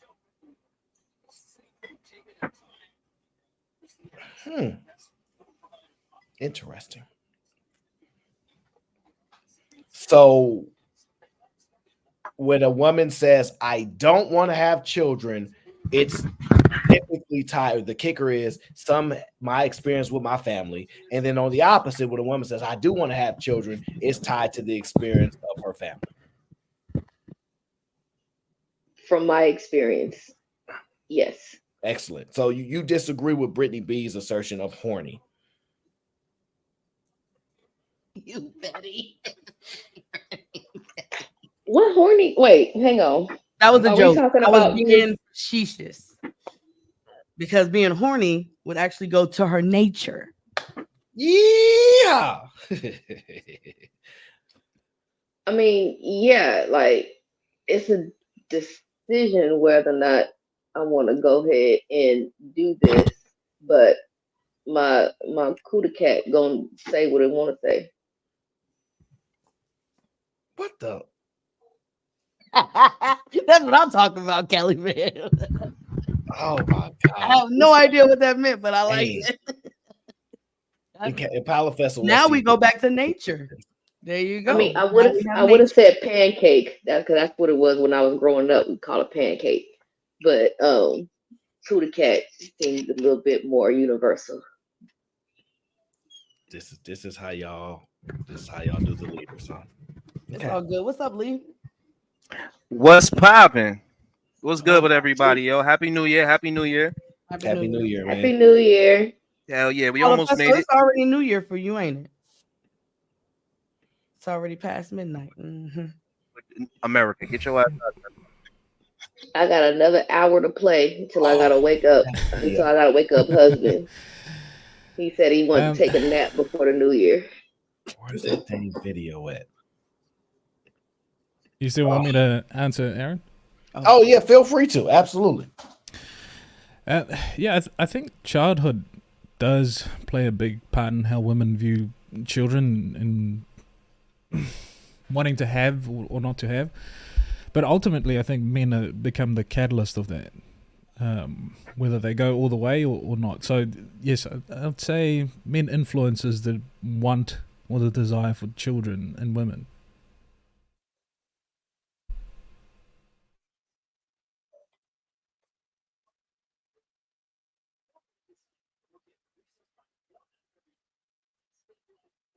That doesn't sound like nature to me. That sounds like influence all around the board. Nothing to do with nature. But I'm just saying, what's your? I can be patient I've heard to be right. Brittany, I've heard the nature being thrown around. What's your point of contention with nature versus desire? Because they're saying it's something innate with a desire, but the desire keeps seeming like it's coming from influence. That's not nature. That's programming. That's not something that I say as soon as I'm born and you rock me and the doctor give you to it. I'm a little girl and I grow up and I say, I want to have kids. Nothing around me says anything about nothing except for what somebody is giving me. That's not natural. That's not influence. So what do you I'm tired of quantify as nature? Nature what do you quantify meaning- as nature? So I'm saying that my ability to have children, that may be nature and natural. And ovulation is nature and natural. And the fact that my body can say, hey, look, I'm about to drop an egg. You want to go find some sperm for us? Hold right there. Isn't that nature? That your body is I'm telling you agreeing. that. I'm agreeing that my body is saying that it's time that it's a certain time that we can produce a child. But to say that the desire to have one is natural, no, I don't agree with that. I can say that there are influences that say, hey, since you got this ability to do this, why don't you want it? Somebody can say, no, I have ability to run fast, don't mean I want to run track. You see what I'm saying? It's difficult I to have make the the ability correlation. to build GMC trucks every day. Don't mean I want to go buy one. Just because you We're talking about doesn't mean you have a desire. Okay, but this example is very specific to your biology. It's something that only women can do. That doesn't mean I want to. There's a difference. Wanting They're saying that the want to have children is natural. No, my ability to have children is natural. It's something that my body is capable of doing. I can give plasma if I want to. I don't want nobody to stick a needle in me. I have plasma all day to give. I don't want to give it. It's not natural. But the plasma in my blood is natural. You see what I'm saying? I see the correlation, but it still doesn't apply to childbirth, which is a very unique thing that only women can do. That doesn't mean you want to. That don't mean you want I'm not disputing to. You know that. Not disputing that. So I'm only The fighting desire the and fact that wanting. saying I'm sorry. So desire and wanting is where I want to make the distinction. Desire and wanting are two completely different things. So that's where I'm confused, because you're using them interchangeably in this conversation, and I'm getting a bit confused. Is it want or is it desire? They're not. Same thing. Desire is a deep yearning for something. Wanting is just wanting something. Dude, come on, Paulo, don't do that. You know that's the same thing. I don't want to pull up the dictionary, but all I'm saying is, even if you put that on a woman to say that she desires or wants, I don't think that's natural. My ability to is natural. Yeah. My body is telling me that this time a month is saying, hey, this thing you can do, this is the time to do it. Here's some extra oomph to go get you some sperm if you want it. If you want it. Logically, I cannot be in a situation where I can have a child. I have nowhere to live, everything. So my want and ability are two different things. Ability to bring a child into this world is way different than if I wanted to bring it in. But my body at the time of the want, if those match up, can definitely do this thing that I quote unquote desire. Just because you can do it doesn't mean you want to. It's like Brittany, the so difference I don't between disagree in the desiring want. to have sex and wanting to be a parent. Yeah, so I don't disagree with the wanting part. I don't disagree. The desire is where we disagree, is because I disassociate wanting something and desiring something. Then I think that I think the desire to have children is incentivized by biology. Now you can make a weird decision of it because we're the only species that can, and that differs because that's influenced by all of the things that you listed. But there's still the desire in there for a vast majority of women. So I will, which say is that, why, sorry, go ahead. which is why the population, a vast majority of women, if you compare, are having children. There's an incentive. There's a biological incentive, whether you make aware of it or not. It's still there. So it's, under my perception, it qualifies as nature. Even if you say biologically desire, there's only something. Incentivized. That desire is incentivized by biology. But the only thing that I would even agree is during a 24 to 48 hour window that your body is pushing out a chemical that says, hey, it's time if you want this thing. This is the only time you can do this thing. So even if you're trying to say that there is an innate desire, the only time that innate desire would even show its face is during the time your body says, this is the only time I can do this. So again, even if a woman says, I desire, which I still believe wanting and desire is the same thing, but I'll concede to this point just to say that that window is still only 48 hours and it's pushed by chemicals. Even if you want to say desire, meaning my body is telling me, do this thing right freaking now or it's not going to happen. And now, come on, Palafeso, we talking about dropping of an egg in ovulation. This is the only time that desire that you're saying that we have can even kick in, is during this certain window that your body is actually saying, go do it, go do it, go do it right now. This is the only time you got. This is the only time you got. Other than that, yeah. So I follow all of that. I still don't understand where the disassociation between the nature of desire for having children because we've already agreed that wanting and desire is different. So I only conceded to point out that the window of desire will only come at a certain time. One fish. I don't believe it's innate. So red fish, blue fish. Go ahead. So there's a time frame. I don't really care what you think. So you assuming that the time frame negates it from being nature or qualifies as nature? I've only conceded to your point just to prove a point that the window of desire that you may claim that may be innate is only a 24 to 48 hour window.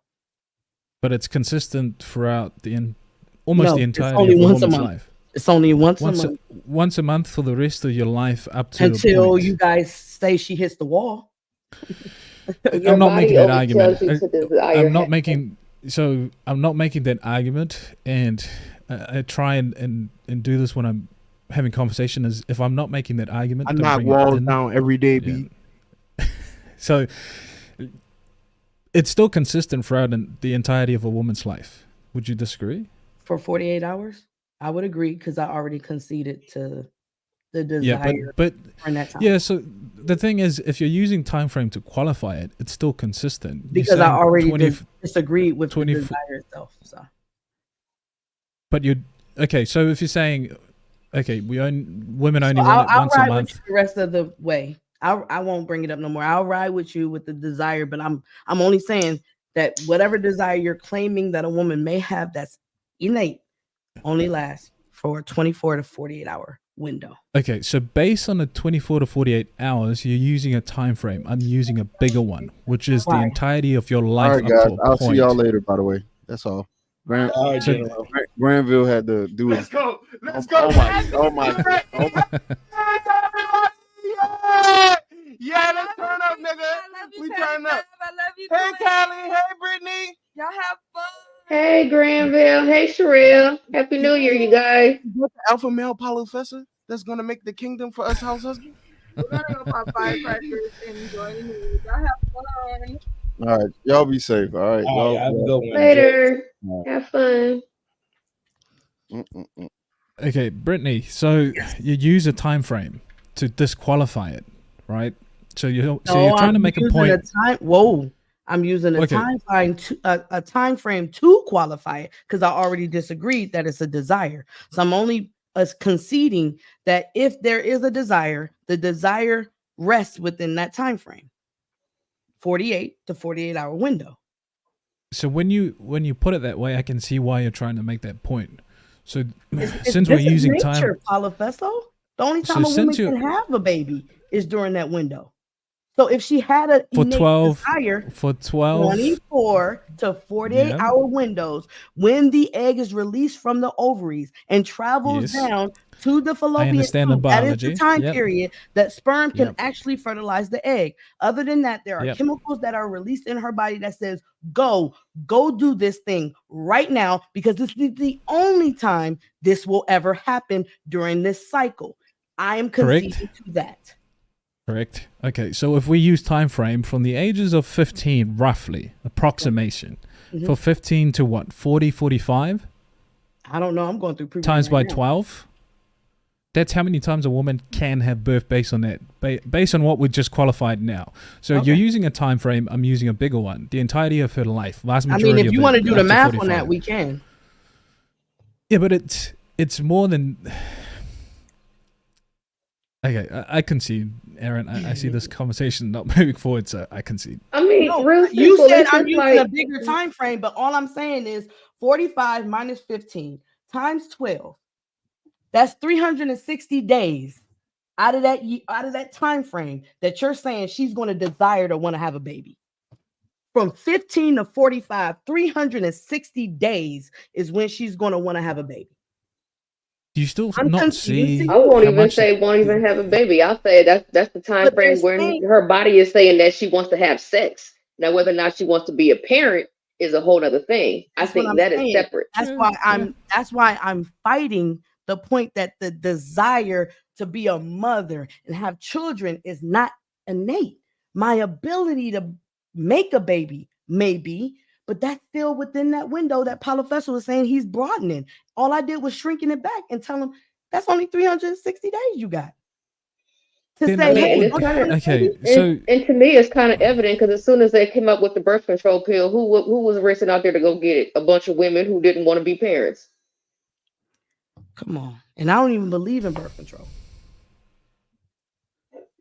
the fact that we can rationalize Shit, a I lot do. of the actions that we do does not negate that there's a desire there. You But can it doesn't mean rationalize it's and innate. That doesn't mean it's natural, Paulo. That's all I'm fighting. I can say I want children. I'm not going to say it's innate in women. I'm going to say it's innate in Brittany okay, from because what? of whatever somebody said earlier, childhood, things that have been programmed into me, the way that I see myself as a mother, those things has nothing to do with my ability in my vagina, in my ovule. It has nothing to do with that. It has something to do with me. That's all I'm saying. Wait. I am completely confused by this conversation. It's not really that speaking of- confusing. it's confusing from the sense of Because we're you guys going to want use. females No, to be in this position where they're saying they want mothers, so you can marry I'm them. not wanting. That's what I'm saying. stating. Hey, I'm what's not up, babe? wanting nothing. I'm not making any claims of wanting bad. anything in this I did conversation at all.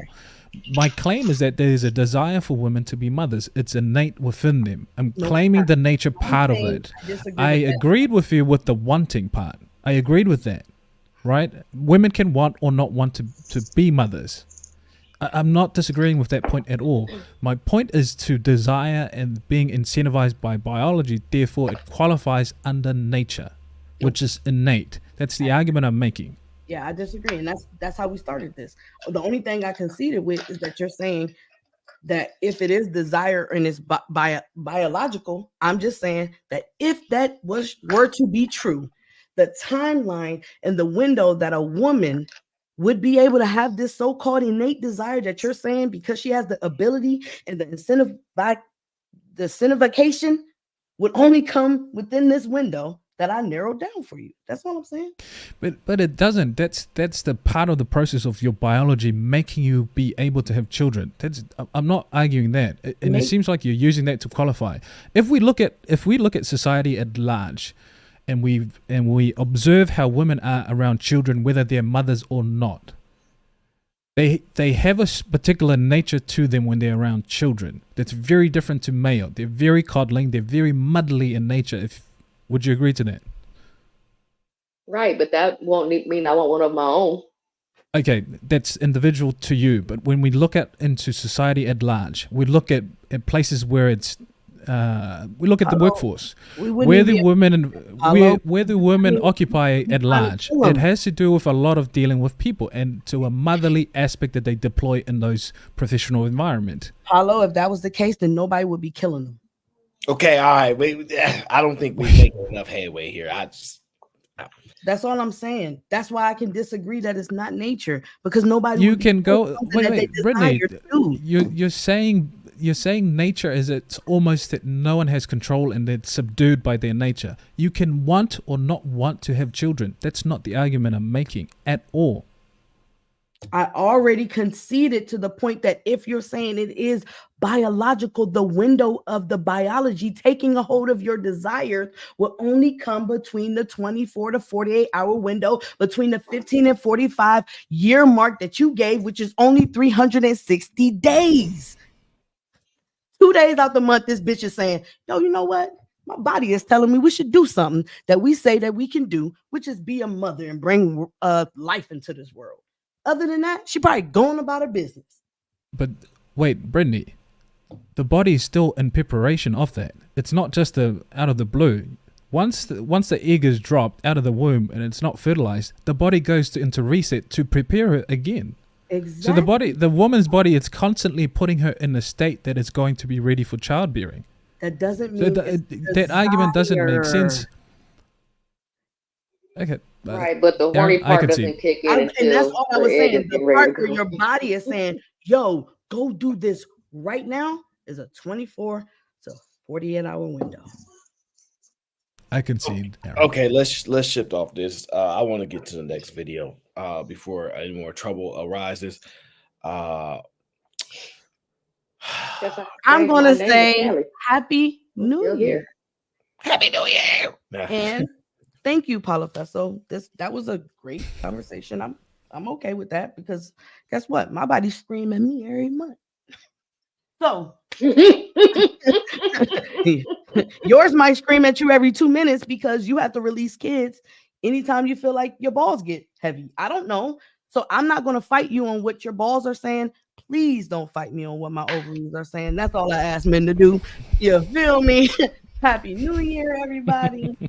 Aaron, I love you. Callie Bev, Lee, Paulo Happy Fesso, New Year.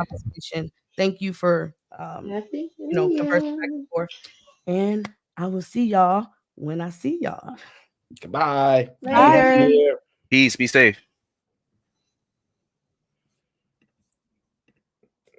I think I lost some. All right, let's get to the next video. Because I seen this video, I said this is an interesting video, and I know Paulo has the answer to this one. This one right here, okay? My wife abandoned my girls when she thought there was a home invasion. Now they say trigger warning. Apparently, my wife is a stay-at-home mom. Last week when I was at work and my two oldest were at school, my wife was sitting at the dining room table when she saw a man walking down the driveway and going to the front door. He had what she thought was a hammer. She went to the front door and the guy was trying to get in. The guy saw her and waved, tried to get in. So he just is there and he just waving? Hello. She fled the house and ran out the back door. She left his cell phone and Apple Watch. She also left our twin girls, 8 months old. They were sleeping in their cribs. She ran through the neighborhood looking for someone to help her call police. Eventually, she found someone and they called the police. The police responded and cleared the house. Turns out it was a repair guy who was supposed to go to our neighbor's house and had been told that no one would be home and to just come in. She is mad at me for not being more supportive of her. I was stunned when she told me and was surprised when she left the girls.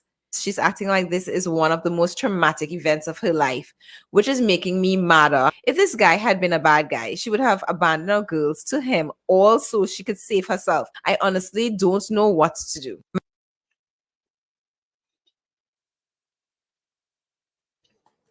That woman needs help. What to do? What to do? That woman needs a lot of help.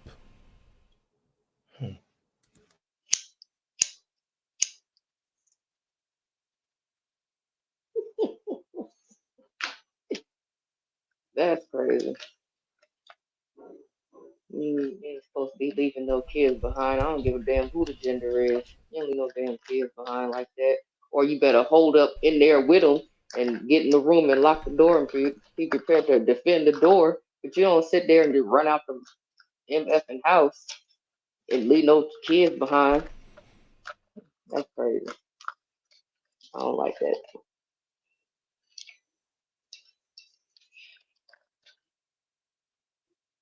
Why I can't find no light? Is that a divorceable offense?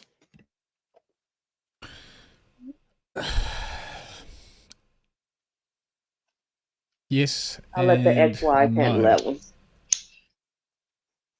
Yes, in the sense that this is a woman who's prioritized her safety over my children, but no, in the sense that I've now had children with this woman. I have a responsibility to this woman and these children. So for me personally, there will be a need to try and figure out what is wrong with this woman, why it is, maybe not necessarily wrong, but there needs to be, there's some work to be done. And it sounds like it's going to be extremely difficult. The fact that she's ran completely without figuring out who this man is in front of her door says to me that there has been some experience. And if she's lived a life where that's never presented itself, then yeah, maybe divorce.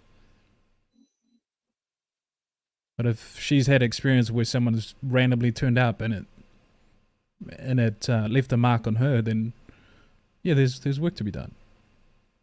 But the fact that I have children with this woman means no, divorce straight away. I have children with this woman, and I need to make it work for the children, not necessarily for her, but for the children. You sound soft, bro. You sound like you gonna like, nah, I'm divorced, immediate, gone. Like, So think break about it up for the a minute. family. Okay. I mean, yo, we watch all the time women breaking up the family. We just heard Oh, so now we're doing tit for tat based damn, off yo, everybody else's I family. can never talk. I'm sorry, Lee. I'm sorry. Nah, you're not It's the sorry. Go spirit. ahead. Nah, go ahead. It's Keep the talking. spirit. No, go ahead. What I'm offering here, and it seems like it's Y'all gonna all difficult in a lot cut of off these. Lee and don't let him finish. What is y'all doing? Okay. He always listens Fair to enough. everybody else, and they Go ahead. always cut him off. What is y'all doing? Lee, go ahead, bro. That's wild. Oh my God, like, sheesh. But yo, I just think, like, I'm not trying to call you soft, but I think like men, we sit there and we be the last ones to break up the relationship. We be scared. I've heard dudes say, yo, I'm scared. I don't want to. I'm the last one to break it off. It's usually the woman breaking it off. Like, if a shorty leave my kids behind, I'm divorcing her, and I don't need her around. What is she there for? She couldn't even protect the kids. She wouldn't even try to protect the kids. So you want me to keep a woman around? That's a liability. Now let me ask you a question. If a man did that, if a man sat there, saw a burglar coming in and ran out the fucking back door on your ass, what would you do? Would you keep him around? So it's like, man, dudes need to man up. Like, dudes need to do something else. I don't even want to say man up because women done hijacked that whole plot. And now you ain't a man if you ain't doing this. You ain't a man if you ain't doing that. You ain't a man if you ain't doing this. But when you a woman, like, when do we hold them to some standard? Because, like, damn, Paulo just said, yo, I'll sit there and talk to her. And, you know, since we had kids, even though she just dipped on the kids, like, they could, like, I'm still going to try to renegotiate the relationship. Oh man, yikes. You're not renegotiating a relationship. You're staying there for your children the same way some I don't people need stay through her to domestic stay violence for my to keep children. to keep their family together, even though they know that their children are witnessing domestic violence. They still choose to stay for the family. The same way that this woman stayed with her husband after he left their daughter out there when a pit bull dog came running up their driveway. He ran in the house and left the kids. The same way that this other man left his kids in a freaking burning apartment or whatever like that, and somebody and the neighbor went in there and got his kids. And Listen, she stayed with him. It's the listen, same ma'am, thing, dog. People ma'am. ain't really with to go ahead Can you and break stop up their Negro families all splaining extra everything? quick like that. I'm not Negro explaining anything. I'm telling you All right, shit that look. actually happened, like Okay, this chick on the but that's video told oh my what god. actually happened with her. All I right, think this is why it you're may be hold difficult. up, yo, give me a second. You just was talking back and forth with Brittany for like 30 minutes. Could you stop Negro splaining things? Okay, I don't want to hear about some other example. I don't give a shit about that example. I'm talking about right now. Okay, like this You're is talking about like another right example. now in that situation, in all those situations you just named, I would have did the same thing. So like when you sit here and you use these other examples, at the end of the day, I ask you the question: could your man walk out when you were about to be attacked on the street? Could your man run away, and will you still be with him, Callie Beth? I'm not breaking up my family off of 15-second split decision. I'm sorry. All right, well, that sounds crazy to me. I mean, like for a woman to say that she like that's a straight lie. I'm not even gonna hold you. Like a woman would never stay with a guy that ran away from danger, that left the And kids I just behind. Like I just gave you 2 to 3 examples of women who stayed with their men, but you don't want other examples though.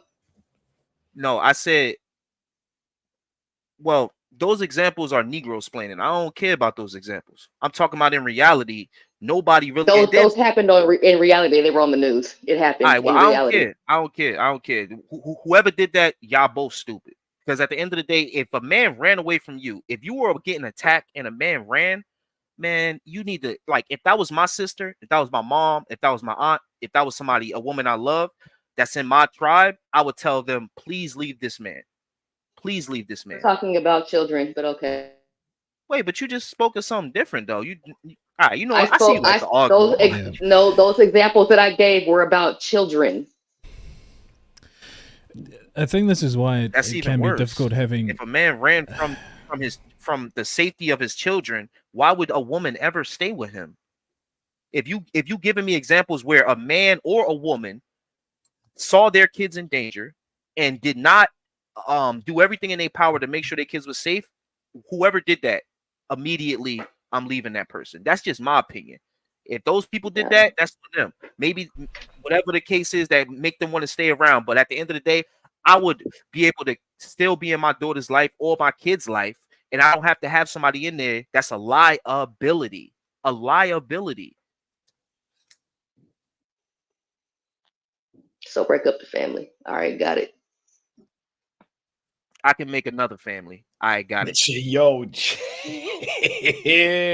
Jesus Christ. Hey V, how are you? Happy New Year and Happy New Year, everyone. Happy New Year. For the question you had and the video you just passed, I know of that story. I read it. There's extra factors into it. So for that particular story, the guy is right to leave because it comes from I think like a Reddit story or whatever. But so there's more to the story about the woman herself and how she acts and stuff like that. So but just a situation of where if my husband or whoever was to leave my kids because of some danger, it would be very hard for me to forgive him. It'd be hard for me to forgive him. Like it would have to be like, I don't know, the kids are trapped somewhere, like I can't get them myself, I need to get someone else to get them or something. Not just oh, I have time to grab them and run, but I'm gonna just save my own hide and whatever for the kids.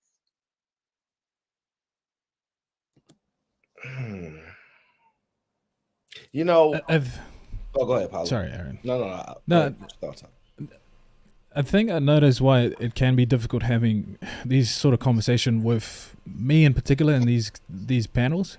Yes. I try and use these examples based on the context that I'm presented with. I don't try and assume and broaden additional context to it. So from what V was saying is that there's additional context to why she is the way that she is. They're not presenting anything other than what I saw. And what I saw is a woman who ran out based on an experience of someone who showed up and left their children. Now, I have agreed that I'm open to the fact of divorcing, but it's no longer about her, it's about the children. So my consideration is about the children and my decision to even pick this woman in the first place and to have children with her. I'm basing that, whatever decision I do going forward, it's on what Aaron, you mentioned earlier on, it's my decision to be with this woman in the first place. So somewhere along the line, I've missed some signals, I've missed something. So it's on me. And I need to figure out why this woman did the thing that she did. And if it gives me reason that she's not going to be protective of our children, of course, divorce. But if she's claiming, look, I had a blackout moment where I've had this similar experience and I couldn't think of anything else, I'm more open to be working through that. So call me soft, whatever you like, but I stand in the principle of, if I made a decision to be with a woman, I need to figure out all the angles from then on, especially when we have children. You know, Right. No, go ahead, Kylie Bev. Did you give your thoughts? No, I was just gonna say I'm not gonna toss 20 years over my shoulder over no 15-second split decision. It's not happening.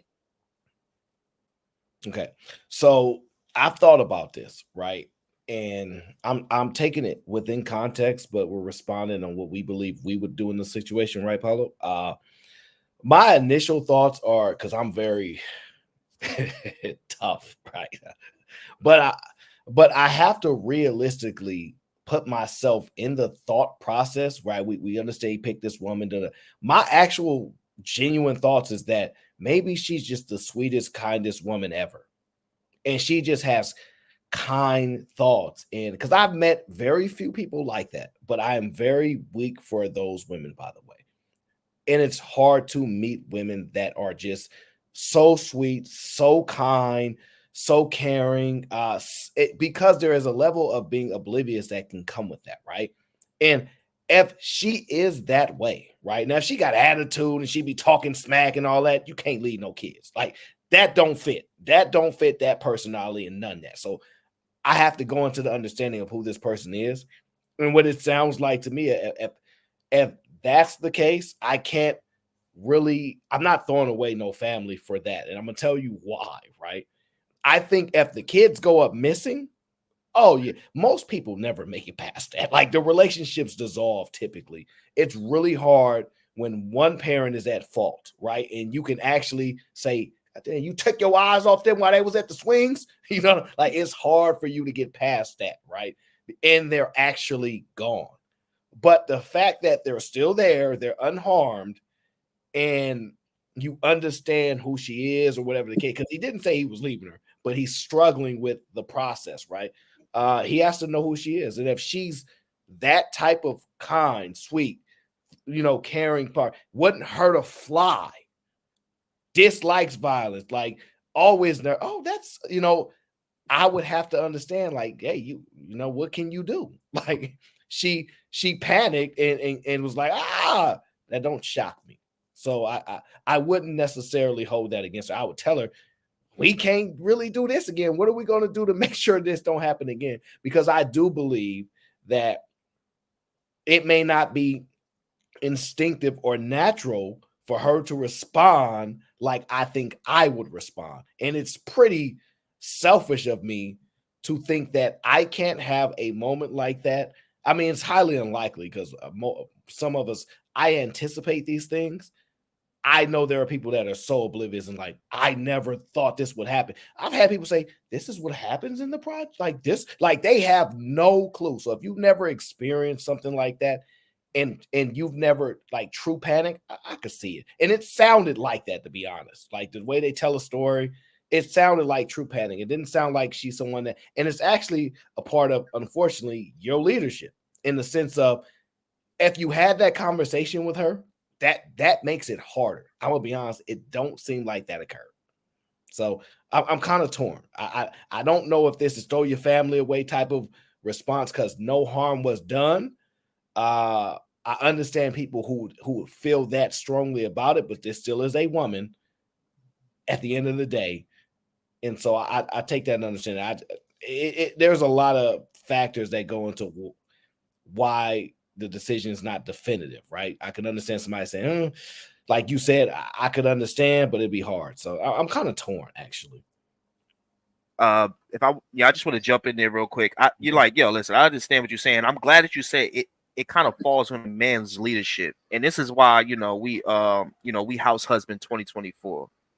Because listen, I need a shorty that can fucking swing an axe. You understand what I'm saying? I need a shorty that can build a fucking house. Now I know y'all probably like, yo, that's not the normal. That's not the average chick, the original chick, the chick that's not the traditional woman. Fuck that woman. I need a super modern. Yeah. I need shorty to go get $100,000 and then go build me a house in the backyard. Because those women out there, and I ain't scared of those women. Because that woman, she gonna up that fucking thing. All right? You understand what I'm saying? She gonna up the fucking yoster on them. That's what I need. Because I know for a fact I can't always be around. But if I got somebody that's at least remotely come close to me, like think a little bit like, yo, I got to defend myself. I ain't just no soft-ass woman out here with some little-ass hands. I got to hold it down, too. That's what I like. So, yeah, I agree with you, Aaron. If that's the woman you chose, the woman that want to sit around and do nothing, I can't take out the trash. How could I ever? Then that's what you're going to get. Shorty that's going to go right out the fucking door and leave your kids behind. But I need shorty that's going to up that yoster, hit that man with a Hadouken, leave him stinking, and come talk to me about it. Like, yeah, babe, I did him filthy. That's how I like shorty talking. That's why I tell you, Aaron, them babies from New York, them babies from D.C., them babies from Jersey, that's how they getting down. That's how they getting down. They ain't got no, we ain't no little hand shit. That's why shorty from New York going to walk up to you, tell you, suck my dick. And that's the energy I like. I need you to turn that shit on and off. Or else, thank you, Aaron, for giving me this video. Because now you just made my point even more fucking potent. I need shorty to go get $100,000. I need shorty to come home. Babe, look at this new AR I got. This shit pretty, huh? I'm like, oh yeah, that's sexy, baby. Let's have sex right next to it. Yeah. Anyway. But somehow I was Negro explaining. But okay, got it. You from Atlanta? All you could do is Negro explain. I'm from Jersey. I'm not from Atlanta, sir. You from the South. No one cares. I'm not from the South. But keep going. You got no up north accent. You definitely not from up north, so you don't understand. You from down south. That's how y'all move. That's cool, baby girl. Like, stop trying to make me you. I ain't trying to make me you. I don't give a fuck what y'all trying to make me. You trying to make me somebody else. Yo, shorty. I don't want shorty. Be your wherever you from. Go be you. That's cool, baby girl. Do your thing. Okay, that's cool. You want to run out the house on your kids too? Then go do that. I don't want that. That's all I'm saying. It had nothing to do with Cali Bev at all. How you know my name Cali Bev, but you say I'm from the South? Y'all is crazy tonight. There's only one issue, and unfortunately, I've got to be the bearer of bad news. There's only one issue with house husbands. You've got to outbreed men like me and fathers like me. And you got to do it at large number. That's the only way you can get it. Is outbreed fathers like me. That's gonna be easy. That's almost sad to say. Like, do you know who produced the most children? That's gonna be easy outbreeding them. Now, impact to society, that's a whole different conversation. But outbreeding you, that ain't listen, man. Paolo, outbreeding you. I don't need the majority, Aaron. I think we need to move Lonzo. That ain't no problem. Huh? That ain't no problem. Well, that's easy work. Like, that's gonna be done quite quickly, my friend. We gonna say Tanya. There's Tanya. She got 13 kids, 8 different baby daddies. she gonna breed a whole football team like that. That's no problem. They not stopping that. Like, so they gonna breed a bunch of these kids. See, your kids, you might say you gonna be this man. You gonna have 4 of them. Eventually, the women gonna have to go out and make that 100 racks, like Lee said.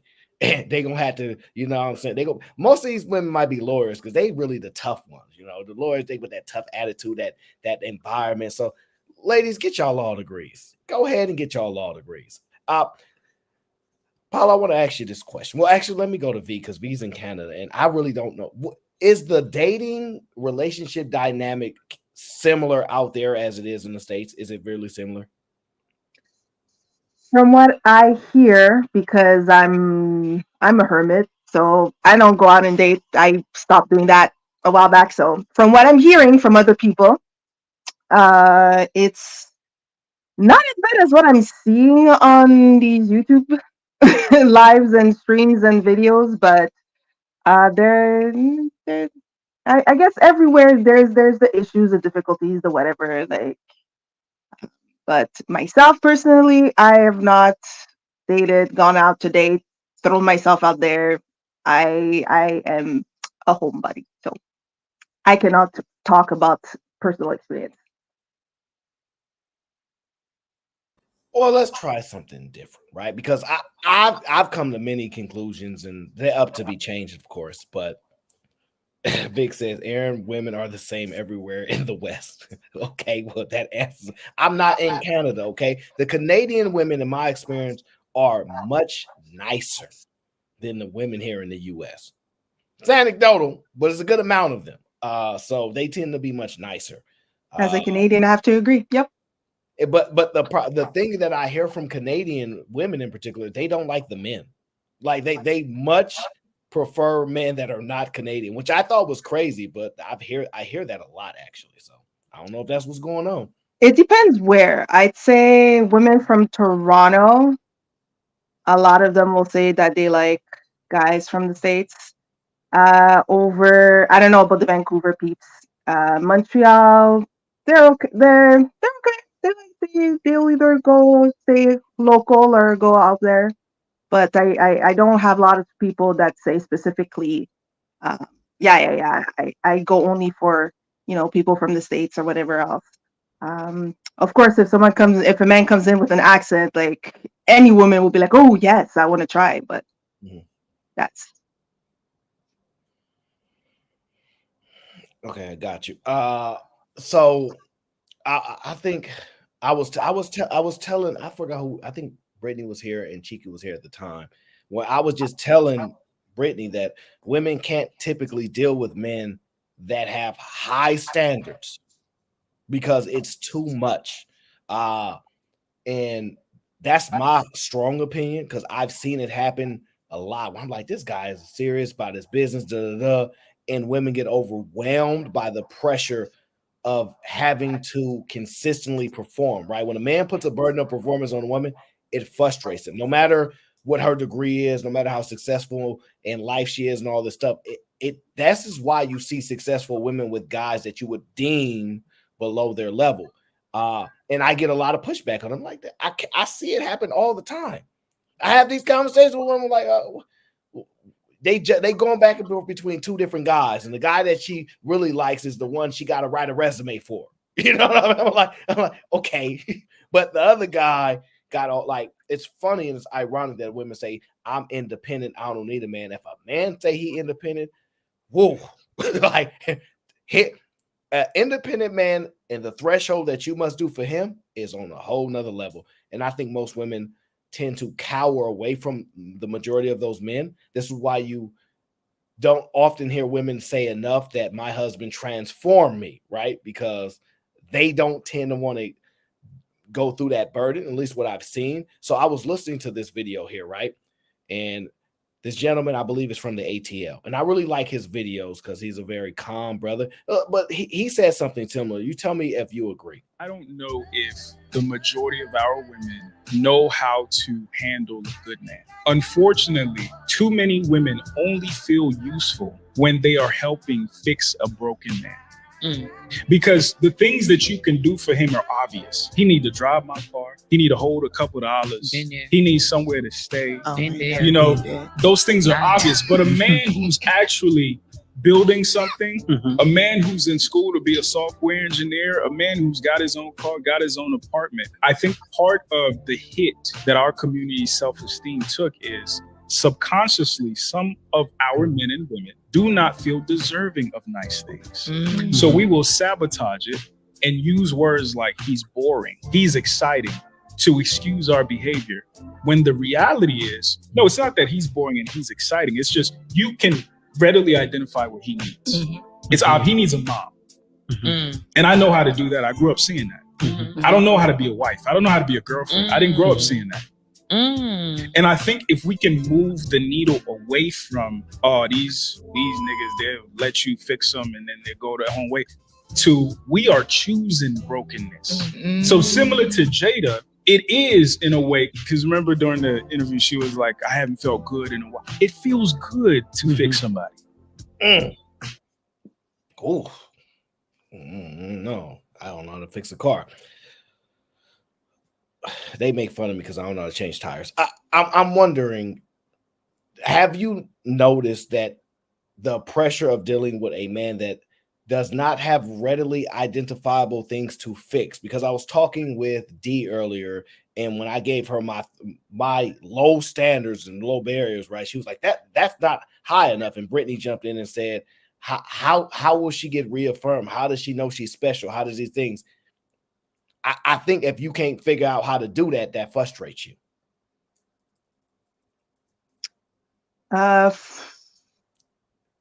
If I were to find a man who's seems to be on his business and know, well, I kind of agree with the guy what he says, because it seems like an easy thing. It's like an easy trench to fall into. Like, the guy seems broken, let me go and fix him. Because I don't know if it's because of the way people are raised or because it's an easy thing to do. But I can definitely see for someone that, like, if they meet a guy that's, it's like, on all fronts, it seems to have a job, he has a car, he has his own place, he seems confident, his clothes, he looks good breath, whatever, and it kind of throws them off kilter, especially if they are used to dating and being with lots of broken men or men that they had to kind of pull out of some sort of situation, or that they get thrown into a situation where they had to like fight themselves out. And so they kind of sit there going, well, what am I supposed to do? Or am I good enough? I guess technically they would be good enough because the guy's interested in them, but if they decide that it has to be a joke or whatever, yeah, they could sabotage it, or try to go for what they're used to, what's comfortable for them, but isn't the best choice because they're not willing to, I guess, mold themselves or find how they can, I guess, supplement into the man's life, how they can add to it after the initial step of the man being interested in them or choosing to date them at least for a bit. I would love to hear something unique from a woman, because when a woman's put on, I wouldn't say the spot, but when she's presented the opportunity to communicate effectively, right? And you say, all right, the way you hear a woman say, I don't need a man. I pay my own bills, got my own car, got my own food. I ain't got no children, got my own arsenal. I don't need a man for none of that, right? How can you add value to me? When the guy then switched the exact same thing, no, I'll do all that cooking stuff. I don't want. How can a woman add value to him? I find they have difficulties answering that question. Yeah, I can agree with that. Yeah. Because it's not something that's right there. It's not a fire. It's just, okay, well, I have to actually be with him for a while to see, okay, well, maybe he's good enough front, but I don't know, maybe like I need to be in a personal assistant / a position. Like, I'm throwing that out there. Like, maybe he has a hard time schedule thing. Well, I'm going to make sure that, he knows his schedule ahead of time, or He said that he wanted to call so and so. Well, let me go and set up an appointment for him. Like, I'm throwing something out there, but like it's having to do the extra legwork to figure out what can I support, add to, yeah, those kind of areas. It's rather than just like, yeah, he's good looking, but you know, he's asking me for my car, or he asked me for some money, or I'm helping him pay his credit card debt or whatever else, like something like that. Paolo, you need help paying your credit card debt? Some good niggas do. Look, I'm about to go, y'all. Some good niggas do.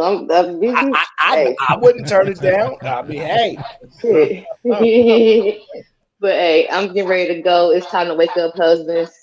I'm gonna go ahead and I'm gonna holler at y'all later on. Happy New Year, Callie. Happy New Year. Happy New Year, you guys. Happy New Year. Hey, Aaron. What up? How you doing, man? Hey, listen, you're right on point with your analysis of the ladies. High-powered women, they make a conscious choice with the men they pick. They do want their hypergamy goes with them, but they make a choice not to choose. If they get chosen by a guy above them, they have to understand the things they have to give up. And one of the things they don't want to give up is the autonomy of making their own decisions. And so it's not like they really don't understand. They know that if I marry man X who has the things that I admire, there's a price to be paid for that kind of husband, right? And that kind of husband, they're not used to that kind, especially because they're going to be a little older, those women as well. So that, or let's just say they made it, like the Ebony K. Williams of the world. If we're talking about a woman on that kind of caliber, if she wants the man that she wants, that guy's not going to take her bullshit, and she knows it. So she's going to have to comply to the things that he wants because that's her alpha. And a lot of women who've been making those kind of decisions all their lives for themselves, they're not used to that stuff. So she knows the sacrifice mentally that she's going to have to grow, even at her age, to be able to cleave to a man like that. And a lot of women don't want to do that because if it's just about having a good night once in a while or a guy around, to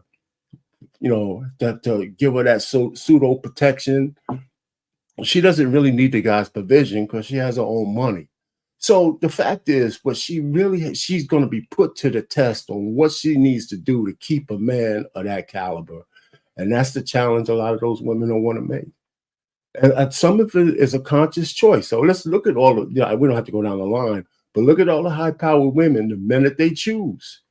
Everyone says, damn, why would she choose that guy? Why is she choosing this guy? Why did Rihanna give up the billionaire that was in love with her? Because she wouldn't be able to move the way she moves if she would have married that guy. How come Janet Jackson only spent 10 years with the other dude before she took his money and ran? There's a lot of, how come Eve has been quiet since she found her billionaire?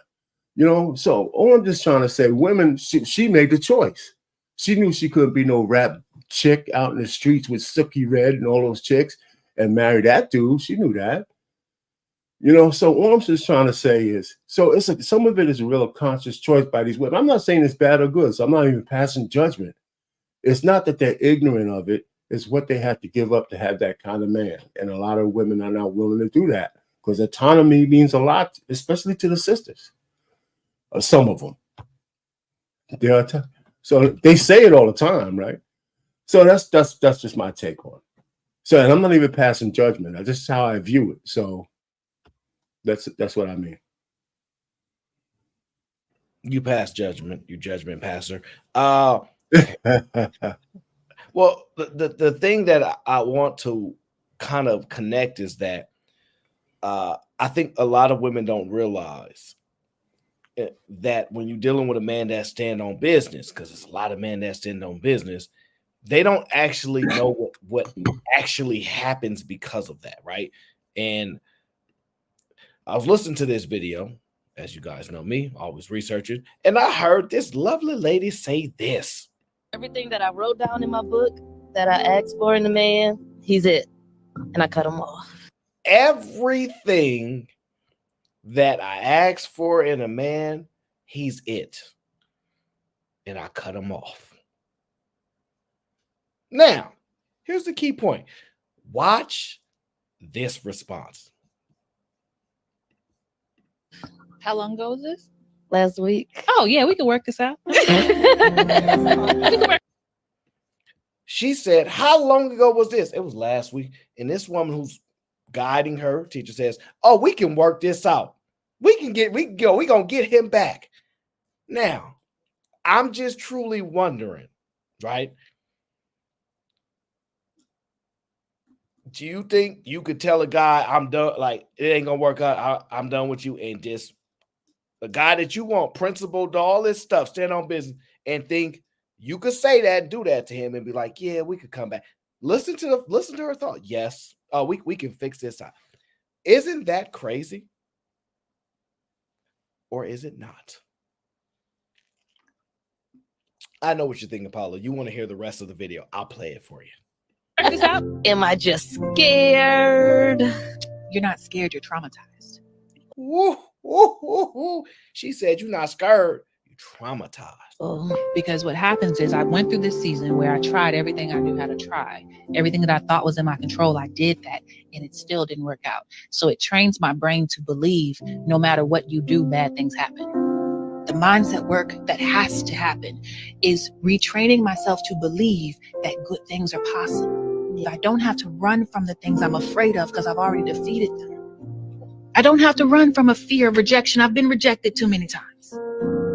I don't have to run from the idea of you leaving me. I've been left before. But what I am going to do is honor the fact that I'm worthy of a man who sees me.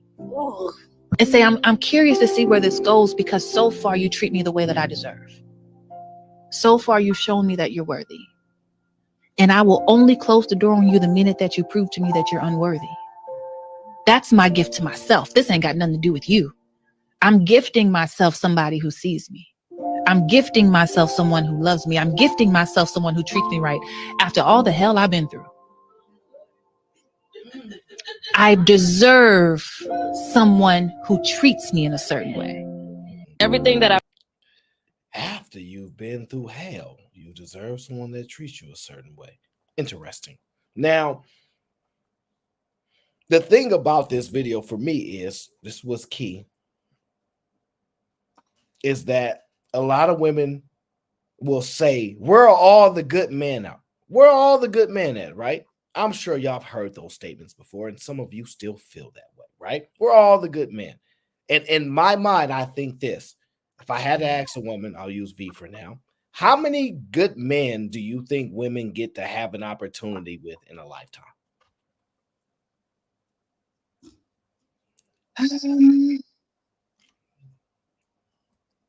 I'm going to be generous and say anywhere between 0 and 5. That is quite generous. Around 0 and 5 good men in a lifetime that they believe they'll have access to. Now, you as crazy as that sounds, right? That number is so small, right? Do you think women in the position to be like, I had a good man, but I left him? You think they're in a position to say these type of things? Like think about this. How many more chances you think you're gonna get at this? Because I really don't believe it's 5. According to what women say, where are all the good men? Ain't no way you say we're all the good men at if you think there are a bunch of good men out there. So Callie Beth says maybe 1 or 2 in a lifetime. That sounds a little more accurate. And it's not because they don't exist. It's because you actually bumping into them is the problem. Or Aaron, that they couldn't recognize a good man if they seen him. Just like a lot of men can't recognize good women when they see them either. Because most men look at women as a piece of steak. And so they miss a lot of things because they're just trying to sleep with them. So it's not that there's not good people out there, good men or good women. I think people can't recognize because of their headspace. This woman used 2 words, trauma. As a young woman, what kind of hell of trauma you been through? What are you talking about? What trauma? I mean, all our women talk about trauma all the time. I mean, that means you're fooling around with too many men that you shouldn't have been fooling around with, or else you wouldn't have that trauma. The average person should not go through their 20s and 30s, unless you've been assaulted or something like that. But just regular interfacing with men and women, when you call that trauma, what kind of people are you dealing with? So you know what I'm saying? How many men you think they should? Because you said they dealing with too many men. So how many men you think they Well, should? here's okay. Let me put it to you this way. Let me just correct it a little bit. It could be one man for too long. Okay, it could be one man for too long. That's because women let men waste their time as well, right? You're 23, 24. How do you waste someone's Let time? me tell you, because a guy will string a lady along for 3, 4, 5 years, right? And maybe they have a good relationship. He's getting the milk, right? But he promised her early on that he would marry her. But he always keeps finding an excuse not to put a ring on the finger. And she goes along and goes along and goes. Hopefully they don't have any children. But when he gets ready to find a woman that he really wants to marry, he'll leave her. And after those 5 years, that looks like trauma to them. Look what's happened to, I hate to use celebrities, but since they're in public eyes, look how Kayla Nicole feels that the white boy left her for Taylor Swift. And he didn't even leave her for her. They broke up. But he wasted, she spent 5 years waiting on this dude. That causes you to feel some kind of way. Now, if you're 23 and you're 28 when it's over, that's one thing. But if you're 28 when it starts and you're 33 when it's over, that's a different set of trauma. See, that's just my synopsis. I don't have to be right, but that's how I look at it from a woman's perspective, because we know they all have a biological window. And they're starting to realize, but all the feminist bullshit they really only have a finite number of years to get it right. Yeah, they do. If they want marriage and the kids. There's a finite biological. Okay, go ahead, Aaron. That's fine, but the problem that I tend to have with people is there's a false belief. Okay, do you think that anybody's time? Do you understand that time is the most valuable thing we have, right? Yes. So when you say he's wasting her time, no, she's wasting his time. No, I don't look at it that way. Of course, you don't look at it that way because you don't value him, but clearly she. No, you get me wrong. A man has more time to correct. No, he does. See, yes, he problem. does. No, that's not okay. Let's tell me why. Tell me why. Because who dies faster, men or women? Who dies faster? Men in general. So men die sooner than women. They have a smaller lifespan, right? So what you're saying is, and this is the problem with it, right? We give the blanketed statement for the minority. You're going to say things like a man doesn't reach his purpose until 40, 45, 55, 60, and I've heard this a billion times. But I didn't say that though, Aaron. I don't need you to say it. Okay, so tell me how you cannot waste a man's time, because I no, I didn't say you can't. Yeah, let me. I'm gonna let you. No, because you're not wrong from your standpoint, because you're looking over a lifetime. Yeah, we died earlier. I'm looking over a biological clock time. Right? A man has more than from 20 to 40 to have children on a regular basis. He has a little bit more time to make a mistake in a long-term relationship and recover. And most men, let me tell you, I mean, that's the last time you heard a man say, well, I was in a relationship for 5 years. Now I got a lot of trauma. I haven't heard men talk like that. They just move on. I hear women talk like that all the time. So I don't hear men talk like that. I mean, but so I'm not saying you're wrong, but if you're looking at a lifetime, yeah, nobody has time to waste. So if I said that specifically, I misspoke, but that's not what I'm talking about. I'm talking about the biological clock to have children and a family is longer for a man than it is for a woman. And we could debate that if you want to, but it's true. No, but I don't. But that's what I'm talking about. Yeah, but it's not. But then say that their biological times. That's what I should have said. That's what I meant. Different, but a man's time is just as valuable, regardless. Yeah, I agree. I agree with you from that standpoint. Yes, we tend to give independent people who have their own autonomous way of life. Women think for themselves. They know that they don't want to date a bum. They know they want a basketball player. They know they want a rapper. They know they want somebody that's a high corporate lawyer. They know they can think for themselves, but they tend to get people to cover their responsibility for their lack of decision making and failures and or blame shifted to somebody else.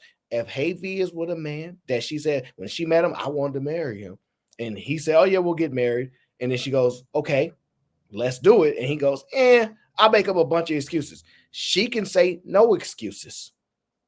Yes. This is the problem, right? We keep if men have that much power and influence, all men would be getting threesomes. Hey, I need that. Hey, these women doing what they want to do too, but we give this false yeah. that From they're that standpoint, Aaron, I agree with you on that. I was looking at them as being equally yoked and a woman being subservient to the guy, because you're right. If a woman wasn't hypnotized by this guy giving her the dream, she would leave. She would leave. But you know, listen, I mean, the men are not powerless in their relationships with women, by the way, you know. Not that women are not responsible and not responsible for the choices they make, but you know, men have certain power over women, especially if they're in a sexual relationship.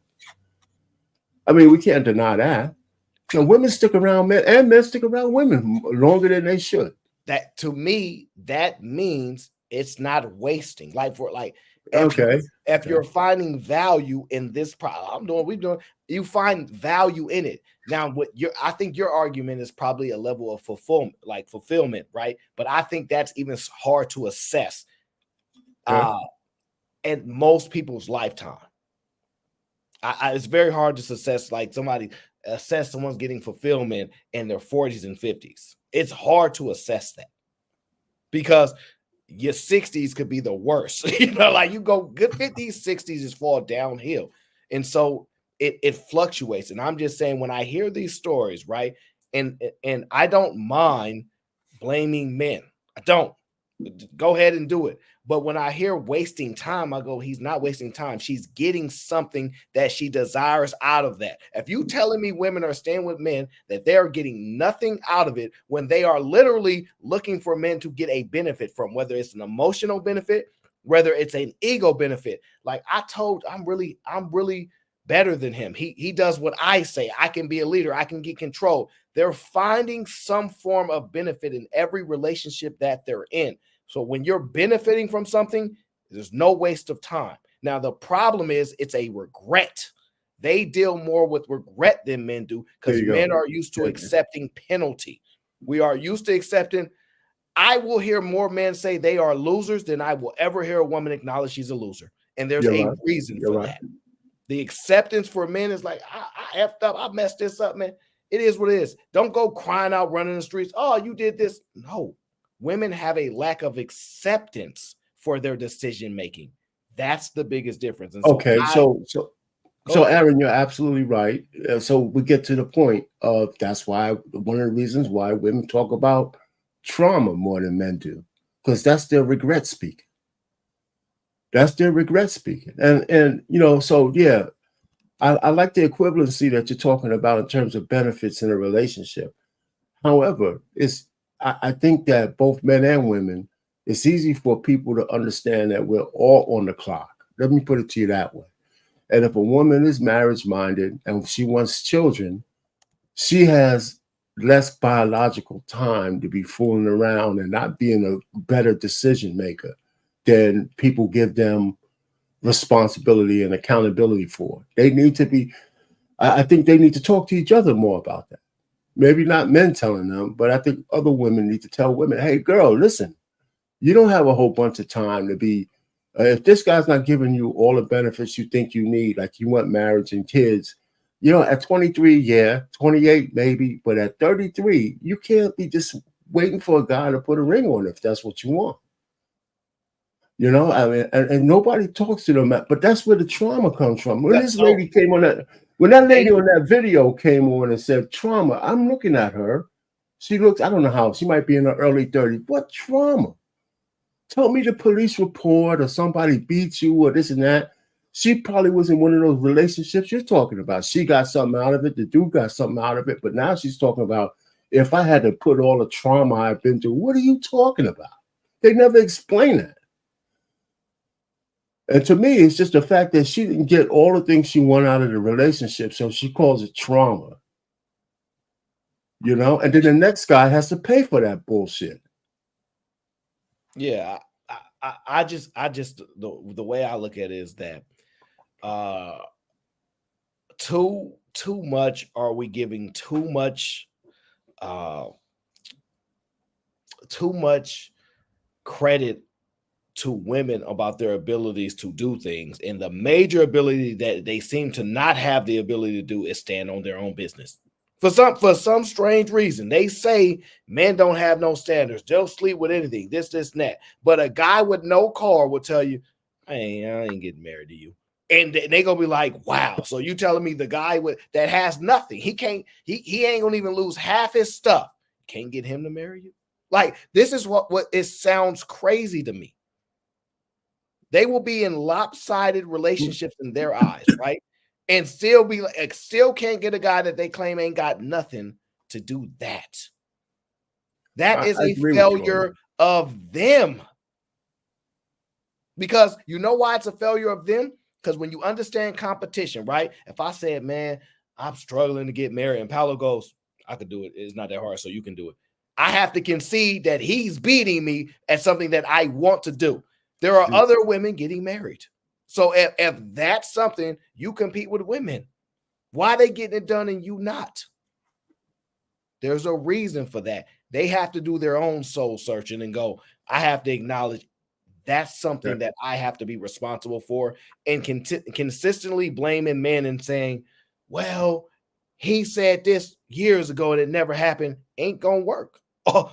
It hasn't materialized as long as we've been having these conversations. And I think it's because we keep pushing back and saying, well, the man wasted his time. He knew. How y'all gonna say if these men were that aware of reality and all these things as y'all say that they are? I think they would be farther ahead at other things in life. I think y'all give men too much credit sometimes to how, in a sense, neglectful of that type of situation you think that they are. I think that you can acknowledge they're not on the same thinking pattern, where a guy might be thinking something differently than she does while in a relationship. But I don't think a guy be stringing a woman along and say she has a 4.0 and go to college and understand what manipulation is, boundaries are, and then say, but I don't know what stringing along is. Like, that's crazy to me. But there will be guys that will come out and say, well, no, that makes sense. She's a woman. So of course she doesn't understand what that is. No, women are afraid to take a stance. And the reason why they're afraid to take a stance, I want to tell you, because they actually don't believe they are valuable enough to go get another man to go and do that. That's it. That's the only thing. They don't believe that. And when they finally do connect those dots and go, yeah, they want to do it, other things may come into play. But that's the real reason. We got to stop pushing this to the men did this. Women are not that dumb. And if y'all want to say they are because they sleeping with a guy, now I don't know. But if that's what works on women to confuse them and make them go, oh, 3 years ago was so good, I just totally forgot what he said. Fine, I concede. I just think that's crazy. Right? Well, you got a point. You got a point. I'm not going to argue that. I'm not going to argue that.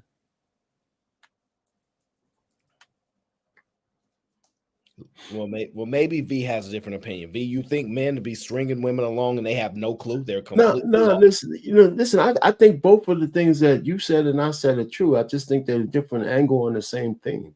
Because when I say that men string women along, the obvious part is the women let the men do it. I didn't say that part, but that has to be what's going on, right?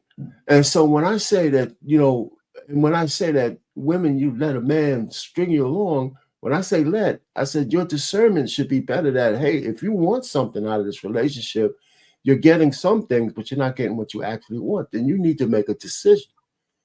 So I don't disagree with your way of looking at it from your standpoint. I'm not just blaming it on the guy.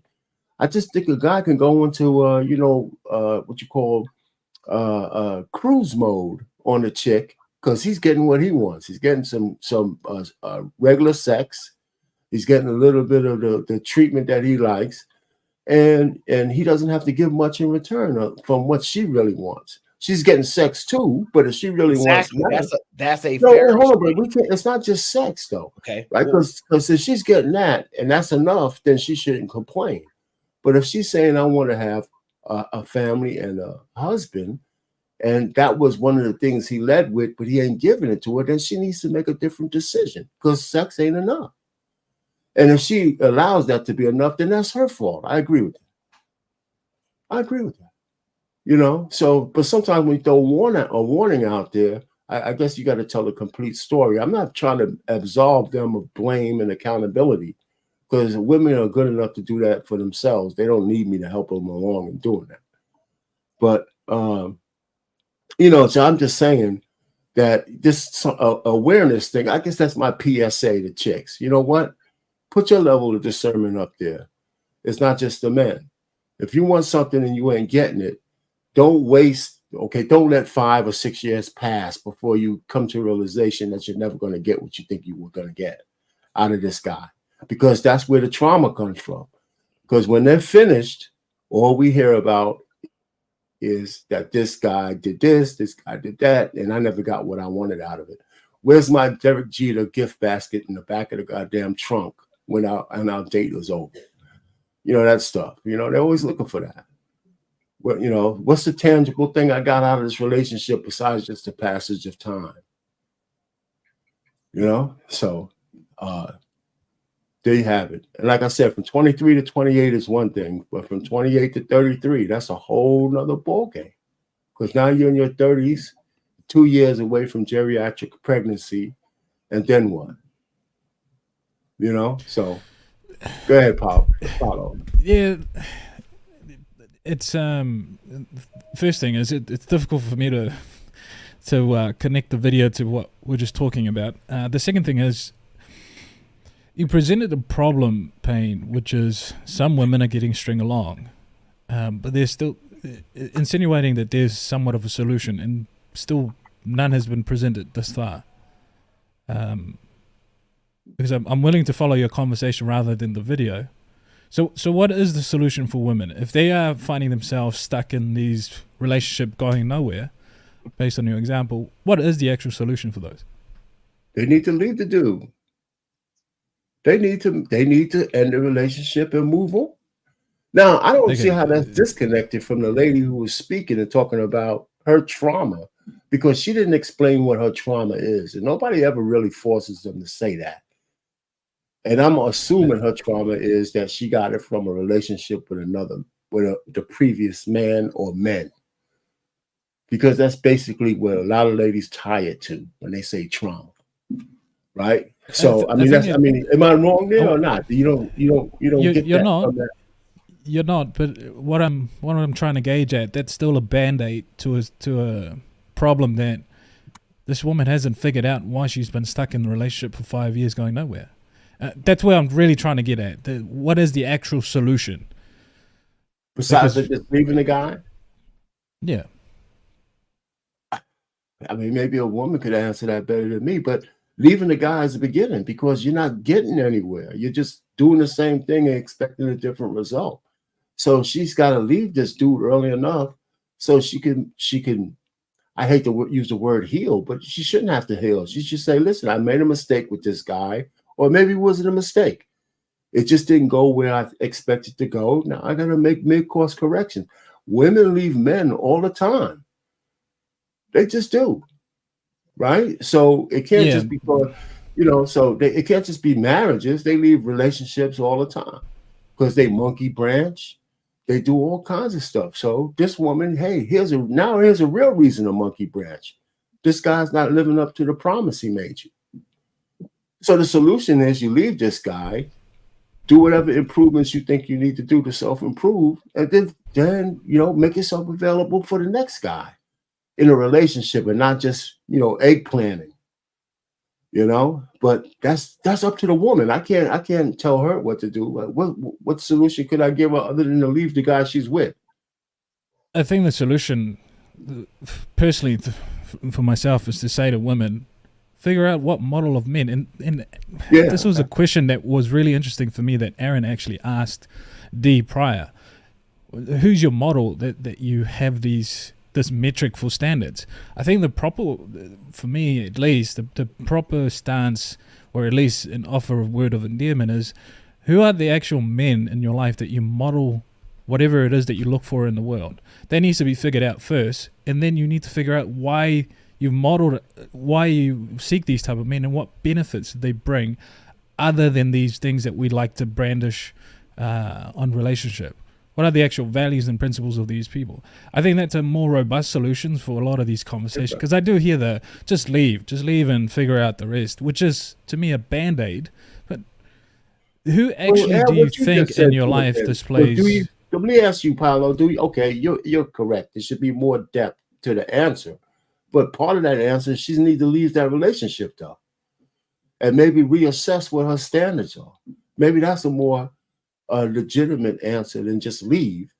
I mean, a lot of people have women said, "Hey, listen, women always say they have standards. It's just that they just change, but depending on the man that they're looking at, right? Yeah, which is in the standards. That's a preference. It keeps changing, right? Yeah. Yeah, they do this change. is. Can I preface this so you understand where I'm coming from? No. It'll be really quickly. I've made a claim in a lot of these conversations that I do not care what standards women bring, at all, because I don't believe these standards are robust enough to put any measure of long-term successful healthy relationship on. I always believe in the men's standards, and those should be gauged by other men who model the same outcome. In this particular instance, men who have been in relationship long-term and have been successful in it. Those standards are what are important to me, and those are the standards that I should gauge against and at least seek guidance from. For example, you yourself have been married for a very long time. You would be the type of man I would be looking at to at least verify my standards. If it's interchangeable, then that's preference. I want to be the married for 50, 60 years guy with a bunch of children and grandkids and all of that. You have the result as a man, and I would seek your guidance and at least provide me some perspective. I don't, and agree to disagree, I don't put any value in women's standards at all.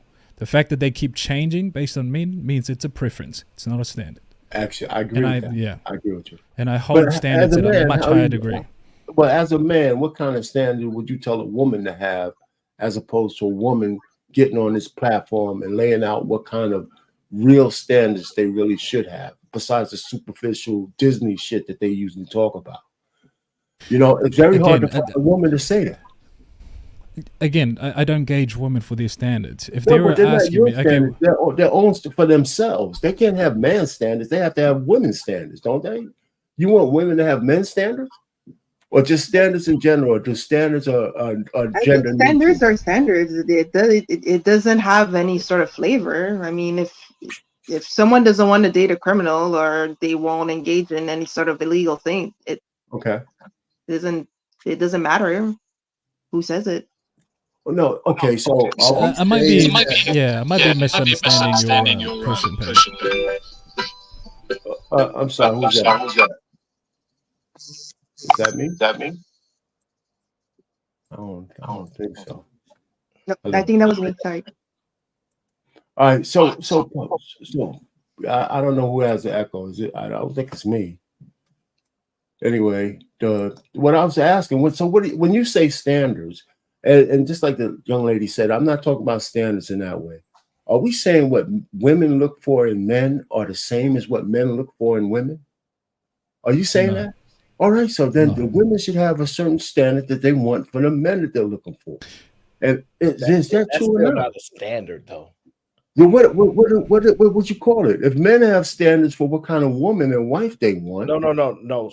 Standards are like not interchangeable. This is set. Ain't no fluctuating. This is what it is. Okay. A lot of the times what you hear is like, if you say something, or give me a standard that you think a woman would have. Give me a standard on it.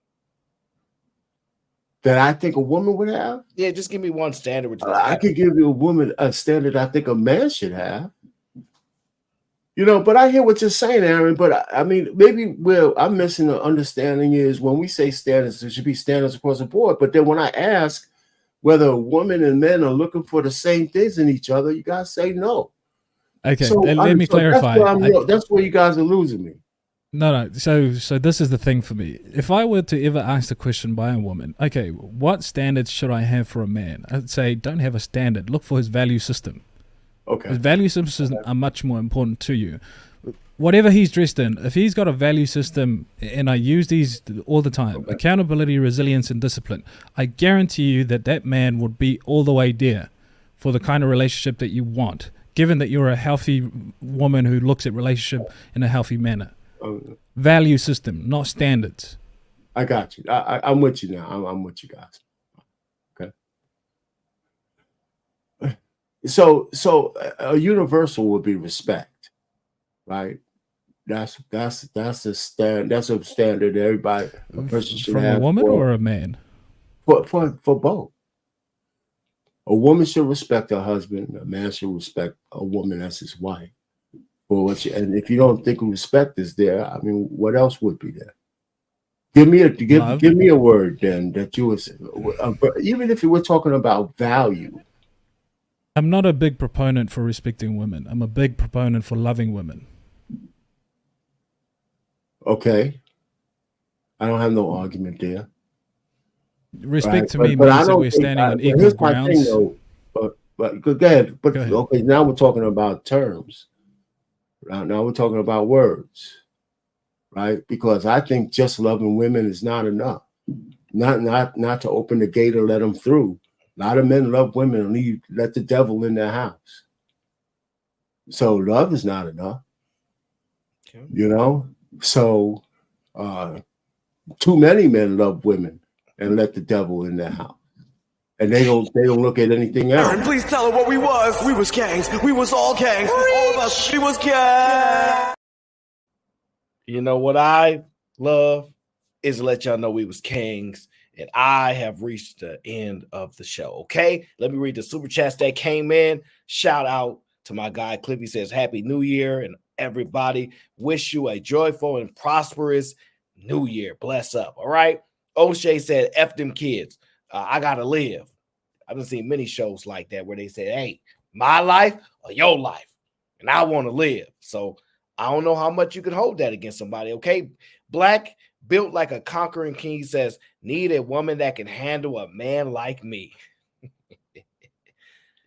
No doubt. And shout out to Jamal becoming a member of the notorious now GBG.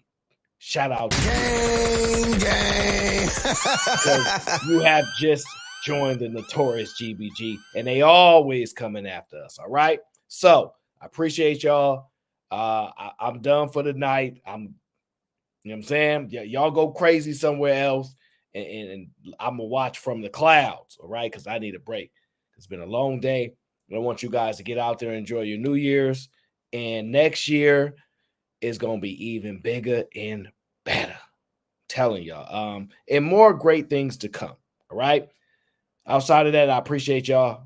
Until next time and next year, we'll see y'all.